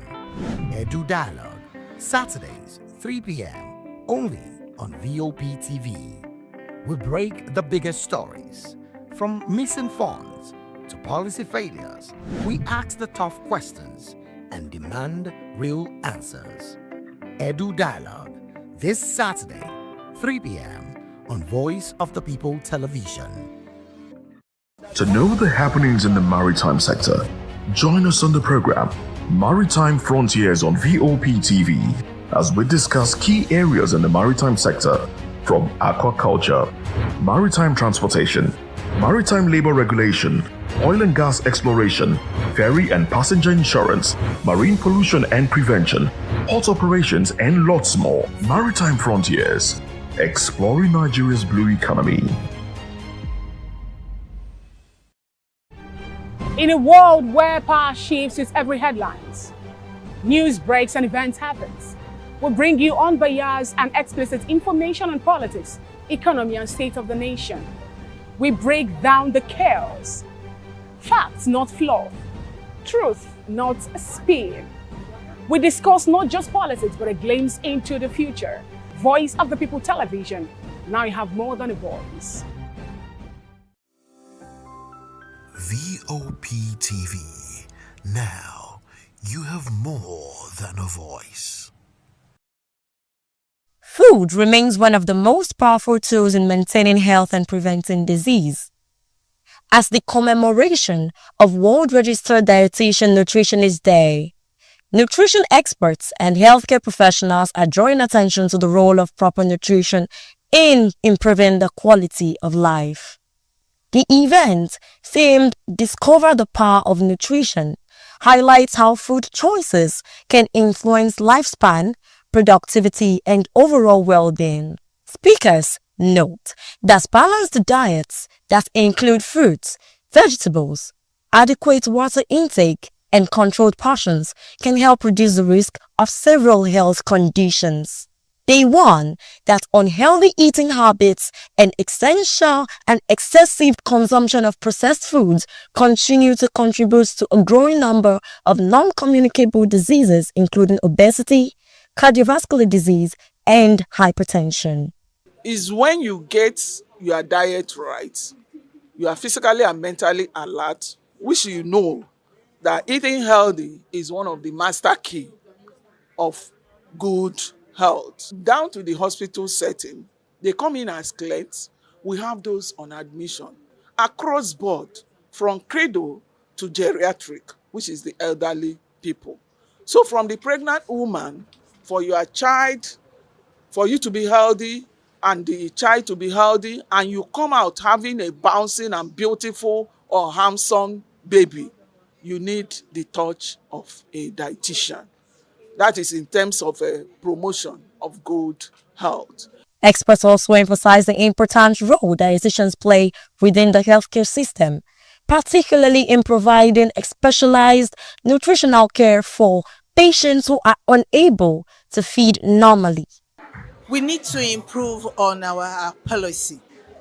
We need to improve on our policy. We need to make sure that food is one of the highest allocation is given to food in the policy. 1, 2, during the policy for nutritionists, dietitians should be included in this policy making table, because we are the ones that actually knows where the feet is pinching. We are with the grassroots. We know them. We see them. They come to us. Some of them, we know the reasons why some of this thing is happening. So with this, we can actually tackle this thing. The second thing is that we need to train more of nutritionists and dietitians in Nigeria. Beyond hospitals, nutrition advocates say that raising awareness about healthy eating habits remains key to building a healthier population. They add that schools, institutions, and communities must work together to promote better nutrition practices. And the message we have out there is that nutrition is the bedrock of healthy living. If we talk about people being healthy to go about their businesses and being away from disease, out of disease, you have to make your nutrition a top priority in your life. So when you get the nutrition right, it takes care of every health condition as well as healthy living. For organizers of the event, the goal is to encourage greater recognition of the role institution and nutrition plays in everyday health and national development. Just like the way they normally say that information is power. So we want to empower people all on the aspect of malnutrition. When I say malnutrition, we have undernutrition, we have overnutrition. And when we talk about malnutrition too, some can resort to health challenges. You understand? And even excessive to overnutrition resort to health challenges. When we talk about malnutrition, many of us, our understanding is about the children, it's about the toddlers. Fine, they have it on the side. We have that challenges, and we want them to get information. If they are rightfully fed, if they are adequately fed, they will see every child is not expected to sleep in an hospital. If it is not a kind of a epidemic kind of situation that is happening, every child should stay at home, come for hospital for just checkup or immunization, and go back home and live healthy. So, but for the adults too, you discover a lot of adult-related health challenges.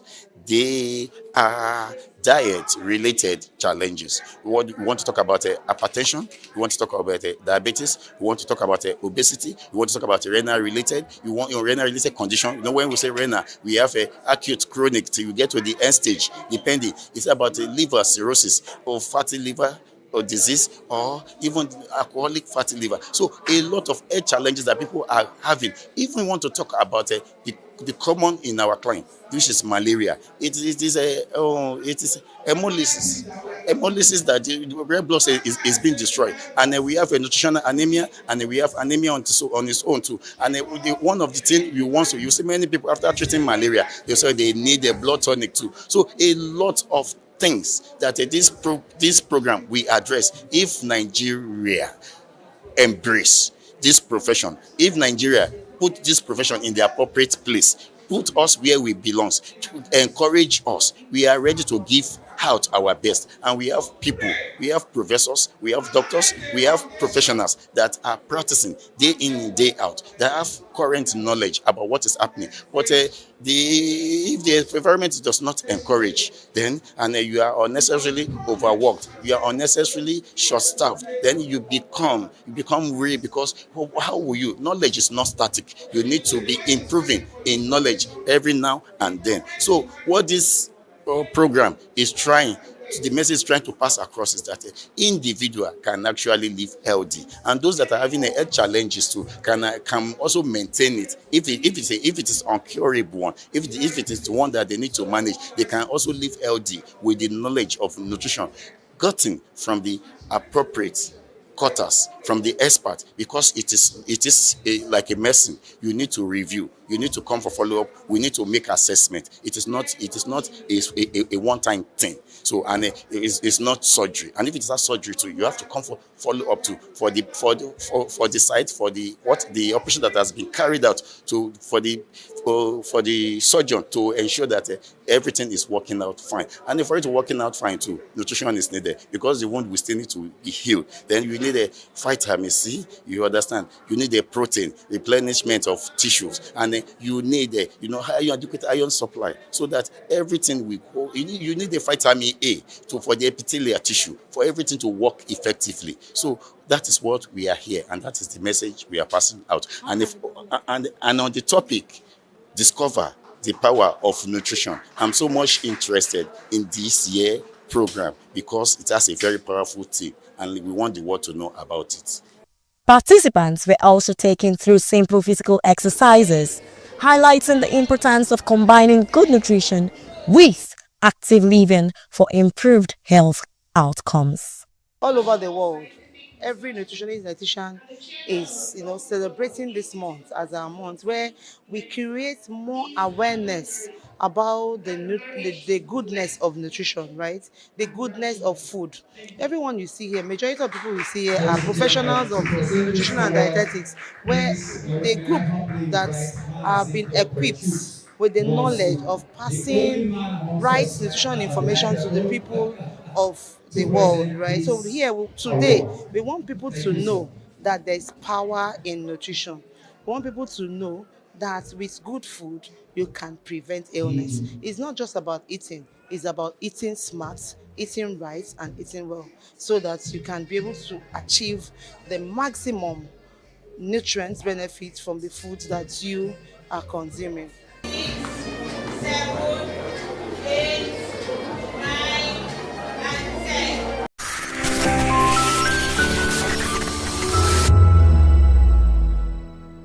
Nigerians, your voice matters, and in 2027 it starts with your permanent voters card, your PVC. If you're 18 and above and you're a Nigerian citizen, you have the right to choose who leads your community, your state, and your country. But that right only counts if you have your PVC and your name is on the voter register. Here's what to do. First, check if you're registered. If you're not, or if you've moved, lost your card, or turned 18 since the last election, go to the nearest INEC office or an INEC registration center. Second, it's free. Don't pay anyone for any registration or collection. Third, collect your PVC early. Don't wait until the week before elections. INEC will announce dates. Listen to radio, TV, and follow INEC's official pages. Your PVC is more than plastic. It's your power to hold leaders accountable. It's how you decide on roads, schools, hospitals, and jobs for your community. When you vote, you decide the future of your children. Get registered. Get your PVC. Vote in 2027. For Nigeria to work, you must be a part of it. Your vote, your future, your responsibility. This message is brought to you by Voice of the People, VOP Media. That 10 seconds you save by crossing the road could cost you your life. Pedestrian bridges are built for one reason: to keep you safe. They are free, they are strong, and they are there to protect you. Dashing across expressways leads to injuries, loss, and grief that last forever. Using the bridge takes less than 1 minute. Losing a loved one lasts a lifetime. Parents, teach your children. Drivers, slow down near bridges. Everyone, please use the pedestrian bridge every time. Your life is worth the climb. This message is from Voice of the People's Television. If you've been drinking, don't drive. Hand over the keys to another driver. Call a friend or family member. Use a taxi or a ride-hailing service. Wait until you're completely sober before getting behind the wheel. A few minutes of inconvenience is far better than a lifetime of regret. Friends, don't stand by in silence. If someone who has been drinking insists on driving, speak up. Offer an alternative. Taking away their keys could save a life.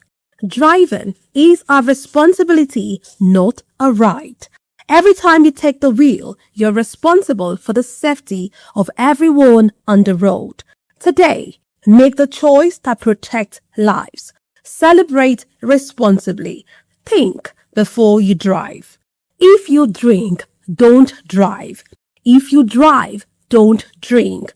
Because every life matters and every safe journey begins with the right decision.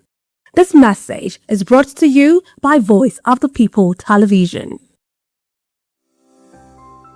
VOP TV. Now you have more than a voice. Fruits such as bananas, mangoes, and plantain are commonly consumed for their nutritional value. However, in a bid to meet market's demand that speed up the ripening process, some traders resort to artificial ripening methods. Many consumers have raised concerns that chemicals may be used to force fruits to ripen faster before reaching the market. The reason why I allow it to ripe on time, no need of putting any chemical, just cover it for some days. The heat will make it to get ripe, no need of putting any chemical. The chemical is not good for our health like that. Some traders say the practice helps them prevent spoilage and financial loss, especially when fruits arrive from farms unripe and must be sold quickly. However, others insist they rely on natural methods to ensure the fruits remain safe for consumption. This one is very simple because I could remember when we were growing up in the village, we don't know what is called carbad or other thing they are using. We plug our plantain, use water, sprinkle water on it, cover it with bag. After like 3 days after, the thing will ripe and we will eat it. So this one they are using chemical to cover it, they are killing us slowly. In the name of we are eating fruit and we are using money to buy our debt. So they should go back to those olden days and leave this model. I want to do it sharp sharp. I want to do it sharp sharp, killing others because of they want to make money quick. Medical experts warn that certain chemicals used in artificial ripening may have harmful effects on human health if not properly regulated. They say some substances may affect the digestive system and in extreme cases pose long-term health risk. There's this new thing going on about artificial ripening of fruits that people consume, and it comes with a lot of detrimental effects on the health of people that consume them. Basically, these chemicals are used to hasten ripening, to make it look attractive, to make it look bright to people and appealing to the consumers. But they come with a lot of detrimental consequences, which can range from gastrointestinal problems because of the chemicals they use. Certain chemicals like calcium carbide, ethylene are used commonly, but when they're introduced into these fruits, they bring about gastrointestinal problems like abdominal pain, stooling or diarrhea, even increase the chances of ulceration in the gastrointestinal tract. And then the regulatory agencies in charge of food control, pay attention to this, and even the Department of Agriculture should pay attention to how foods are stored, produced, and distributed. Health professionals are therefore advising consumers to properly wash fruits before eating them and remain cautious about unusually bright or overly soft fruit. They also call on regulatory authorities to strengthen monitoring in markets to ensure the fruits sold to the public are safe. Experts emphasize that while fruits remain an essential part of healthy diets, safe handling and proper ripening methods are critical to protecting public health. Oidamola Olokuta for Voice of the People TV.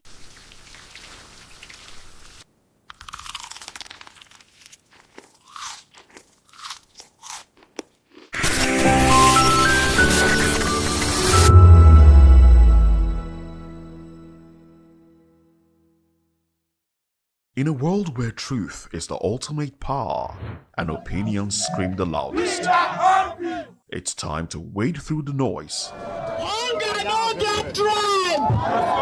Hunger no get religion! And scan the human interest and trending topics that matter. Stay tuned to The Issues, your plug to the stories making the buzz, from politics to science and technology, social justice, and more. Let's tackle the tough questions and expose the truth. The Issues on Voice of the People Television. Don't just react, understand. Yes, obviously everybody knows the game is beautiful and that's why I love sports. My name is Kizzy K, you're welcome to my republic. But remember, there can never be a transfer without a window. Just like there can never be a deep thinking without a Pep Guardiola in football. You can't say tennis without talking about Djokovic. So why not give me attention on the show so I can run your race on the TV like Lewis Hamilton Formula 1 star. Don't forget, when God have mercy on you, you can achieve your goals like Cristiano Ronaldo. I am a proud Nigerian, and right here, we talk NFF. For every sports update, commentaries, live interviews on the game, we got you on this, because right here at Voice of the People TV, the Sports Public Show has got everything just for you to be part of it. I love the beautiful game, and that's why Kizzy K loves sports. Africa is on the move, a continent of rising voices, untold stories, and powerful transformations. From the streets of Lagos to the heart of Nairobi, from the mines of Congo to the tech labs of Cape Town, the African story is being written every day. Bold, dynamic, unstoppable. This is African News on Voice of the People Television. We don't just bring you the news. We analyze and bring you Africa's heartbeat, the politics that shapes our nations, the economies that drives our future, the cultures that defines who we are, the voice that must be heard. Africa News, Africa's voice, Africa's future. Where Africa speaks, the world listens.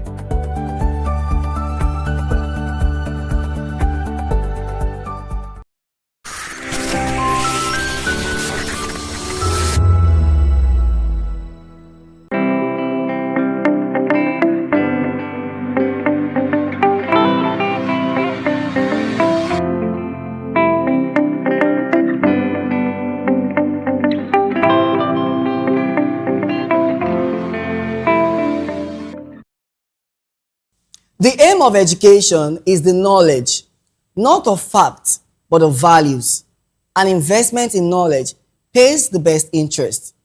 These profound words attributed to Benjamin Franklin reminds us that education is more than acquiring information.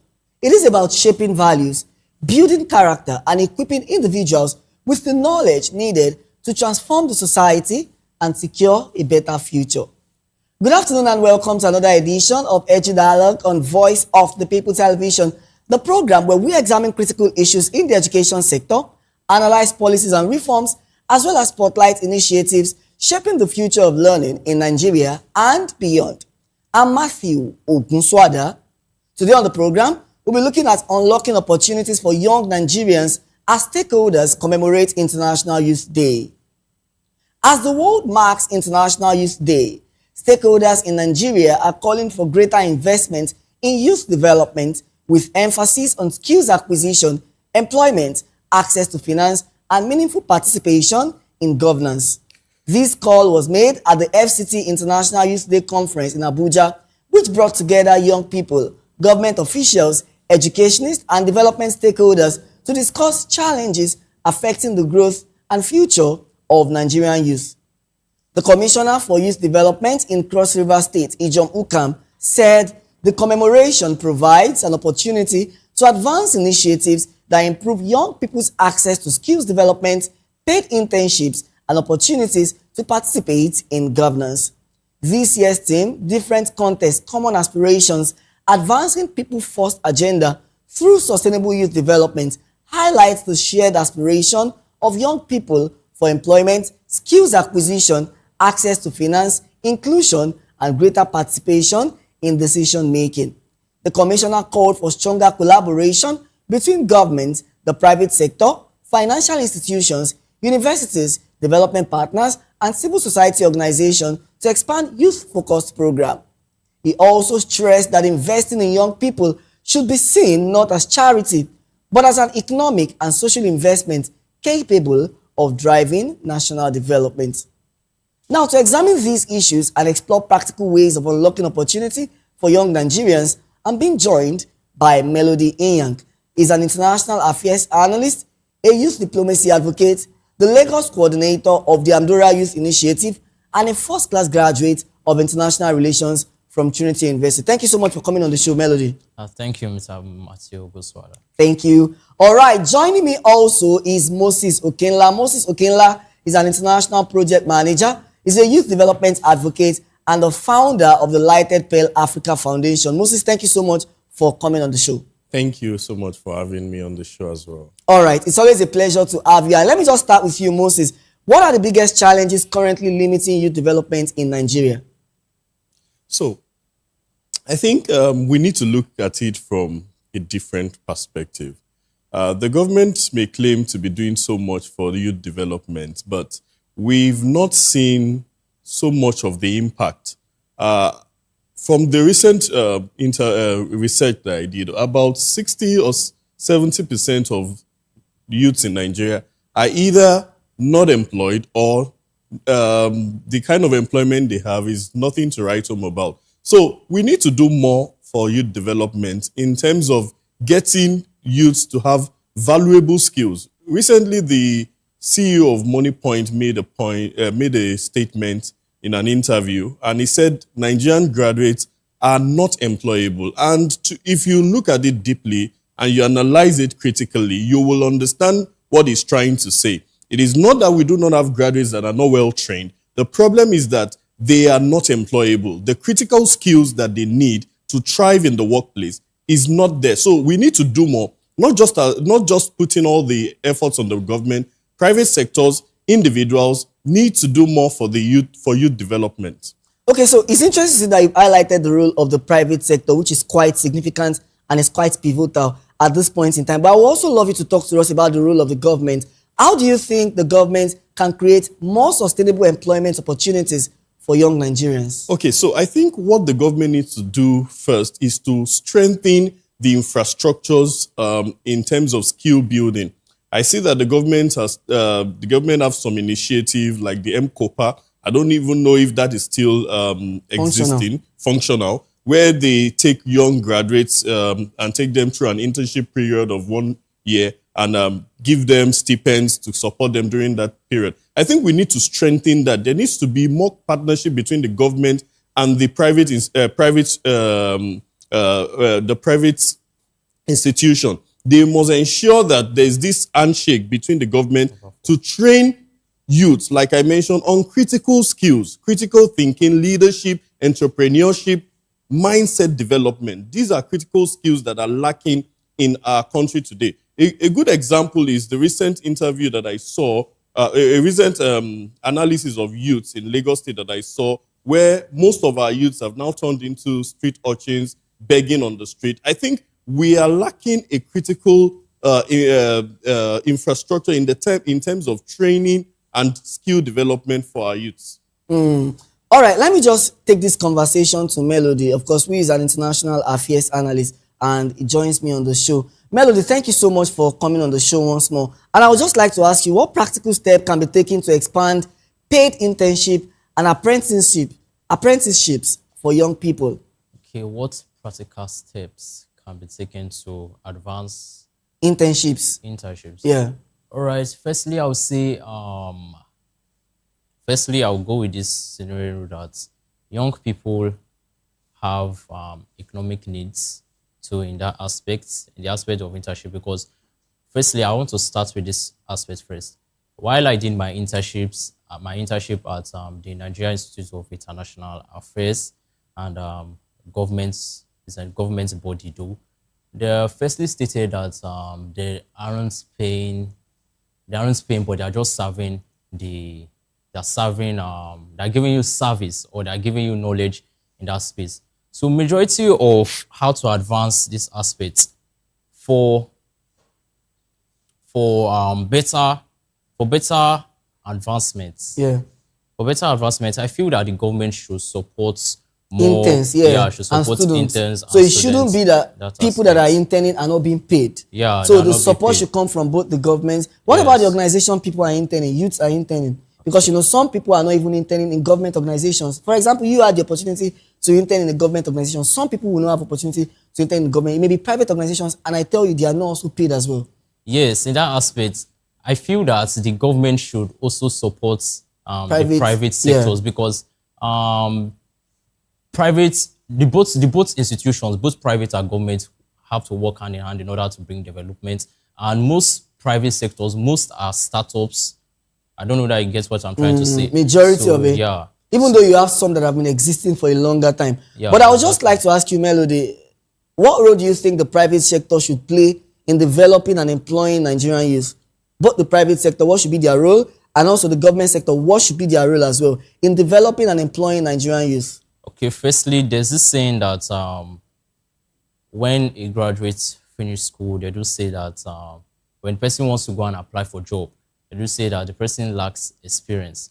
So one better way I will supervise, or I will state that they should do, both the governments and the private sector, that they should enact or establish a body or sector so where young people can at least practice the work experience. That is, companies and government sector should set up internship structures, set up skills that can help them have practical insights or have view of how the workspace will be, which will also help to like tackle that experience factor, because it will go a long way in the development of the Federal Republic of Nigeria. It's interesting that you mentioned experience. There's a popular saying that experience is the best teacher, right? Yeah. And when it comes to work experience, it's quite important for us to note that people that you're asking to get work experience, or you're asking to get job experiences, they also need to start from somewhere, right? So sometimes they do not have these experiences in school, which also brings me to leadership capacity and leadership skills.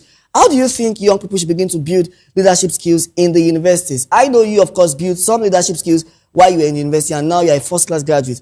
How do you think young Nigerians can become more meaningfully involved in governance and decision-making while also building leadership structure while in the higher institutions? Okay, in that aspect, how I built leadership, I will start with my own story first. Okay, when I entered 100 level, I never thought of the aspect of even gaining or attaining any leadership position or so, because I served as the president of my department. So I just feel that it has to come within yourself. You have to accept leadership it within is yourself. built within. Yes, within yourself, because you can't decide to like acquire. Nobody will teach you how leadership will position you for greatness. for greatness. Nobody or the will teach you opportunity that aspect. comes with leadership. Yeah, you have to find it yourself. You have to have that desire, because majority of people do say about leadership capacity. Also, In fact, some people see it as a way of showing off. Yeah. So I'll just feel that how to strengthen your leadership skills, how to strengthen it is that firstly have the desire within yourself, then have mentors who can help you, who can guide you in that aspect, and then who you can look up to. Because literally while I served as a president, so I found when I was in the office newly, I found it very difficult to like adapt it, because the whole responsibility of the department and then combining with academics as well. Yeah, it was a lot of pressure, because my final year, it was a lot of pressure. Even sometimes I would be like, God, was this office like a burden or so? Why did I go for this burden? Because I remember vividly, I have a father who is at home that is much more very passionate about academics. So, and he wants you to finish with the first class. Exactly, he wants me to finish with the first class. So literally, also attaining leadership skill is also another way of even strengthening your CV capability, because majority of, if you are planning on applying for masters in all these abroad universities like the UK, they don't just only look at leadership criteria. I mean, they don't just only look at academic qualification alone. They look at leadership. What you've done, the leadership role you've done, the role you've played in the life of people is also whether you've quite... done outreach and the likes. And it's also quite important. And it also brings me to the question of, how do you think youth can balance academics and then also leadership skills, both together, interconnectedly? How did you balance it? And what would be your central message to youth, balancing both academics and leadership responsibilities? All right. I'll firstly say it is God. I'll firstly say you cannot do anything without you God. can't do it, because there's a lot of distractions in the university. Even sometimes your leadership position too can also be a distraction. Yeah. If you are not, if you are carried away, your CGP might drop. Yeah. So what's literally made me to like balance this aspect about my leadership and academics is that vividly I was, will I say, a lot of people looked up to me as a lot of destinies are connected to you. So literally, I saw it that I can't feel. Most of the times feel God, you can't feel people. Yes, most of the times when I'm tired, I don't even want to read at all, because after doing events, after representing the department at various conferences and the likes, and then you feel so drained out.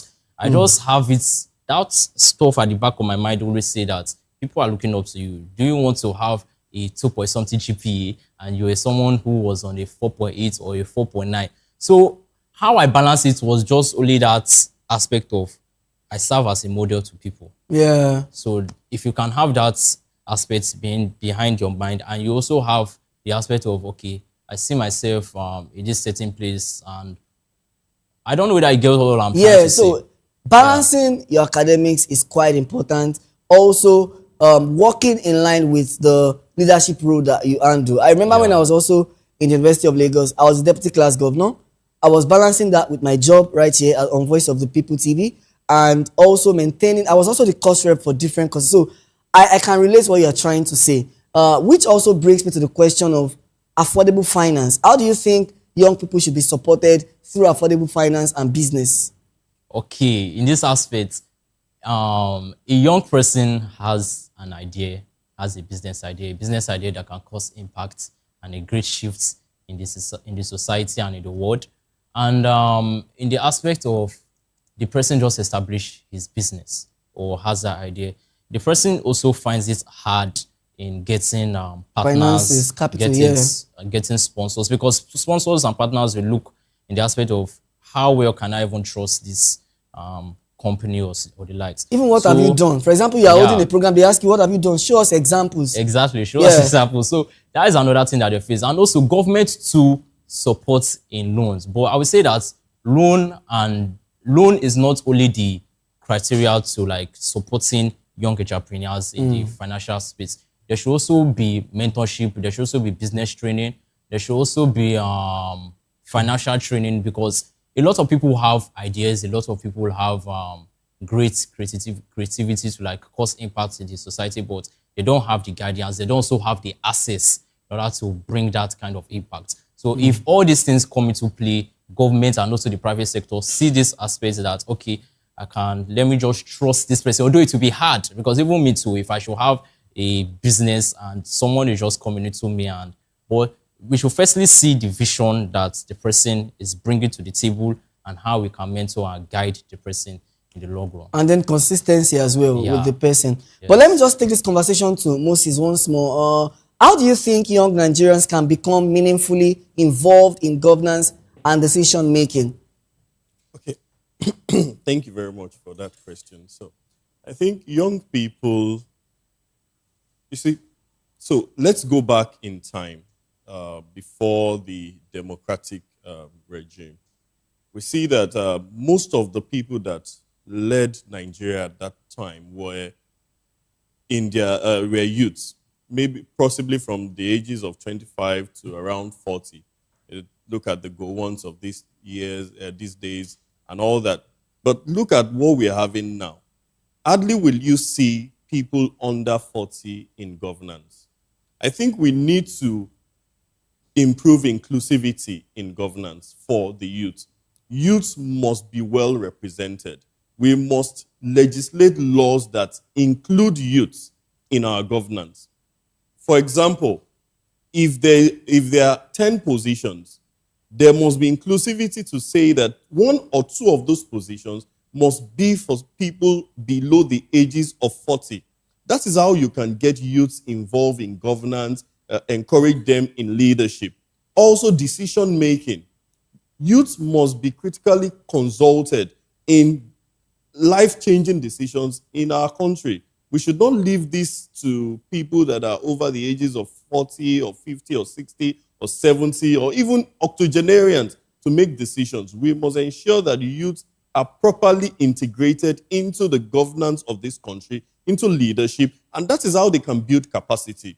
If you are not, they used to say youths are the future leaders. Yeah, I think that build the youth, build the nation. That statement needs to be re-examined, because youths are actually not the future leaders. They are the current leaders. They are the of today. Leaders of the people that should be involved, people that should be engaged in governance and decision making. Let me just ask you, do you now think that Nigeria is investing enough in its growing youth population, or we still have a long way to go? You see, if I'm going to be honest, Nigeria still has a long way to go in youth, in youth development. A very long way to go. Like I mentioned earlier, a good number of the population of this country are between the ages of 15 and 45, a good percentage. And look at the statistics. How many of them are gainfully employed?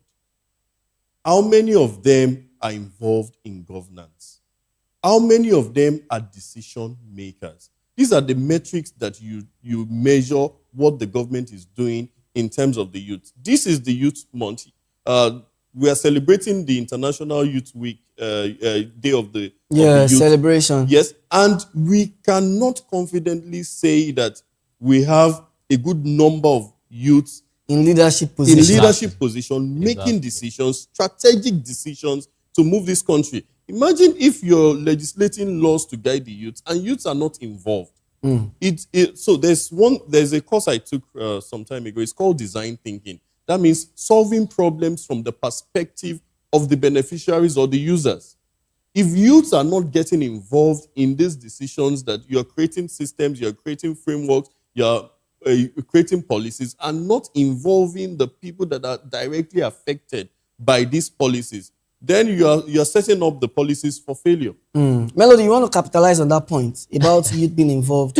Yes, I will capitalize on that aspect. Okay, at this point in time, they do say youth inclusion and the likes. But one reason why the youth kind of shy away from governance is because their voices aren't heard. Mm. And their voices aren't heard. And in terms of even giving youth that opportunity safe, there's this aspect of being looked down on.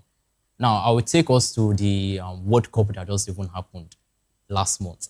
I would say I celebrate the Spanish country or Spain per se in the aspect of they allowed Lamine Yamal and one other teenager who is a defender to play in such a pivotal match. Flagship competition, And because yes. World Cup is not just an anyhow Yes. competition, it's a flagship one. Yes, as starting 11. So the coach had this trust. So the ability, I would say that the trust isn't yet built.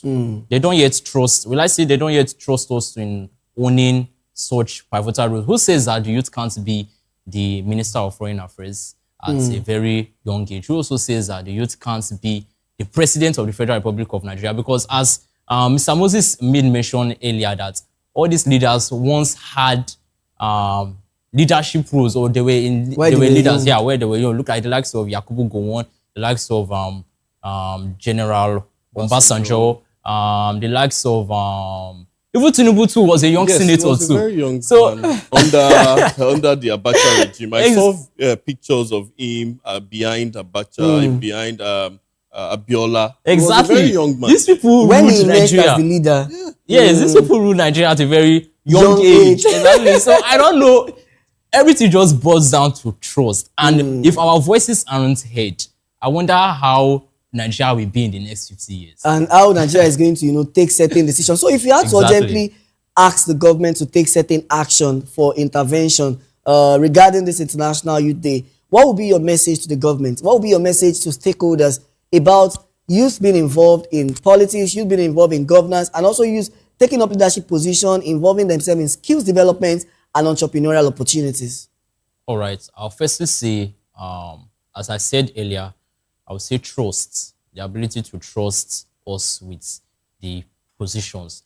Also, I was in a conference yesterday, and apart from even just trusting the positions about giving youth leadership positions in top offices in the Federal Republic of Nigeria, a honorable made mention that youths, the government haven't seen youths who are capable enough in attaining all those roles. He made mention of, I can't really remember the senator, but there's a pivotal senator in Ogun State. He made mention that this man served as the senior special advisor to the Ogun State governor during the governor's time. And one reason why we aren't giving such leadership role is because the government hasn't yet seen youths who can actually have the capacity to run all those offices. So I would firstly say about, as I was discussing earlier and I was stating earlier about guidance, about mentorship.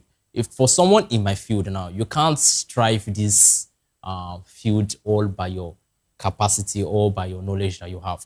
You have to have a mentor. I have a mentor who serves at the Nigerian Institute of International Affairs, and most of the time when I have like issues, I normally tell him that, sir, this is your insight. So I feel that government should support youth in the aspect of guidance and the likes. And before I conclude this aspect, I would say that for someone who is in my field is international relations. I wanted to ask as well, because some people may not know your field. Yes, and diplomacy.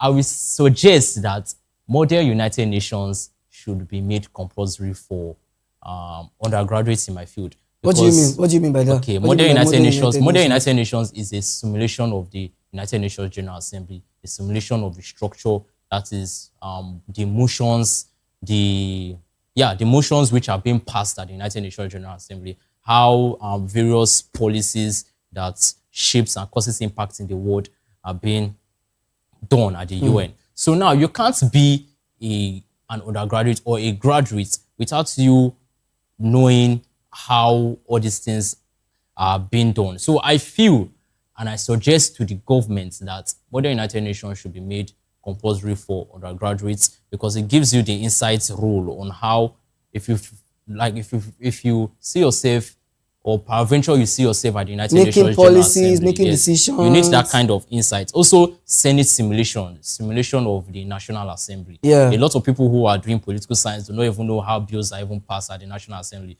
They don't even understand what is first reading, second reading, third reading, and all those kind of aspects. Same thing as the African Union, the simulation of the African Union. Same thing as the simulation of ECOWAS. So all these aspects, if someone finds himself in this field, it gives them insight of what the real life is. Like now, I envy the people who are in the medical world, because before they graduate, they normally do posting, they normally do clinicals. So when they leave school, they have this idea that, yes, for sure, this is what I'm to see in the hospital. So I don't know that you get what I'm trying to say. Yeah, which is not the same for some courses in the universities. Exactly. Apart from even my field, the NUC should also look into this further in the aspect of enacting various bodies that can help strengthen various disciplines. Like now, let us see a representative from a certain discipline can be coming like, will I say twice in a month, or different representatives to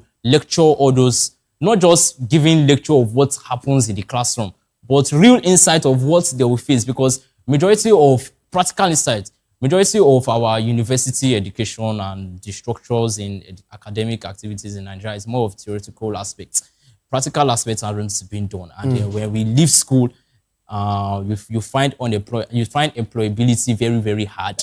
We see the workspace as something strange. That's why I compare it to the medical to the line. university. Yes.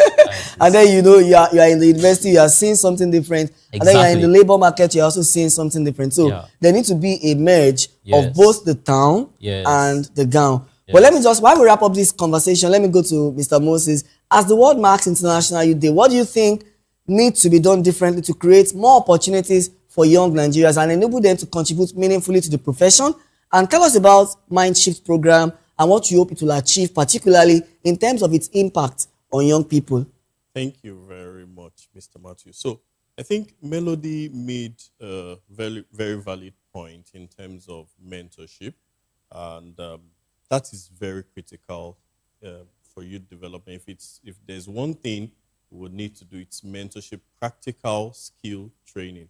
Now, the Lighted Pearl Africa Foundation has also is making this platform available through the Mind Shift conference happening on the 26th of September at Unilag. And this conference combines three critical aspects. The first one is the Mindset Bootcamp. This is where the mindset gap is fixed for youth all across Nigeria. 2,000 youths will be attending this conference from Nigeria and all across Africa. The second thing we'll be doing is the Skill Bootcamp, where we'll be taking youth through practical skills, where they can learn valuable skills, both technical and vocational.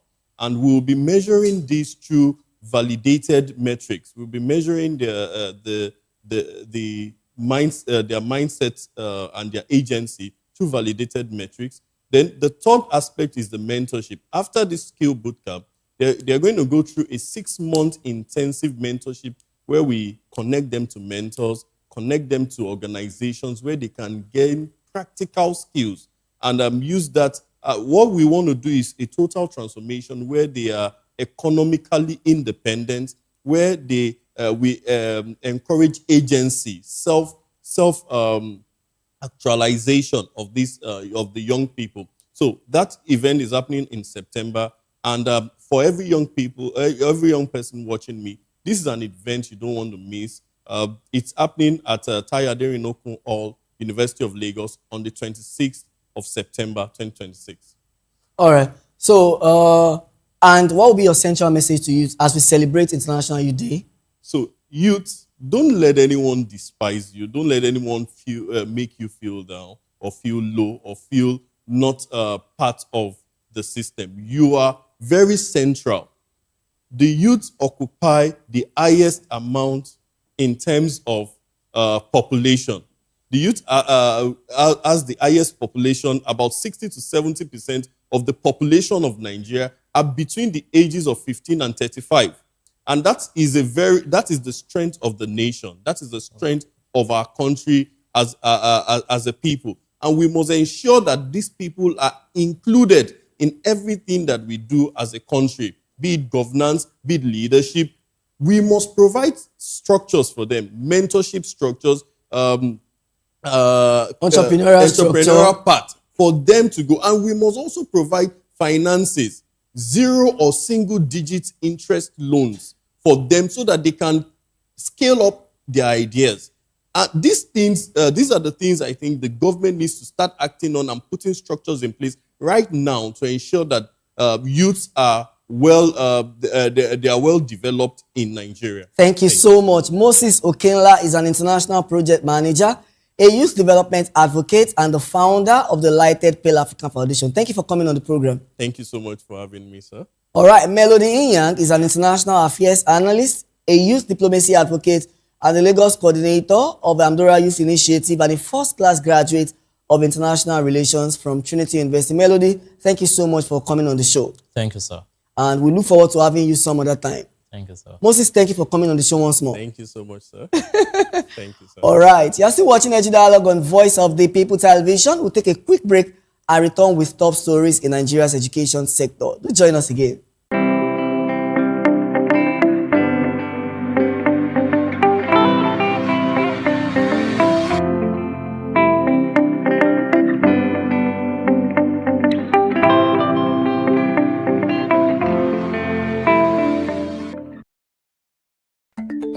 Africa is on the move, a continent of rising voices, untold stories, and powerful transformations. From the streets of Lagos to the heart of Nairobi, from the mines of Congo to the tech labs of Cape Town, the African story is being written every day.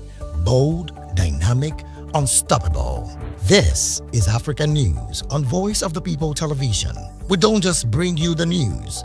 We analyze and bring you Africa's heartbeat, the politics that shapes our nations, the economies that drives our future, the cultures that defines who we are, the voice that must be heard. Africa News, Africa's voice, Africa's future.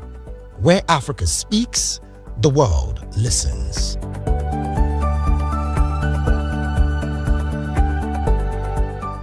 Behind every broken desk lies a broken promise. Education shapes the nations. But who is asking the right questions? Introducing Edu Dialogue, the show that goes beyond the surface, exposes the cracks, the corruption, and the silence in Nigeria's education system. Edu Dialogue, Saturdays, 3 p.m., only on VOP TV. We break the biggest stories, from missing funds to policy failures. We ask the tough questions and demand real answers. Edu Dialogue, this Saturday, 3 p.m. on Voice of the People Television. Join us on People's Voice, where we amplify the voice of those that matters the most. Join the conversation. Share your thoughts with me. I am Xavier Udo. Weekdays, Monday through Friday, from 4 p.m. to 5. Don't forget, our voice matters the most. Let us come together and share our concerns. Thank you. Welcome to the locker room, the home of football talk that matters. I am Jerry Ampelhon. Join us every weekday, Monday to Friday at 5 p.m. Nigerian time, as we share the hot takes and hot debates in the exciting world of football. And joining me are the usual suspects, Ikechukwu and Mayowa, as we break down all the hot takes and everything that's happening in the football. Don't just watch football, live it with us. Catch us on the locker room and Voice of the People Television at 5 p.m. Nigerian time. And like I always say, if not playing to the talk, please discuss. On Edu Dialogue, we bring you fresh ideas and conversations, shaping the future of learning in Nigeria and beyond.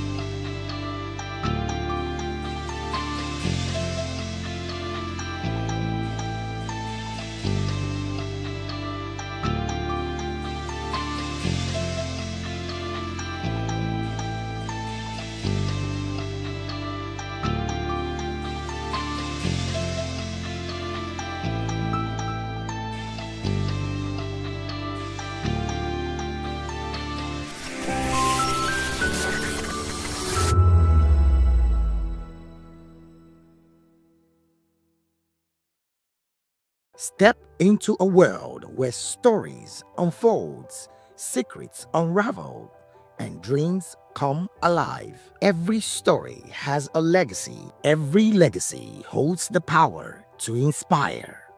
A unique interview series that celebrates the lives of Nigeria's elder statesmen and women through their remarkable journeys in the military, diplomacy, public service, academia, medicine, and beyond.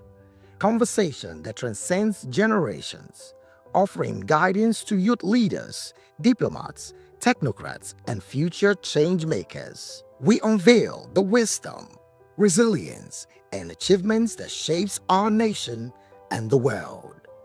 Join us every Sunday on Voice of the People Television. Reminiscence, legacies that leads the way, stories that lives on.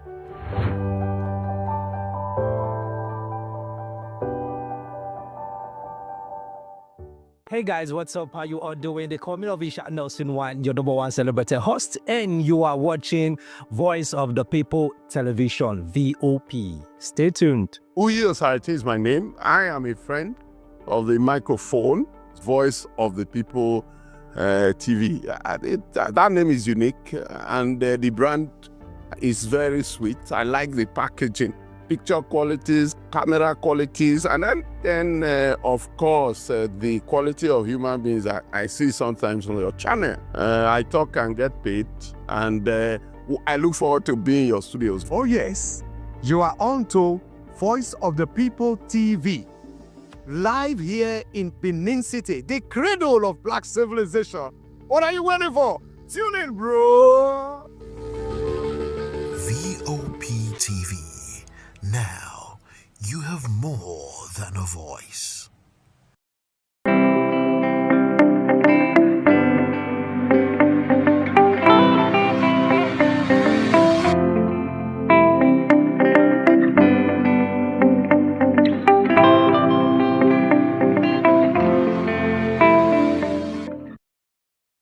Glad to have you join us again. Let's now bring you top stories in Nigeria's education sector.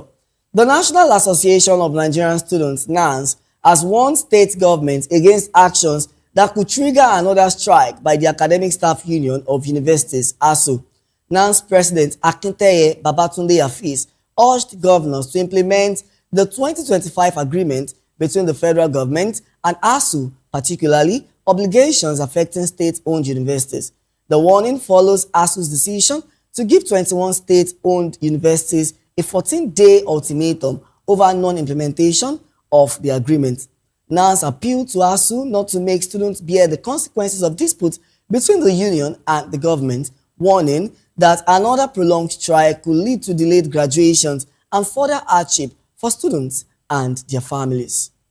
Moving on, the Nigerian Union of Teachers, NUT, has raised the alarm over alleged encroachment on land acquired for teachers' housing estates in the Federal Capital Territory. The union says portion of its properties at Lugbe East Extension and Lugbe 1 Extension have allegedly been taken over by land grabbers, developer, and a Chinese-owned company.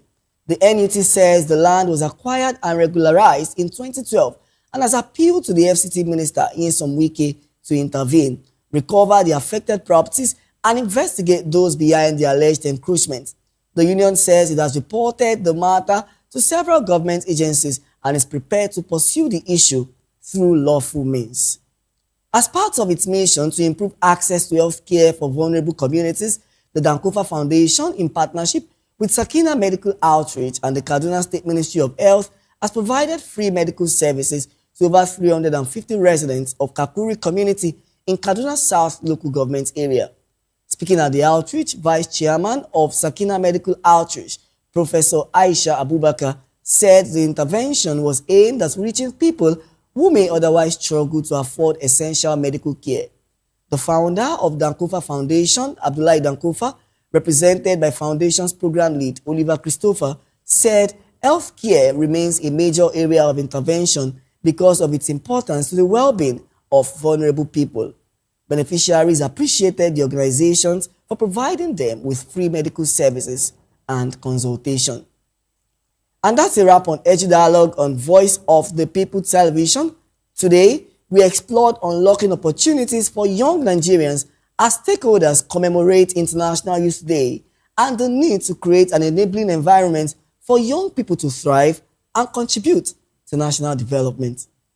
For more insights and in-depth discussion, please subscribe to our YouTube channel on YouTube. We are Voice of the People TV, and across all social media platforms, you can find us at VOP TV Live. If you witness news or events in your communities, we would love to hear from you.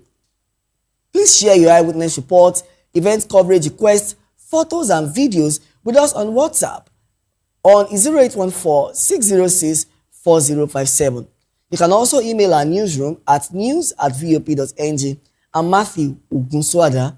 Join us next week as we continue to spotlight the ideas, policies, and people shaping Nigeria's education sector. Until then, stay informed, stay engaged, and remember, the aim of education is the knowledge, not of facts, but of values. An investment in knowledge pays the best interest. Thank you so much for watching. I'll see you the same time next week. Bye for now.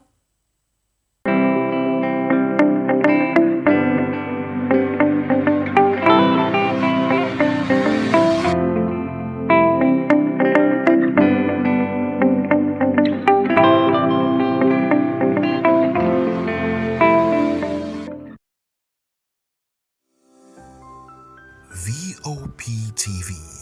Now, you have more than a voice. Big news is here. Your favorite Voice of the People television station is now on free to air on Nigecomsat. All you need to do is align your dish using the following: orbit position 40.5 degrees east, 12.685 gigahertz, 30,000 kilobytes per second. Polarized vertical, frequency 2, 12.731 gigahertz, symbol rate 26,250 kilobytes per second. Polarization H. This works on any decoder. Catch up to 100 channels, sports, movies, news, all for free. This is with better quality at no extra cost. VOP TV on Free TV. Now you have more than a voice. If you've been drinking, don't drive. Hand over the keys to another driver. Call a friend or family member. Use a taxi or a ride-hailing service. Wait until you're completely sober before getting behind the wheel. A few minutes of inconvenience is far better than a lifetime of regret. Friends, don't stand by in silence. If someone who has been drinking insists on driving, speak up. Offer an alternative. Taking away their keys could save a life. Driving is a responsibility, not a right. Every time you take the wheel, you're responsible for the safety of everyone on the road. Today, make the choice that protects lives. Celebrate responsibly. Think before you drive. If you drink, don't drive. If you drive, don't drink.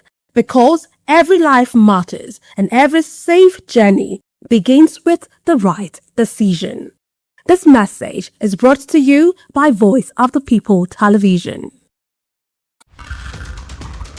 Every day strike, ASU strike, market women strike, even Kole people they strike. We don't become country of strikers. Even light self, they no fit give us.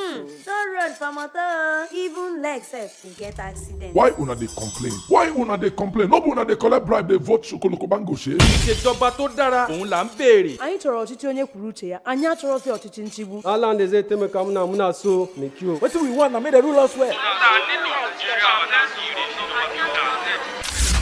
Don't take it for noise. It's the people's voice. They have made their choice. Respect that voice for all to rejoice. VOP 90.3, Voice of the People.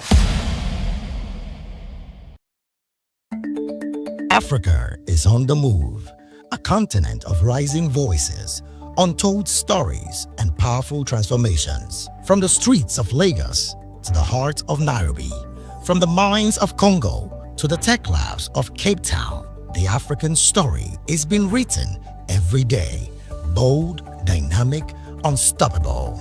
This is Africa News on Voice of the People Television. We don't just bring you the news, we analyze and bring you Africa's heartbeat, the politics that shapes our nations, the economies that drives our future, the cultures that defines who we are, the voice that must be heard. Africa News, Africa's voice, Africa's future. Where Africa speaks, the world listens.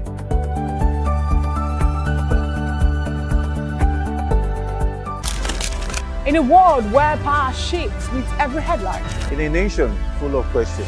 In a world filled with noise, the truth needs a voice. The policies that shapes our world and the economy that determines our future. Every hour, every day, the grapevine keeps buzzing. And together, we are committed to telling the stories that shape our world because your voice is our focus. Don't forget, our voice matters the most. Let us come together and share our concerns.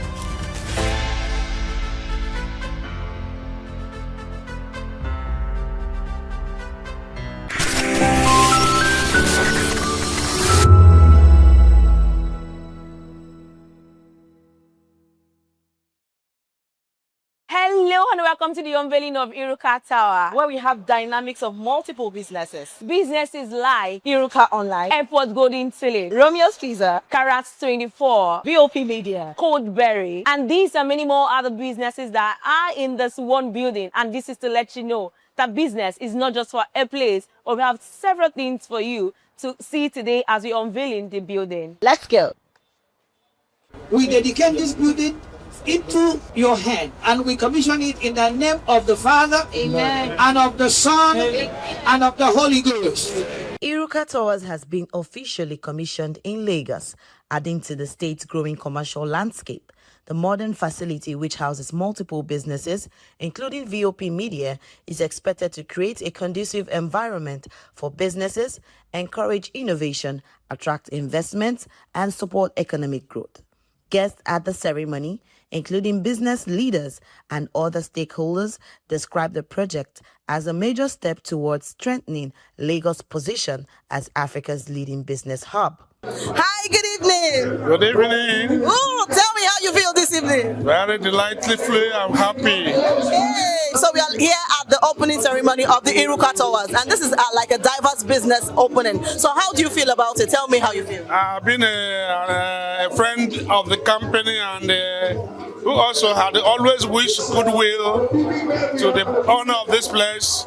I feel highly delightful and happy that this is a dream coming true. Okay. Yeah. So what are your, you know, we know you're already having fun. So what actually do you have to say about the achievement? This is a very big achievement. So what do you have to actually say about this particular achievement? Actually, I have to give accolades and bravo to my good friend who has put up this edifice. Iruka Towers comprises of his businesses, radio and television VOP, and other of his businesses are headquartered here. So I'm so happy, and I wish him that he will do more of this more. And this edifice is one in town. I can agree with you on that. Hospitality business, and now he's into full-fledged media organization with the radio and television, and even coming into the free TV platform. So it's a very good, big achievement in that regard. So I continue to tell him congratulations and wish him success, and also to encourage staff to be law-abiding and continue to play their roles professionally, to be as professional as possible in handling the business of communication. All right. Good evening, sir. Good evening. How How are do you? you feel this evening? Very excited Ooh. because this is the day we have been waiting for, Of course. and it has come to fruition by the special grace of God. So we are very excited, really. So you've been expecting this particular day? Absolutely yes. Absolutely yes. Yes. So what do you expect in this opening this evening? It's the Iruka Towers, and a lot of people have been expecting a lot of things. Fun, entertainment. What do you expect to see this evening? Oh, everything. It's an all-encompassing. And it's a holistic ceremony as it were. So we are very excited. Everything to the glory of God. Okay, can you tell us a little about this kind of achievement? How do you feel about it, basically?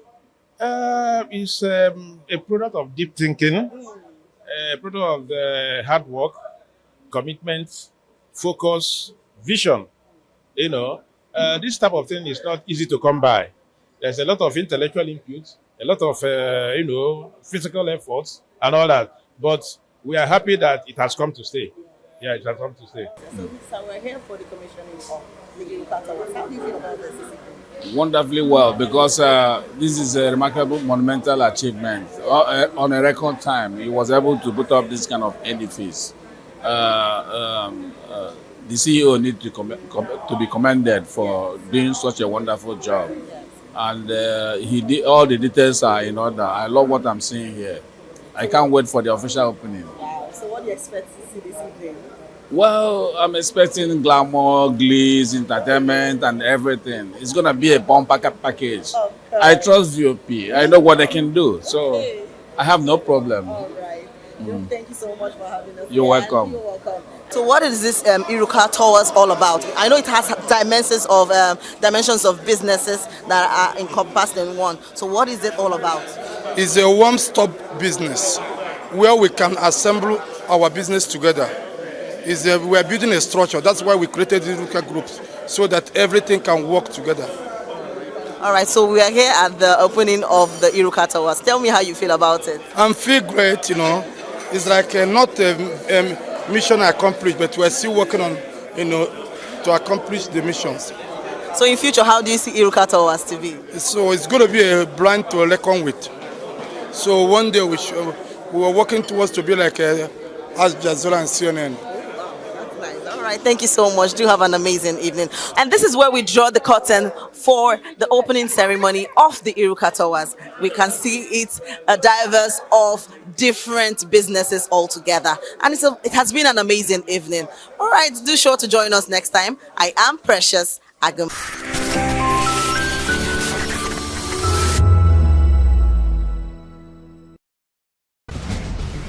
Join us as we drive into the world of politics through insightful interviews with prominent political figures, both serving and former governors, ministers, senators, legislators, party chieftains, activists, and analysts. Get first-hand information into the decision-making processes that affect our daily lives. Highly engaging one-hour program that brings political discourse into focus.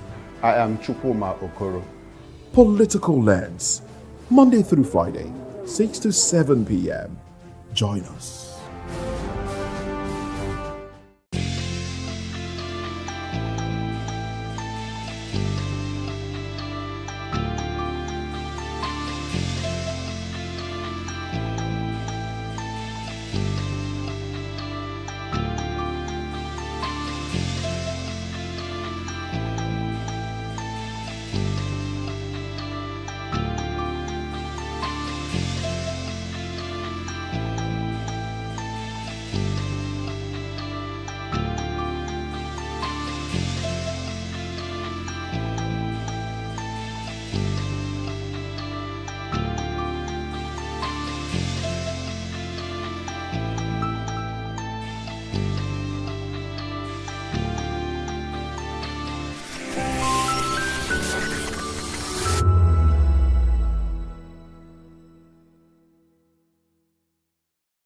Behind every broken desk lies a broken promise. Education shapes the nations. But who is asking the right questions? Introducing Edu Dialogue, the show that goes beyond the surface, exposes the cracks, the corruption, and the silence in Nigeria's education system. Edu Dialogue, Saturdays, 3 p.m., only on VOP TV. We break the biggest stories, from missing funds to policy failures. We ask the tough questions and demand real answers. Edu Dialogue, this Saturday, 3 p.m. on Voice of the People Television. Yes, obviously everybody knows the game is beautiful and that's why I love sports. My name is Kizzy K. You're welcome to my republic. But remember, there can never be a transfer without a window. Just like there can never be a deep thinking without a Pep Guardiola in football. You can't say tennis without talking about Djokovic. So why not give me attention on the show so I can run your race on the TV like Lewis Hamilton Formula 1 star? Don't forget, when God have mercy on you, you can achieve your goals like Cristiano Ronaldo. I am a proud Nigerian, and right here, we talk NFF. For every sports update, commentaries, live interviews on the game, we got you on this, because right here at Voice of the People TV, the Sports Public Show has got everything just for you to be part of it. I love the beautiful game, and that's why KZK loves sports. To know the happenings in the maritime sector, join us on the program Maritime Frontiers on VOP TV as we discuss key areas in the maritime sector, from aquaculture, maritime transportation, maritime labor regulation, oil and gas exploration, ferry and passenger insurance, marine pollution and prevention, port operations, and lots more. Maritime Frontiers, exploring Nigeria's blue economy. The red carpets, awards, the razzmatazz, music, fashion, interviews, and more. Spotlight on Voice of the People Television. Let's feed you with all the juicy stories in the global entertainment space, bringing you the glitz and glamour as it is hot. Stay tuned to Spotlight, 1 p.m. Monday to Friday. Spotlight on VOP TV. Entertainment like never before.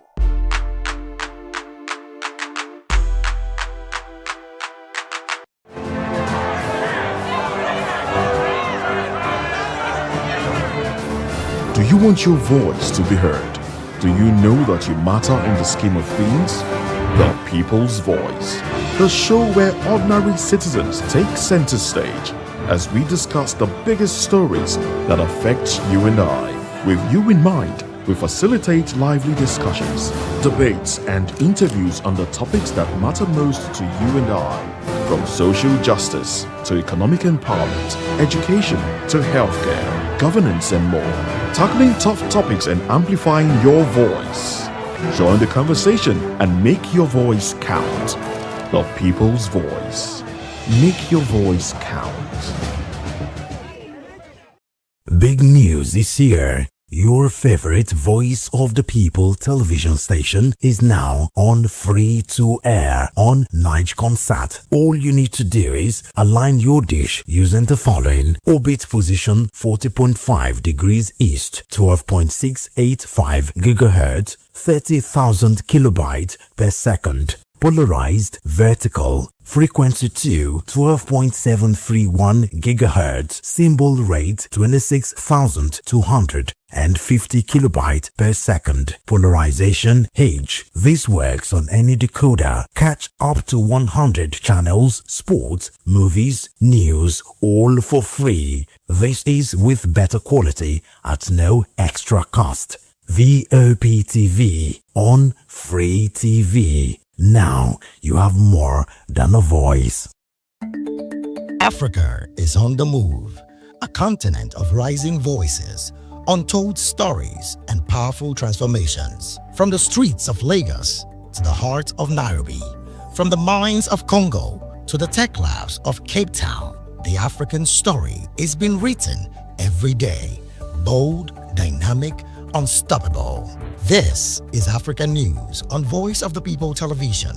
We don't just bring you the news, we analyze and bring you Africa's heartbeat, the politics that shapes our nations, the economies that drives our future, the cultures that defines who we are, the voice that must be heard.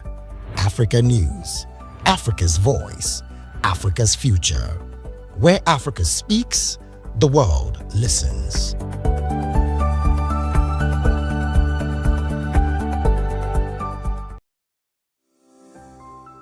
VOP TV. Now you have more than a voice.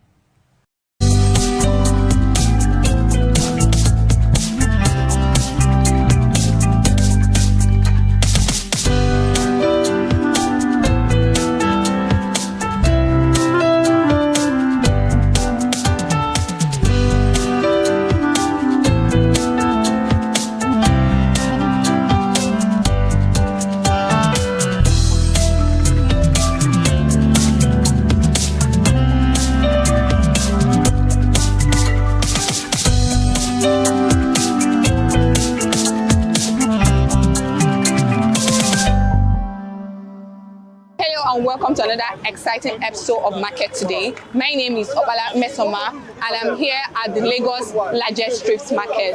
We are here to know about how traders are actually faring and how we can actually know the challenges that traders are facing in the thrift market business. We're also here to know how you can start up a thrift market business on your own. In case you don't know the market I'm talking about, it's Super Abulegwa Katangwa Market.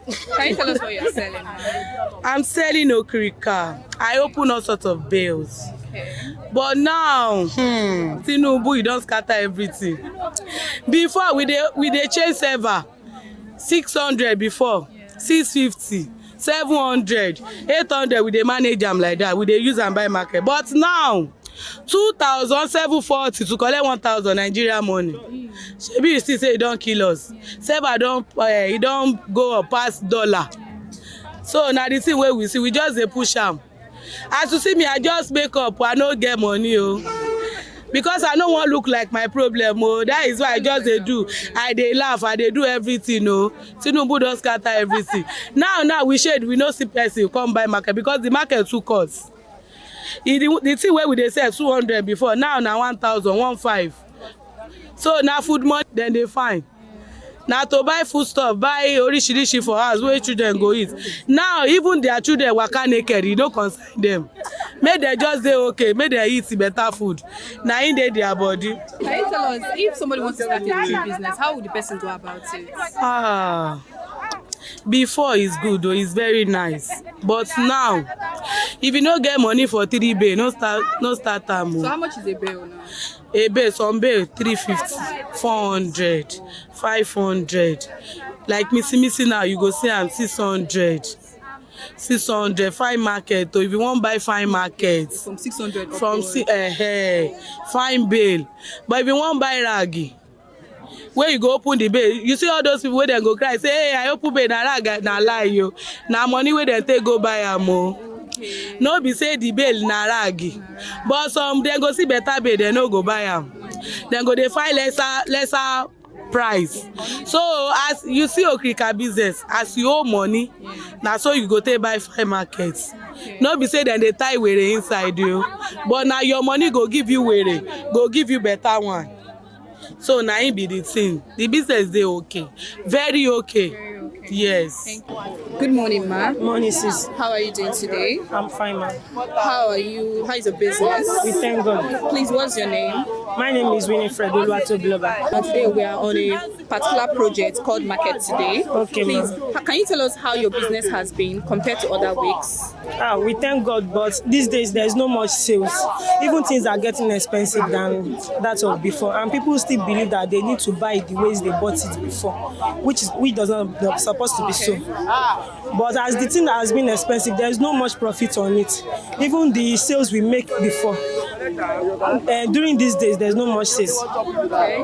So you're trying to say that there's no more sales right now? There's no sales. Things are too much expensive. Even the price we bought it, we are buying it before. As of these days, there's no much profit on it again. So are you trying to tell us that dollar rate is affecting you guys? Yes. Very well. Yes. Okay. How do you feel like doing this business? Like, do it give you more joy? Like thrift business, do it give you more joy? It gave me a lot of joy because as of now, even though you rent a shop for to make the sales, it doesn't move in the shop. It doesn't move. But people believe that instead of them getting it around the street, they need to come to the market to purchase their goods. Even though they buy it the same rate at home, they prefer it better. Okay. So how have you, like, if someone wants to start a business, a thrift business, what can you advise the person to do? What do you advise the person to do? I would just advise the person that maybe if you have your money, you based on calculation, you know how much you gain as in your capital during a month or years after that, you know what you've done and your savings. So you don't believe that when you start a business and the business doesn't grow, so you have to know how it grows. You know your profits. Not when some people start a business, so if they have a reduction of their cash or reduction of the money that so they can just end it up like that. But you try to check your investments daily, check your investments all the time. So that's what I have to say. So we are meant to have patience in trip business. Yes, not every time the sales goes well, but with due to the time it goes. So you have to endure. What season of the year do you think that thrift business goes well? During season, Christmas season, resumption of schools. Okay. So people change their children wears.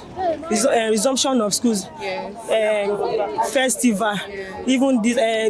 So much of festival. Most specialists is moved during Christmas time, new season. Good morning. Good morning. What is your name, sir? My name is Kingsley Fine. Please, can you tell us what you're selling? I'm selling gym gown. Gym gown. Okay, you do on thrift gym gowns? Yes, ma'am. Yes, ma'am. So, how much is this thrift gym gowns now? 4,000. Yeah. 4,000. Yes, ma'am. So, how has business been for you since? It's been good. So, you're booming? Yes. But I'm also helping my mom to sell. That's why. Okay, you're helping your mom to sell? Yes, I'm helping my mom to sell. And your mom's business is actually booming? Yes, I do okay. So, since your mom started this business, since you say it's not your own, yes. So mom started business, can you tell us any challenges that your mom has faced on this business? Either you gain or you lose in market. This business, either you gain or you lose. She can buy bread now, and the market is not fine. Okay. She will sell it like that, and she will have lose like that. And the market is not fine. Okay, so she can order a bill, and when she opens it, it's not looking like what she ordered. Yeah. And so it's one of the challenges. Yeah, that one of the challenges. One of the challenges. So someone that wants to start a trip business, what advice can you give that person? Just stay focused and keep striving, keep hustling. You reach there. So the person should have patience. Yes, patience. Keep striving until the person gets to the goal. You have faith in God. Yes, I will make it. So has dollar rate affected you guys' trip business? Yes. In what way? Like want to go and buy like all those kind of things. Yes. That's only I can understand from there. Okay. So that's one of the challenges that you guys have. Yes. So you're trying to tell us that anyone that wants to start a trip business is a good business to start. Yes. They are going to make more gain. Once you have patience, yes. Okay. And have faith in God. Good morning, ma. Good morning. Please, may we know your name? I'm Okiki Esther. So, Koki Esther, please, can you tell us what you're selling? I sell ladies' top. Ladies' top. So, Okrika, thrifts. Thrifts, you do thrifts. Please, can you tell us how your business has been going? Anyways, we thank God, but due to the economy of Nigeria, it's now on the high side. Before, it was not as expensive as this. Based on the exchange rates, not only dollar, but this Cotonou exchange rates now. Before, Nigerian money has value more than Cotonou money, but now our money is valueless. So Cotonou money has taken over our home money when it comes to exchange rate. How has dollar rate affected you guys? Ever since increase, our dollar rate has affected everything. Aside from dollar rate, even this Cotonou money, which is CFAs, it has affected our business because we do shipping things from there. So their money has more value than Nigerian money now. So it has affected every business, especially this Okrika business, food stuff and other things. So if someone wants to order a bill now, how much it is? It varies. We don't have a fixed price. Each bill have their own prices. Do you understand? Yes. So we have bills for different ways. For top, we have London bill, we have the China bill. So it varies. It doesn't have a fixed price. Okay. But everything have been increased actually. Okay. So if someone wants to start a strip business, what advice can you give the person? I will advise the person to have the knowledge. Just don't say, okay, so person is selling on Instagram, I want to start. Have the knowledge. Maybe you can pay to a vendor to train you, so you know how to pick. Then if you have to carry bill, maybe you have your money, you have enough money, capital to start.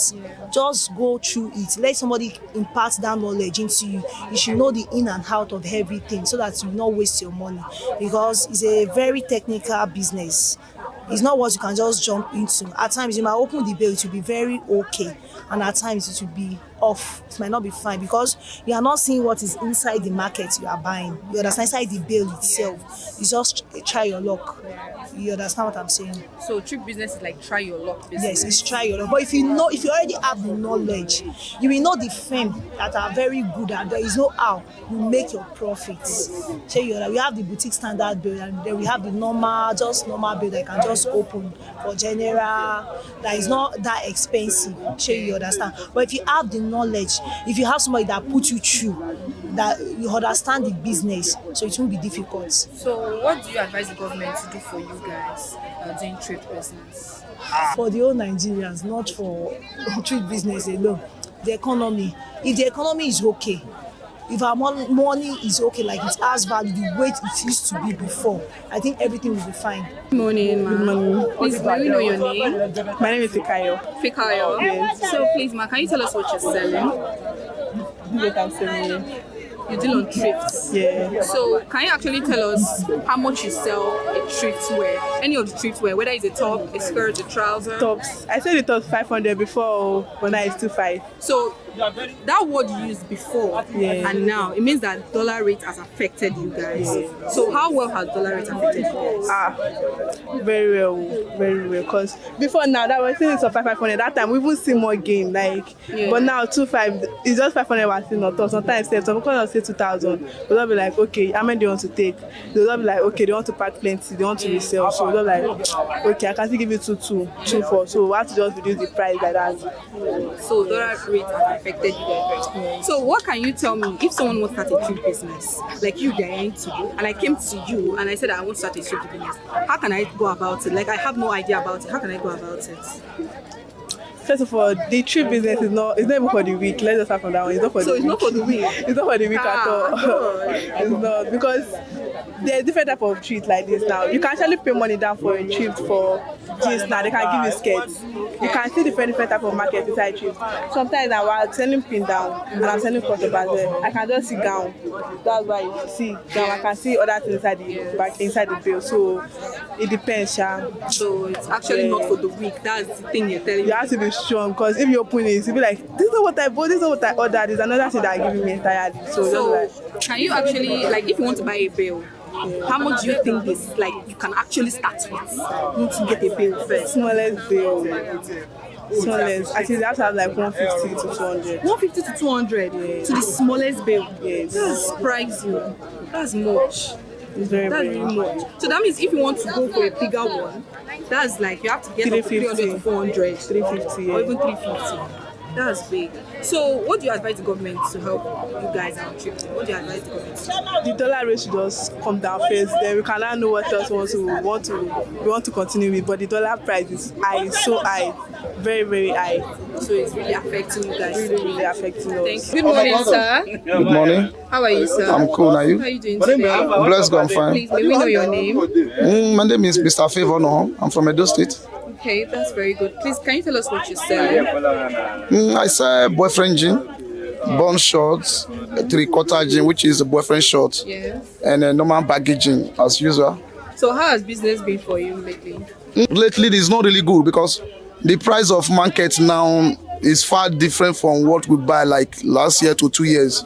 You understand? Like the baggy jean of last year, we bought it 350,400. But out of this now, we're talking about 700,000, 300,000 increase much.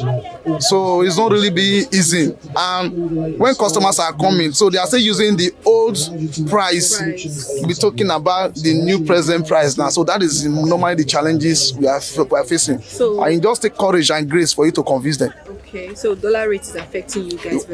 So this is more than affect. If there's another need to call affect, then we have to add it more than affect. Okay. If you want to start a trade business, what are you supposed to do? Okay, if you want to start a business, one thing you need to know there, you have to go for the cost of the price first. Okay. Then look for a site you can sell your market. Yeah. At the same time, you need to groom your customers. Okay. Because nowadays, even the customer they are buying from us, we appreciate them. Yeah. Because it's not easy. Yeah. Nowadays, people prefer food more than wearing clothes. So you have to eat first now. You have to eat first. That is it. So we always appreciate and respect our customers because it's not easy to convince them. You understand me? So if you want to start a trip like this, then you need to go and ask for the cost of the price, the market first. Then try to groom your own customers and look for the space that is site. You can do your business. But at the same time, even though you are in the site, we always take the grace of God. So if you want to buy a bill, how much do you think it is? Then if you want to buy a bill now, like this boyfriend jean now, you should be talking about around 700,000. 700,000? Yeah. That's much. That is much because although it's not to that price before, but even from where you buy it, for them to carry to this place, That's transportation. that transportation that is safer. So when you now convert safer to naira, you find out that the money then is a little bit big. You understand? Like 1,000 safer now, it's like is it 6 something or 5 something compared to Nigeria currency. So which is very, very disastrous. So what do you advise the government to do? Well, we are advising the government, not just advise, we are begging them. Yeah, you are begging them. We are begging them for them to bring the dollar rate down. That is the most important thing that is affecting the business, because now when we travel to Cotonou or Togo to go and buy market, they are not collecting our naira. They have been taking their dollar, that they're safer, all those to buy market. So when you now convert naira to safer, if you go with 700,000 in safer, we're talking about around 400,000 naira. So you are going to add extra money to go and buy it. So we are begging the government of this country to bring down the price of dollar rates. It's really alarming. Let them help us and bring it down, then we'll be very happy. Good morning, ma. Good morning, my sister. May we know your name? My name is Mrs. Faith Abiodun Ayoko. Please, may you tell us what you're selling? I'm selling household items, as in household clothing items like bed sheets, curtain, tablecloth, kitchen napkin, apron, foot mats, net curtain, all sort of anything kitchen and anything household clothing. Okay, so you do on thrift household clothing? Yes. So can you tell us how much is any of the thrift household clothing? Yes, like now the bed sheets, the bale of bed sheets now is varied. We have different types of bales for it. It starts from 100,000 per bale. Whoa. Yes. Then to 180,000 Per bale? per bale. So can you tell us that thrift business is a good business? It's a good business, but what affects this business these days is the dollar, the rising of dollars. You know, when dollar is rise, definitely the cost of the market will go up. The reason is that, you know, we exchange naira to dollar, then dollar to sefa. So you understand? We do buy from Cotonou. That's the Republic of Benin. Okay. So has transportation been a problem? Yes, transportation from that place is a problem. Then again, cost of transport, clearing to this place is another problem. So then exchange rate is the greatest problem. Okay, exchange rate is yes, dollar yes, dollar rates, yes. So if somebody wants to start a thrift business, what advice do you think you can give that person? I would advise the person to come in, because I'm not a stingy person. I want people to eat as I'm eating. It's a very good business. It's just nowadays that the dollar affects the business. Then again, there's no business that does not have risk. Yeah. At times we open another bill, you see rag there. So once there is rag, you know there's nothing you can do. Yeah. But we still have hope that when we open another one, we find another one that is better. Then we use it to complement each other. So whenever you open a bill, you see good thing, then don't be too happy and don't change understand. Then when you open the bad one, then you can complement the two together. So you're meant to have patience in thrift business. Yes. So what do you advise the government to do for you guys? Yes, the government should please and do whatever they can do to bring down the exchange rates. In fact, that's the problem we have in this country. Yeah. And the petrol price. Because, you know, petrol price affects transportation. Yes. That's just the major problem we are facing in this problem now. Tell us what you are selling. I'm selling fairly used, which is the thrift wears. Selling fairly used Yes, thrift wears. please. So you're Yes. deal on thrift wears? Yes, please. Okay, can you tell us how your business has been going? For now, the business is managing for now, but we thank God for everything. It's not like unlike before. Now the business is so slow. Things are not moving like it was before, and business now is so expensive. The more it is expensive, people cannot afford. So it's been a bit problem for we Nigerians, especially we the sellers, because this streetwear is we buy not even knowing what is inside. So when we bust it, whatever we see, we have to sell. So it's a try and lock. It's just try and lock. Okay. It's just selling by grace. Okay, what kind of streetwear are you selling? Can we see? I'm selling the woody type. Okay. These are the types that I sell. Okay. For children and adults. These are the woody types. Something like this. I also deal with babies. Babies wear? Yes, the newborn babies. Okay. Do I show you the babies? Yeah, you can show. Okay, so then I deal with something like this. I'm sorry. Babies like this. Okay, they're very nice. They're very pretty. Something like this, baby jumpsuit for newborn. Yeah. So those are the ways that I sell for now. So what's the transportation cost for you guys? The transportation is so exorbitant that only the transport alone weighs down the business. Whoa. Because the more you go and come every day, to meet up is a big problem. And since there is no business, it affects the business. Because most of the sales you made, which is the capital you make, is for transport. So that is why we are facing a bit problem in the business. So if someone wants to start a thrift business, like this is your baby clothes business and hoodies, like what do you advise the person to do? For now, I will not even advise anybody to enter into it because Africa now does not even pay, except the person is on online business. Serious? I'm telling you, for now, business is too expensive to the cost of what people are buying because there is no money. Everybody wants intake, which is food business for now. So, but we are just managing because we know that Mercy is speaking for us. So we just have to put on 1 or 2 efforts to make life goes on. Good afternoon, my sister. Please, may I know your name? My name is Mrs. Gloria Ediare Tokbe. Please, can you tell us what you're selling? I'm selling children clothes. Like what type? I'm selling like before. We used to see pregnant women. If I open this market, you see pregnant women. They will come. They will patronize this our market. They will buy plenty quantity.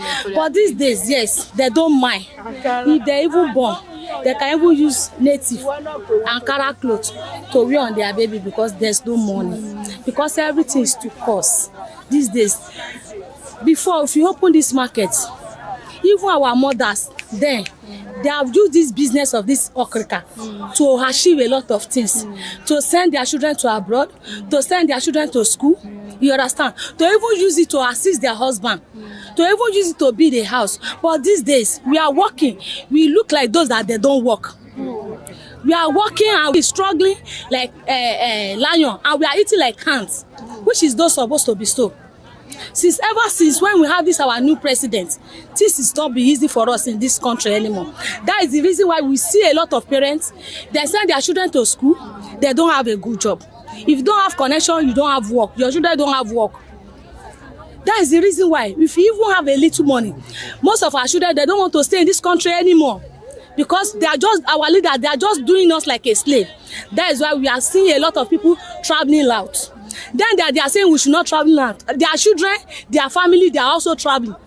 And they will tell us we should remain in Nigeria. They want to kill us. Even of recent, we even hear that Israelites, they are fighting. They have an issue. What concerns our president? You have not repaired your own house. You are putting matter in another country. The matter that is not concerned you, you are putting your matter there. What concerns you? Because you know, because you have already know. You are of age now. They should not kill our Nigeria for us. They should not kill our unborn children. They should not kill the children that have not yet to born. The problem that they are giving us in this country is much more than our age. That is the reason why we are seeing our children that went to school, they are doing prostitute. Because there's no work. Finish school. Your parents will spend money to send you to school. You will not have a job. Even though they want to give you a work, those that have the company, they will be telling our girls they want to sleep with them before they will be able to give them job.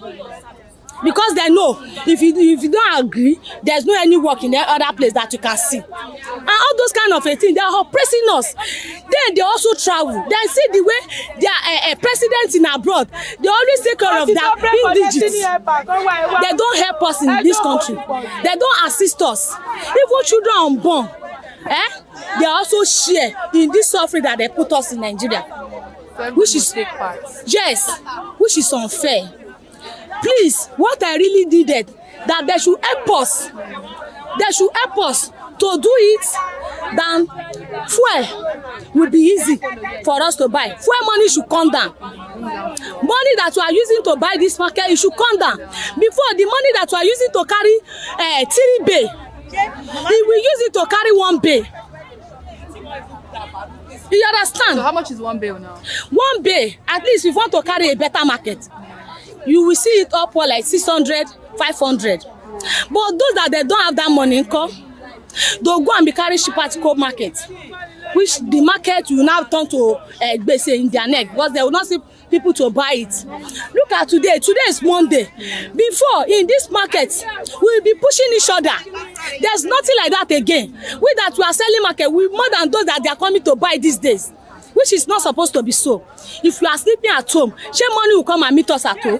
If you are sleeping at home, we will not be able to pay our children's school fees. If you are sleeping at home, we will not be able to take care of our children. If you are sleeping at home, we cannot be able to assist our husband, which is not supposed to be so.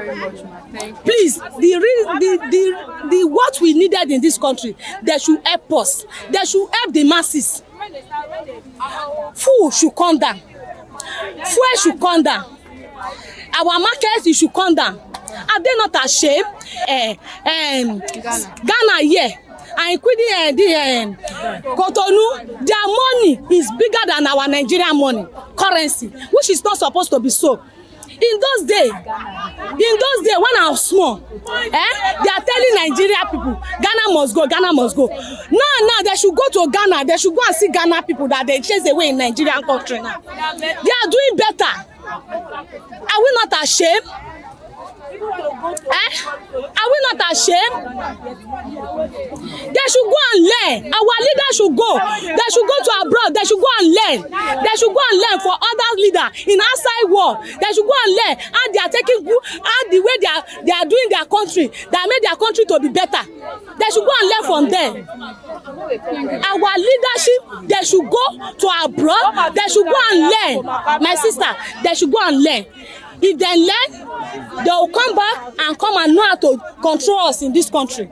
Good morning, ma. Please, may we know your name? My name is Victor. How are you doing, sir? I'm fine, I'm good. Please, can you tell us what you're selling? I sell tops. I sell anything tops. Just ask me, sweatshirt, polo, t-shirts, crop top, baggy shirt, anything tops. So, pin down, how much anything. is your tops? My tops range 2,000. I have the ones of 2,500. I have the ones, they are thrift. I don't sell any thrift, yeah. So what's the highest price? My list price is 3,000 naira. 3,000. Yeah. So has customers been coming and buying? Sure, by God's grace. Wow. Very, very, very, as in much customers. If I didn't even come in the morning, this place is filled up. They've scattered the bill, pick what they want, first grade, second graders, third graders. These are the remaining ones left. So you're actually enjoying this business? Sure, by God's grace. We are big boys. Don't look at us. Don't undergrade us. You are just looking. Sir, you are just trying to. You understand? You are just trying to look like there's nothing going on, but we're big boys. Yeah, we are feeding fine. We are paying bills. We live in a big flat where we pay $500,000 doing business day and night. How much is one bill? One bill. We buy our bill. It depends on what you buy now. Okay. Like the crop tops and the swim. Let's say crop top, ladies top. We buy them. We have the one of 150. We have the one of 350. Whoa. So it depends. It depends on what is inside the bill. We have London bills. We have UK. We have Canadian. Okay. So it depends on the bill, and everything are different in their own aspect of grade. Okay. Yeah, the grade of UK, Canada bill is different from London. Okay. So there are different types and different prices. Yeah. So if anyone that wants to go into trip business now, this is the range of prices. Yeah. But you know, it's not stabilized. Not stable. It's not stable. You can go today, they'll tell you it's 350. You can go tomorrow, they'll tell you it's 250. You can go next tomorrow, they'll tell you it's 500. So it's not in a stable amount. So, but you just have to at least have your cash with you. Yeah. If you have your cash, if the person selling the bill should see that you are serious about the business, he or she can sell it out for you. Okay, that is a wrap for market today. And here we talked about different challenges that customers and traders are actually facing. One is the cost of goods, cost of transportation, and the high rate of dollars, even safer. They're actually complaining on how government can actually help them to reduce the cost of fuel, the cost of food. Most people are actually interested in how to get food, how to eat first before they can even think of what to wear. So it's also making people that want to invest business on trip business, making it difficult for them to even think of it or even doing the business. I am Mesoma Bala.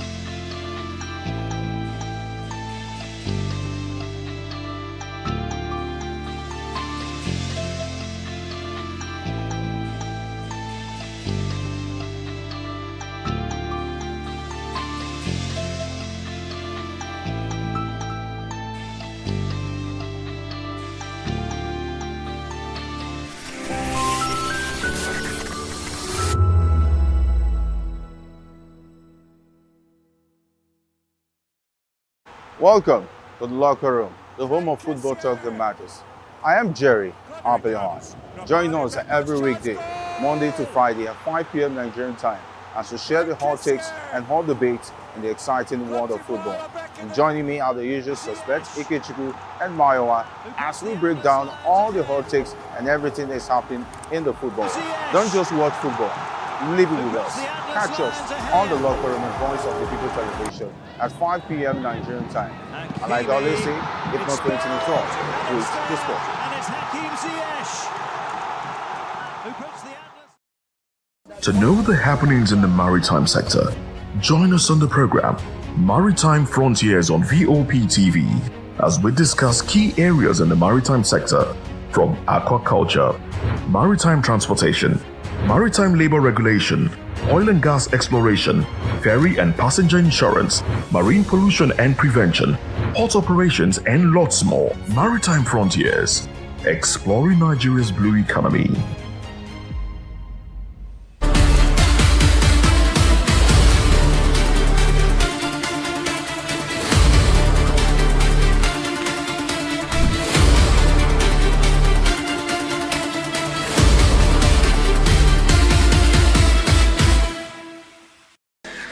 I am not saying you are a poor man. It is not even implied in my statement. But I'm saying that you deserve more than you already are. Daddy, please. I have transformed from a mere mortal to a god. In the heart of Nigeria's film industry, there is one voice that commands silence the moment it speaks. One presence that turns every scene into a masterclass. That name is Pete Edochie. Born on the 7th of March 1947 in Enugu State, Pete Edochie didn't start in Nollywood. He started in broadcasting. Igirigi has only one wife and he doesn't even have a son to succeed him. No, I will not allow this. After studying history and English in the University of Nigeria in Nsukka, he joined the Eastern Nigeria Broadcasting Corporation in the 1960s. Radio was his first stage. Television soon followed. But it was in 1987 that Nigeria met the Pete Edochie they would never forget. As a conqueror in the NTA adaptation of Chinua Achebe's Things Fall Apart, he didn't just act the role, he became it. Fierce, proud, unyielding. That performance etched his name into the memory of a nation. From that moment, Pete Edochie became Nollywood's go-to man for royalty, elders, and authority figures. He is the king, the chief, the priest, the disciplinarian. Whether in living in bondage, Lionheart, Things Fall Apart, or The Gods Are Still Not to Blame, he brings a gravity that few can match. His secret is culture. You don't have to apologize, my son. It is because you did not want to know, nor do you want to understand. We shall not tolerate vermin on our land. Yes. I am leaving this one alive, so he can tell the world what happened to others.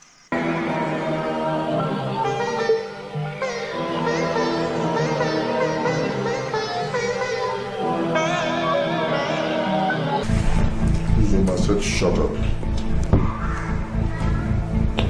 I don't know where you borrowed the courage which to confront me. When I talk, I expect people with some background to join issues with me, not peasants like you. I am Otari Zelugu Ikemba, the king of the forest. Pete Edochie is a custodian of Igbo tradition. He speaks fluent Igbo, understands its proverbs, its rituals, its weight. And when he speaks on screen, you're not just hearing dialogue, you're hearing history. But off screen, Pete is known for something else, discipline and principle.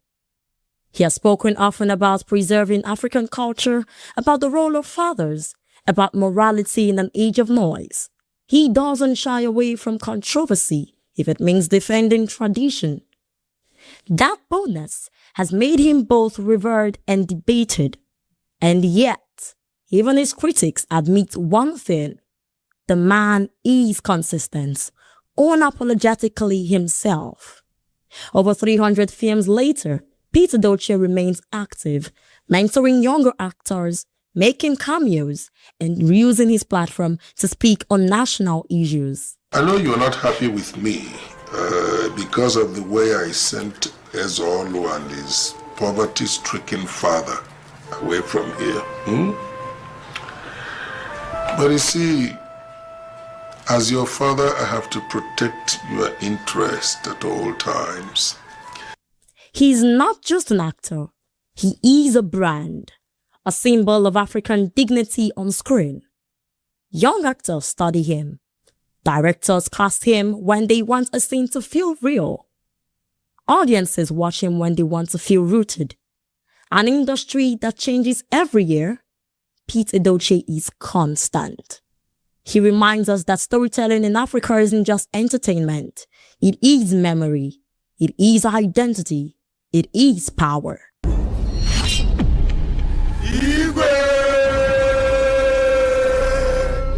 From Enugu to the world, his voice still echoes. Deep, measured, unforgettable. Pete Edochie is the elder, the legend, the voice of Nollywood.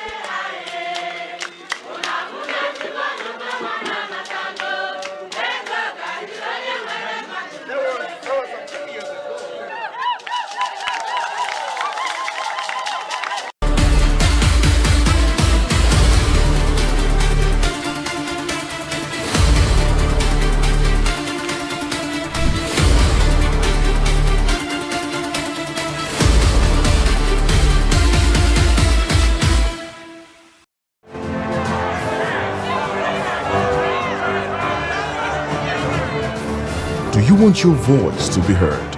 Do you know that you matter in the scheme of things? The People's Voice, the show where ordinary citizens take center stage as we discuss the biggest stories that affect you and I, with you in mind We facilitate lively discussions, debates, and interviews on the topics that matter most to you and I, from social justice to economic empowerment, education to healthcare, governance, and more. Tackling tough topics and amplifying your voice. Join the conversation and make your voice count. The People's Voice. Make your voice count. Nigerians, your voice matters, and in 2027 it starts with your permanent voters card, your PVC. If you're 18 and above and you're a Nigerian citizen, you have the right to choose who leads your community, your state, and your country. But that right only counts if you have your PVC and your name is on the voter register. Here's what to do. First, check if you're registered. If you're not, or if you've moved, lost your card, or turned 18 since the last election, go to the nearest INEC office or an INEC registration center. Second, it's free. Don't pay anyone for any registration or collection. Third, collect your PVC early. Don't wait until the week before elections. INEC will announce dates. Listen to radio, TV, and follow INEC's official pages. Your PVC is more than plastic. It's your power to hold leaders accountable. It's how you decide on roads, schools, hospitals, and jobs for your community. When you vote, you decide the future of your children. Get registered. Get your PVC. Vote in 2027. For Nigeria to work, you must be a part of it. Your vote, your future, your responsibility. This message is brought to you by Voice of the People, VOP Media.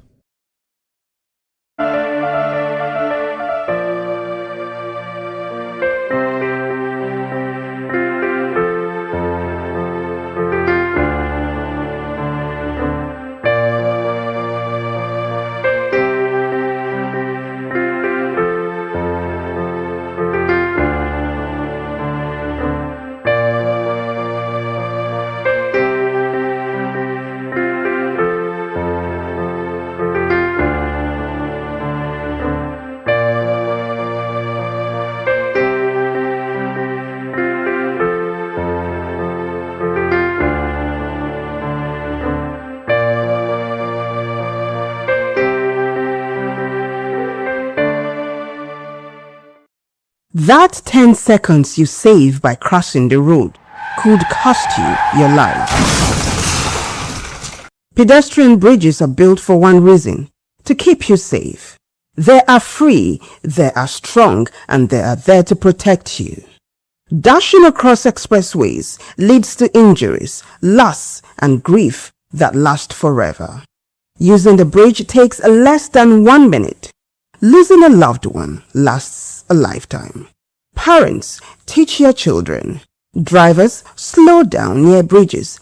Everyone, please use the pedestrian bridge every time. Your life is worth the climb. This message is from Voice of the People's Television. If you've been drinking, don't drive. Hand over the keys to another driver. Call a friend or family member. Use a taxi or a ride-hailing service. Wait until you're completely sober before getting behind the wheel. A few minutes of inconvenience is far better than a lifetime of regret. Friends, don't stand by in silence. If someone who has been drinking insists on driving, speak up. Offer an alternative. Taking away their keys could save a life. Driving is a responsibility, not a right. Every time you take the wheel, you're responsible for the safety of everyone on the road. Today, make the choice that protects lives. Celebrate responsibly. Think before you drive. If you drink, don't drive. If you drive, don't drink. Because every life matters and every safe journey begins with the right decision. This message is brought to you by Voice of the People Television. From the views on the street, we go to bed empty hunger, to the blaring horns of a hustling city, the loudest voices of the common man got a medium to be heard. This particular administration, they were coming unprepared. It's not a bad thing to renovate the president's lawn. Through top-notch programming, unbiased reportage of news, sports, business, entertainment, and cultural documentaries. Voice of the People 90.3 FM became a symbol for 21st century media. And now, a new baby is born. Voice of the People Television, VOP TV, youthful, full of vigor and penchant for excellence in the continent's media space, exposing the wrongs, applauding the rights, dissecting the news without fear or favor, through factual and accurate stories and contents. Corruption kills three things that makes a society. Representing the interests of the people and giving them a voice. Voice of the People TV is here to stay towards building a fair society.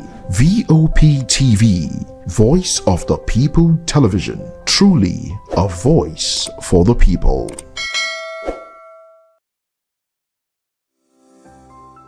VOP TV.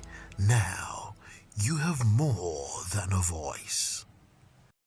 Shaka, who was born in 1787, died September 22nd, 1828. Zulu chief, founder of Southern Africa's Zulu Empire. He is credited with creating a fighting force that devastated the entire region. His life is the subject of numerous colorful and exaggerated stories, many of which are debated by historians. Shaka was the son of Senzangakona, chieftain of the Zulu, and Nandi, an orphaned princess of the neighboring Langeni clan. Because of his parents belonged to the same clan, their marriage violated Zulu custom, and the stigma of this extended to the child.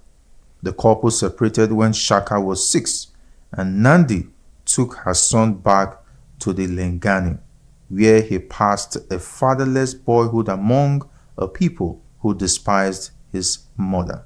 In 1802, Langeni drove Nandi out, and she finally found shelter with the Desheni, a subclan of the powerful Mtetwa. When Shaka was 23, Dingiswayo, the Mtetwa paramount chieftain, called up Shaka's Letsani age group for military service. For the next 6 years, he served with brilliance as a warrior of the Mtetwa Empire. Senzagakona died in 1816, and Dingiswayo released Shaka from service and sent him to take over the Zulu, which at this time probably numbered fewer than 1,500, occupying an area on the wide Mfolozi River. They were among the smallest of the more than 800 Eastern Nguni Bantu clans, but from the day of Shaka's arrival, they commenced their march to greatness. Shaka ruled with an iron hand from the outset, melting out instant death for the slightest opposition. His first act was to reorganize the army. Like all the clans, the Zulu were armed with oxide shields and spindly throwing spears. Battles were little more than brief and relatively bloodless clashes in which the outnumbered side prudently gave way before extensive casualties occurred. Shaka first armed his men with long-bladed, short-hafted, stabbing assegais, which forced them to fight at close quarters. He then instituted the regimental system based on age groups quartered at separate crowds and distinguished by uniform markings on shields and by various combinations of headdress and ornaments. He developed standard tactics which the Zulu used in every battle. The available regiments, known collectively as the Impi, were divided into 4 groups. The strongest, termed the chest, closed with the enemy to pin him down, while 2 horns raced out to encircle and attack the foe from behind.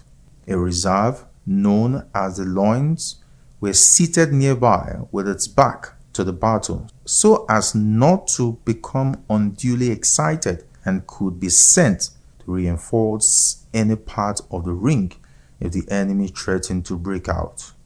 The battle was supervised by indunas or officers who used hand signals to direct the regiment. An MP consistently covered 50 miles a day, living off grain and cattle requisitioned from the crowds it passed and accompanied by boys who carried the warriors' sleeping mats and cooking pots. In 1827, Nandi died, and with his mother's death, Shaka became openly psychotic. About 7,000 Zulus were killed in the initial paroxysm of his grief, and for a year no crops were planted, nor could milk, the basis of the Zulu diet staple, be used. All women found pregnant were slain with their husbands, as were thousands of milch cows, so that even the calves might know what it was to lose a mother. Early in 1828, Shaka sent the MP south in a raid that carried the warriors clear to the borders of the Cape Colony. They had no sooner returned, expecting the usual season's rest, than he sent them off to raid far in the north. It was too much for his associates, and two of his half-brothers, Dingane and Mlangana, together with an Induna named Mbopa, murdered him in September of that year.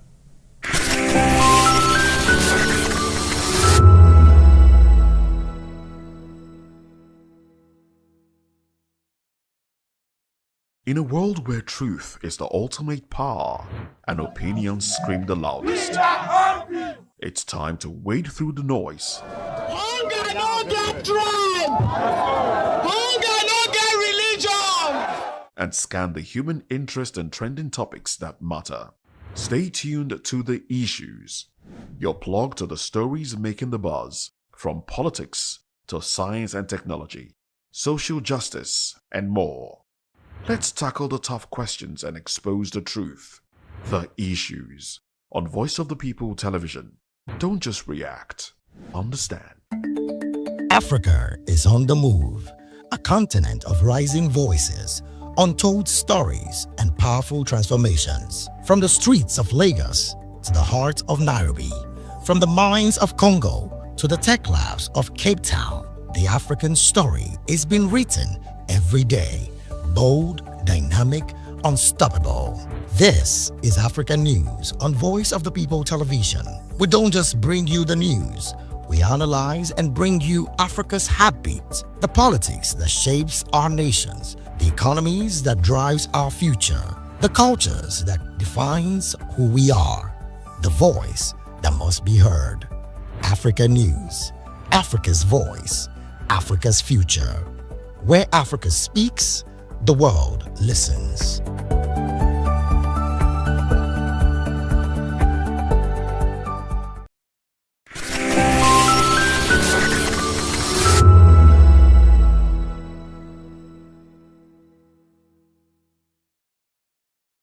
That 10 seconds you save by crossing the road could cost you your life. Pedestrian bridges are built for one reason: to keep you safe. They are free, they are strong, and they are there to protect you. Dashing across expressways leads to injuries, loss, and grief that last forever. Using the bridge takes less than 1 minute. Losing a loved one lasts a lifetime.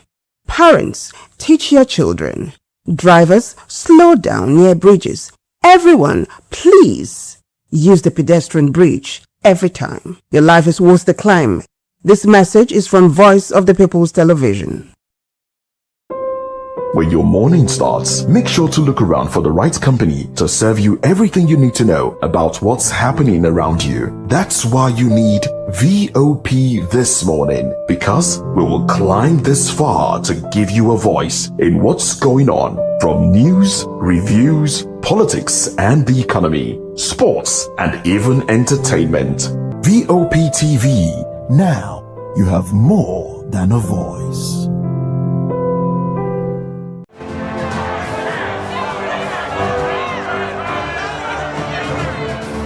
Do you want your voice to be heard? Do you know that you matter in the scheme of things? The People's Voice, the show where ordinary citizens take center stage as we discuss the biggest stories that affect you and I. With you in mind, we facilitate lively discussions, debates, and interviews on the topics that matter most to you and I, from social justice to economic empowerment, education to healthcare, governance, and more, tackling tough topics and amplifying your voice. Join the conversation and make your voice count. The People's Voice. Make your voice count.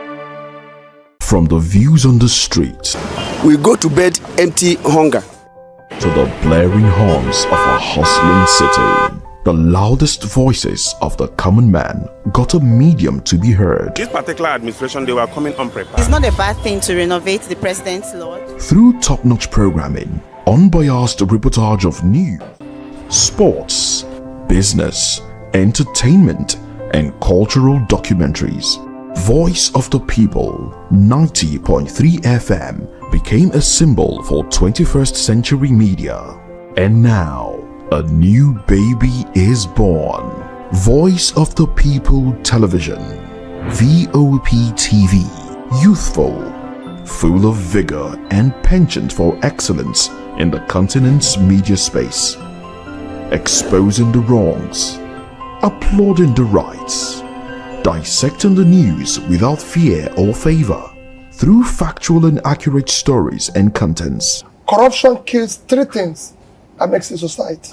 Representing the interests of the people and giving them a voice. Voice of the People TV is here to stay towards building a fair society. VOP TV, Voice of the People Television, truly a voice for the people.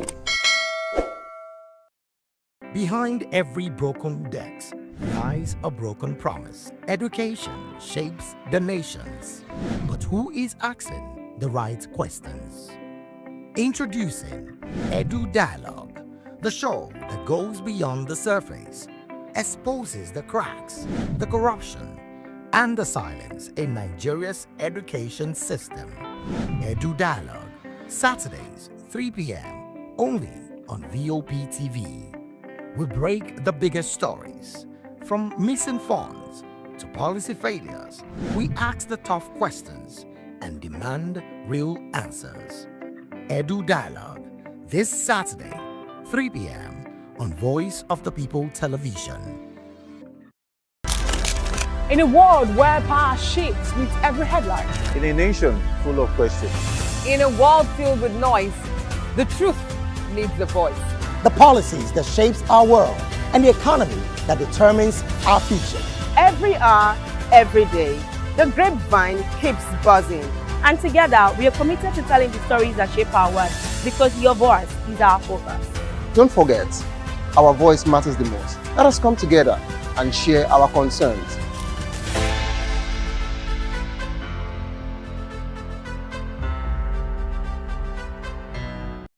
Big news this year. Your favorite Voice of the People television station is now on free to air on Nigecomsat. All you need to do is align your dish using the following: orbit position 40.5 degrees east, 12.685 GHz, 30,000 kilobytes per second. Polarized vertical. Frequency 2, 12.731 GHz. Symbol rate 26,250 kilobyte per second. Polarization H. This works on any decoder. Catch up to 100 channels, sports, movies, news, all for free. This is with better quality at no extra cost. VOP TV on Free TV. Now you have more than a voice. Welcome to the locker room, the home of football talk that matters. I am Jerry Ampelhon. Join us every weekday, Monday to Friday at 5 p.m. Nigerian time, as we share the hot takes and hot debates in the exciting world of football. And joining me are the usual suspects, Ikechukwu and Mayowa, as we break down all the hot takes and everything that's happening in the football. Don't just watch football, live it with us. Catch us on the locker room and Voice of the People television at 5 p.m. Nigerian time. And like I always say, if not 20 minutes off, please the sport. And it's Hakim Ziyech who puts the Every day strike, ASU strike, market women strike, even Kole people they strike. We don't become country of strikers. Even light self, they no fit give us.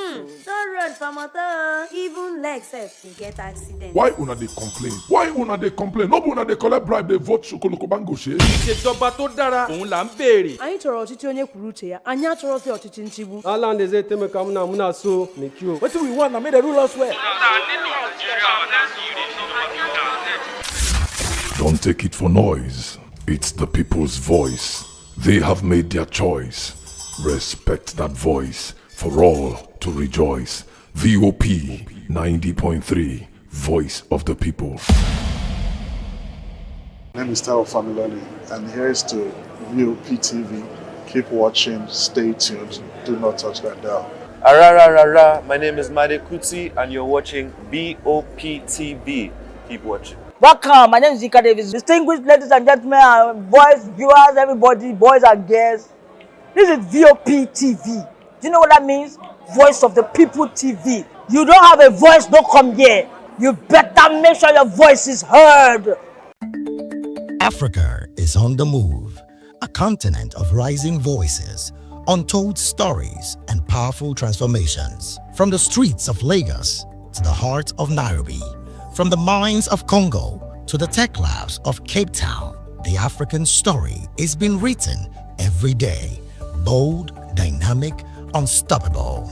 This is African News on Voice of the People television. We don't just bring you the news.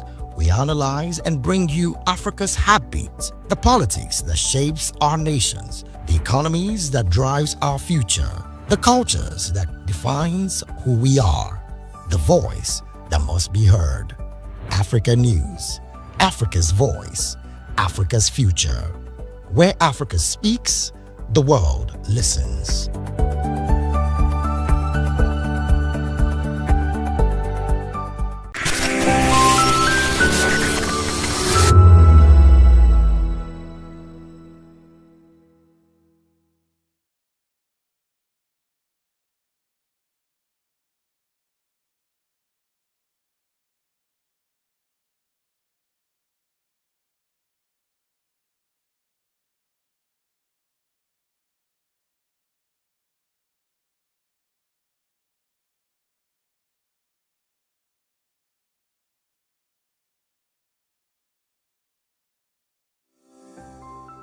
VOP TV.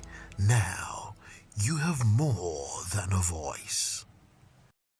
Behind every broken desk lies a broken promise. Education shapes the nations. But who is asking the right questions? Introducing Edu Dialogue, the show that goes beyond the surface, exposes the cracks, the corruption, and the silence in Nigeria's education system. Edu Dialogue, Saturdays, 3 p.m., only on VOP TV. We break the biggest stories,